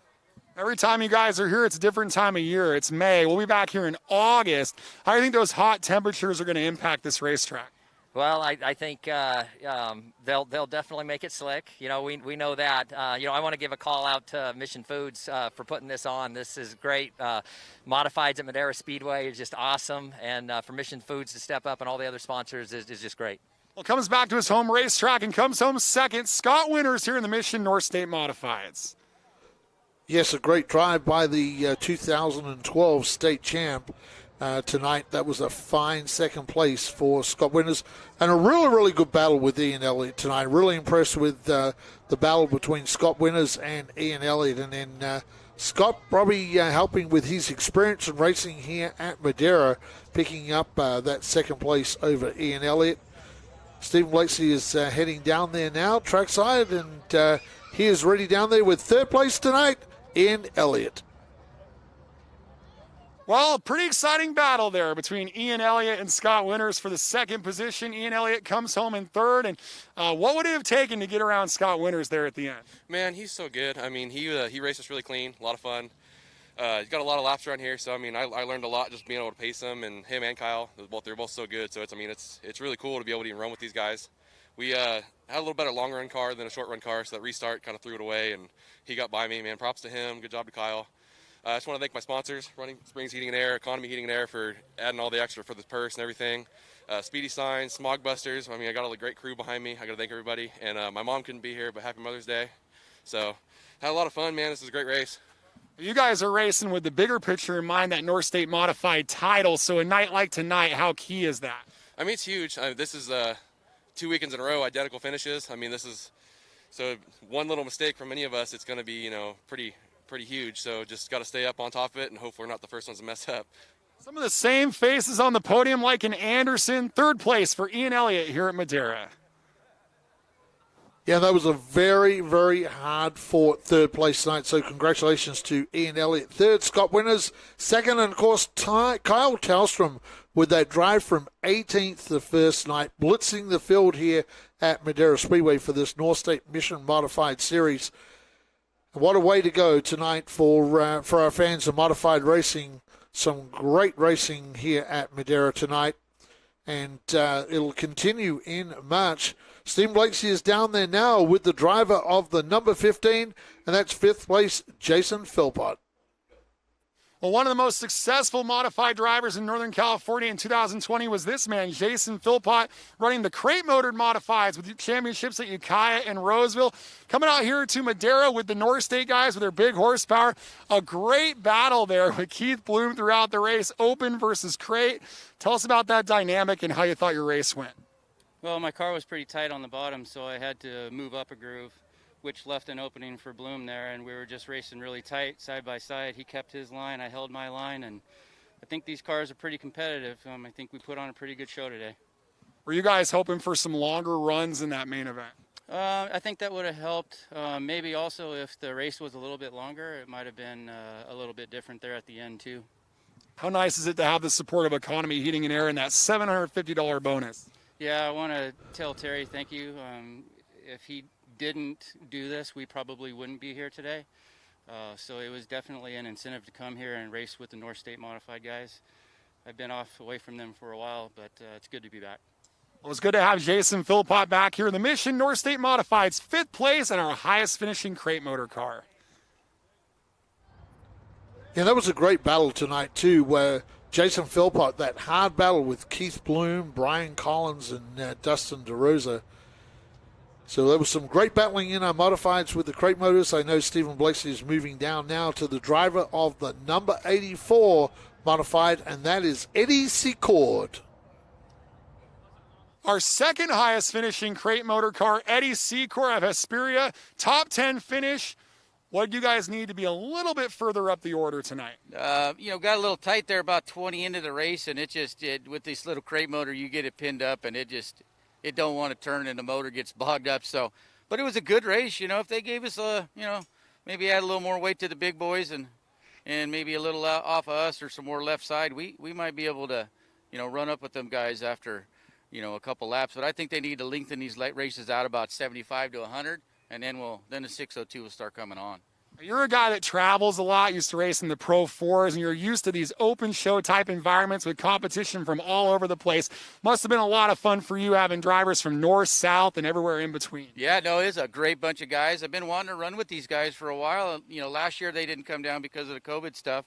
But it's great seeing these guys, running with them. Philpott and Winters and Tolstrom and all them guys. Ran with them before back in the Lucas Oil days. But, I love it. It's great. More guys, the merrier. Well, it was a lot of competition out there. Eddie Secord, our second highest finisher of the crate motor cars tonight. Interesting comments with the North versus the South drivers tonight. Eddie Secord is supporting the South, and interesting comments from Eddie Secord saying maybe we need to lengthen these races out, and he did a great job tonight behind the wheel. Stephen Blakesy is down there with our 3rd place crate motor entry. Well, champions from all over the West Coast made up this field, and that includes this man, Jim Coffey, the former Kern County champion with a 602 crate motor. You've got a lot of experience with those engines, probably as much as anybody in the field, and it paid off with a 10th place finish. You guys had a pretty adventurous weekend. How's it feel to bring it home 10th? It feels really good. I really wasn't expecting 10th. It's only our 2nd time at this track and maybe my 5th time on a short track. We're so used to running the big half mile. And even with the crate motor, but that's kind of where, I'm on my game with the big track, and I'm trying to learn these small tracks. And it's a lot of fun, a lot of fun up here. So I think we just need to make a few changes. My brakes, we never messed with the brakes when we're on the big track, and so they went soft about halfway through, and I was going down the straightaway pumping like 3 times by the time I got to the corner just to make sure I didn't run into somebody. So a little bit of brake issue. I got a little tight like Eddie did too. But I think if we fix those things, maybe we can finish a couple spots higher next time. And just like we asked Eddie, how much fun is it to be in a race that had Oregon drivers, Utah drivers, SoCal, NorCal, almost an open show-like environment tonight? Yeah, no, it's great. I've met a lot of these guys. Some have come by Kern and run some of the shows down there. Got to know these guys. It's a great group of guys, and they keep telling me, hey, you got to come up north and run with us. And we kind of had an open calendar this year. We're just picking and choosing. And like Tuesday night this week, we said, hey, let's go run Madera. So we kind of got the car set up and just jammed up kind of last minute, but turned out pretty good. We don't have too much damage, and we had a lot of fun, so worked out good. They had fun. A $250 bonus as well. 10th place for Bakersfield's Jim Coffey here at Madera. congratulations tonight to the drivers of the crate motor cars. And, of course, that was Jason Philpott, Eddie Secord, and Jim Coffey tonight in those crate motors up against the open motors. Great night of mission-modified action from Madera Speedway tonight. And keep watching us on MAVTV because we got more of this action coming your way for race fans. Keep tuning in. On behalf of all the production crew, Kenny Shepard, our cameraman, my broadcast partner, Stephen Blakeslee, I'm Outback Andy. We'll see you at the next race from Madera Speedway.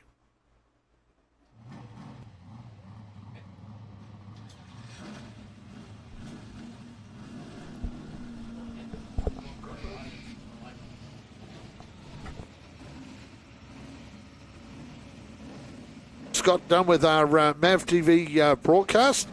So we thank everybody for tuning in tonight. What a great race. We've got more to come our way in a minute. My broadcast partner, Stephen Blakeslee, will be coming up into the booth. But it was some great racing tonight. Crate motors versus open motors tonight for our Mission Modifieds. And interesting comments from our drivers of the crate motors. They're looking for more laps of racing, and I think the open motor guys, they kind of think it's about the right distance. As Kenny Shepard steps in, Kenny, this was a great race tonight, and this was pretty competitive right up and down the field tonight. Well, and it's like our late model series that has the open motor versus the 602 crate and the late models. That's 10, 11 years in the making, as you know, Andy. This was the first of this. This was the kickoff. So think about this. The 602 was 2,500 pounds. Those big, giant ground-pounding engines were 2,500 pounds. So you add a little spoiler. There's some out of balance for sure. The 602 rolls the corner like an Indy car. That big motor has so much speed going down the straightaway. So what really needs to happen here is the built motors, those cars need to go up 50 pounds. The 602 needs to come down 50 pounds. That'll be the starting point, and that's where we'll see a little more of a competitive situation. The other thing, 60 laps, as you know, in our late models, it's not enough for that tire to wear down on that big built motor.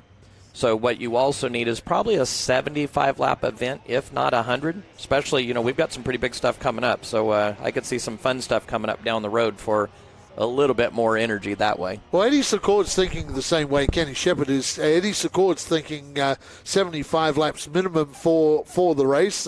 Even as far out, Eddie's thinking as far as 100 laps. I think 100 laps is probably stretching a little bit for modifieds, but I think, we could stretch the laps out. That would really help out the crate motors. I don't think 100's too much. And here's where I don't think it's too much. Here's what I think is perfect. This was round number 1 of the Mission Modified Series. It's a 3-race series, very much like we had the Race to be Drug-Free Big 3 series. So it's a special series that provides an opportunity for the modifieds to end up on our MAVTV show that's been pretty popular. So round 1 today's a 60-lapper. August 7th is round 2. Probably should be a 75-lapper. A little bit of weight adjustments. And then round 3 will be October 16th. That needs to be a 100-lapper for $10K to win. Perfect. That's what I see this. So if we can sell a lot of tortilla chips, we can probably get 10,000 to 100 laps. 10 for 10, we'll call it. Yep. And, Kenny, the late models we have, that's a lot of years before we went on MAVTV that you were massaging around with the rules to get that package right. We're now at year 7 on MAVTV, and we have that down perfect now. Like you say, this is the first year of this series, and once we massage things around, I think this series has a lot of potential to be a very, very big series. And I know our modified fans are craving for some great modified action. Well, you said year 7 on the late models, right? But we go back, this thing's 10 years in the making, TV, right? Yeah. So this package is 10-plus years out there. So, for the first race, definitely the 602s were at a disadvantage. The North State Modified group that came in, that was the majority of the cars that were here. They run big built motors. And so I believe also for the North State Modifieds to stay up with the current times, they're going to have to fuse a 602 package into their program to survive long term. Just that's a trend in racing. Personally, I'm a built motor guy. I always was. But, we were very innovative with the crate motors. And our 602 crate, that's, as people know, that's more of a hobby stock style 602, the 602, hobby stock style engine. So. pretty interesting. I think it was a great start, to add a little variety, a little flavor to MAVTV. And then I want to say something about all the folks, all you guys out here on Short Track TV. How cool is this? We're growing something really cool. I saw some comments, the track can't survive. There's no way Madera will survive, with the fans and all that. Well, let me tell you something. Madera has survived a long time. We have a national TV show on MAVTV. We have a ton of sponsorship. Something I was known for in my racing days. From Mountain Dew, AOL, and Kleenex, Huggies, all the things I was able to sell. And we built a heck of a program. The 5150 Junior Late Model Series, the Nut Up Pro Late Model Series. What you saw tonight was kind of the B program. It was definitely the B program. You want to see a throwdown deal for those of you that are new to Short Track TV. May 22nd, you'll see our big show. And we were actually prepared for COVID. I saw a bunch of comments on that. We didn't know it was coming. But with the way we operate this speedway with our TV program, our sponsorship program, we can run this place with no grandstands. I've said it before. We can put mannequins in these grandstands, and we're gonna be here another 100 years the way we operate it right now. So we're fine. I appreciate your concerns. Definitely, we're trying to enhance racing. We're trying to grow the fan base. That's why we give this away for free. So share it with your friends. Tell your buddies. Join up. Watch this thing. And ultimately, as we talk about Outback, Andy, what do we always say? Support the brands that support our sport. Exactly. Support Nut Up, 5150, 805, and, of course, Mission Foods that do this. Without them, we couldn't do this. Now, the status in California is starting to open things up. We've got fans that have started to come back to the racetrack. We're only allowed limited numbers now where they have to pre-buy tickets ahead of time. Well, it's pretty online. tough. Yeah, they do. And it's 20%, but it's really not a true 20%. Anyone that doesn't COVID test weekly and all these different conditions, it reduces that number. So what you saw out here, the amount of tickets we can sell is extremely limited right now. But again, we're healthy, we're fine. I appreciate the concerns. Those fans that know us and have seen our program, they know how healthy this program is. So we can't wait to have this place rock and roll. And I see a packed house for probably the short track shootout, October 2nd. I see the place full then. That's the way it's going. We'll slowly be able to let more people into the track each week. And, of course, we still have a lot of our fans out there that have some health issues, so they're having to be careful where they are as well. So it kind of keeps some of them away at the moment. But like you say, when we come to the short track shootout in October, this place I'd like to see this place packed, and I think the fans will reward us with it. And on our MAVTV side, fans come. We've got truck drivers that schedule trips out here for the short track shootout. We've got semis parked all over in the lot. Guys that hang out here and they schedule trips out here for that event. So again, it's exciting. It's been fun. Thank you so much for watching here on Short Track TV. Support us. Support Mission Foods. Support Nut Up and 5150, and like we've talked about, you guys talked about in the broadcast, go to those websites, especially nutup.com, put an order in, put MAVTV20 code in, and you get 20% off your order. Same thing with 5150. So we had better get on down the road. We've got a lot of equipment to pack down, and you make enough gas money tonight on the super chat? We want to keep that growing. Let's keep that growing. Thanks to everybody for the super chats tonight. What did we earn? Let's see. I haven't got a total. Hold on, let me check. I'll be right back because I'm going to tell people what I just spent. So Kenny Shepard's going to check on that. We really do appreciate everybody. We do apologize if we didn't get you tonight and you commented.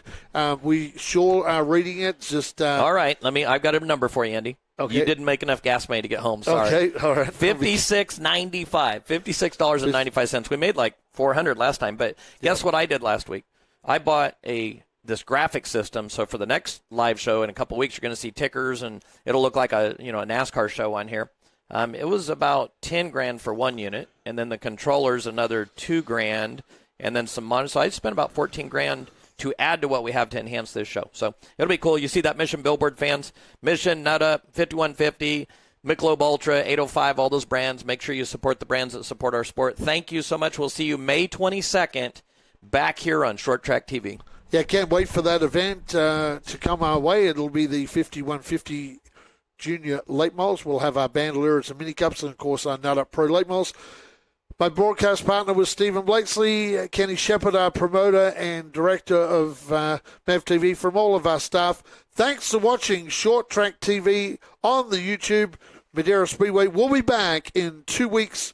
Check us out once again, Madera Racing on Madera Speedway on the Facebook. We got Short Track TV with that, and, of course, Race Madera on the Wide Web. We'll see you at the next race.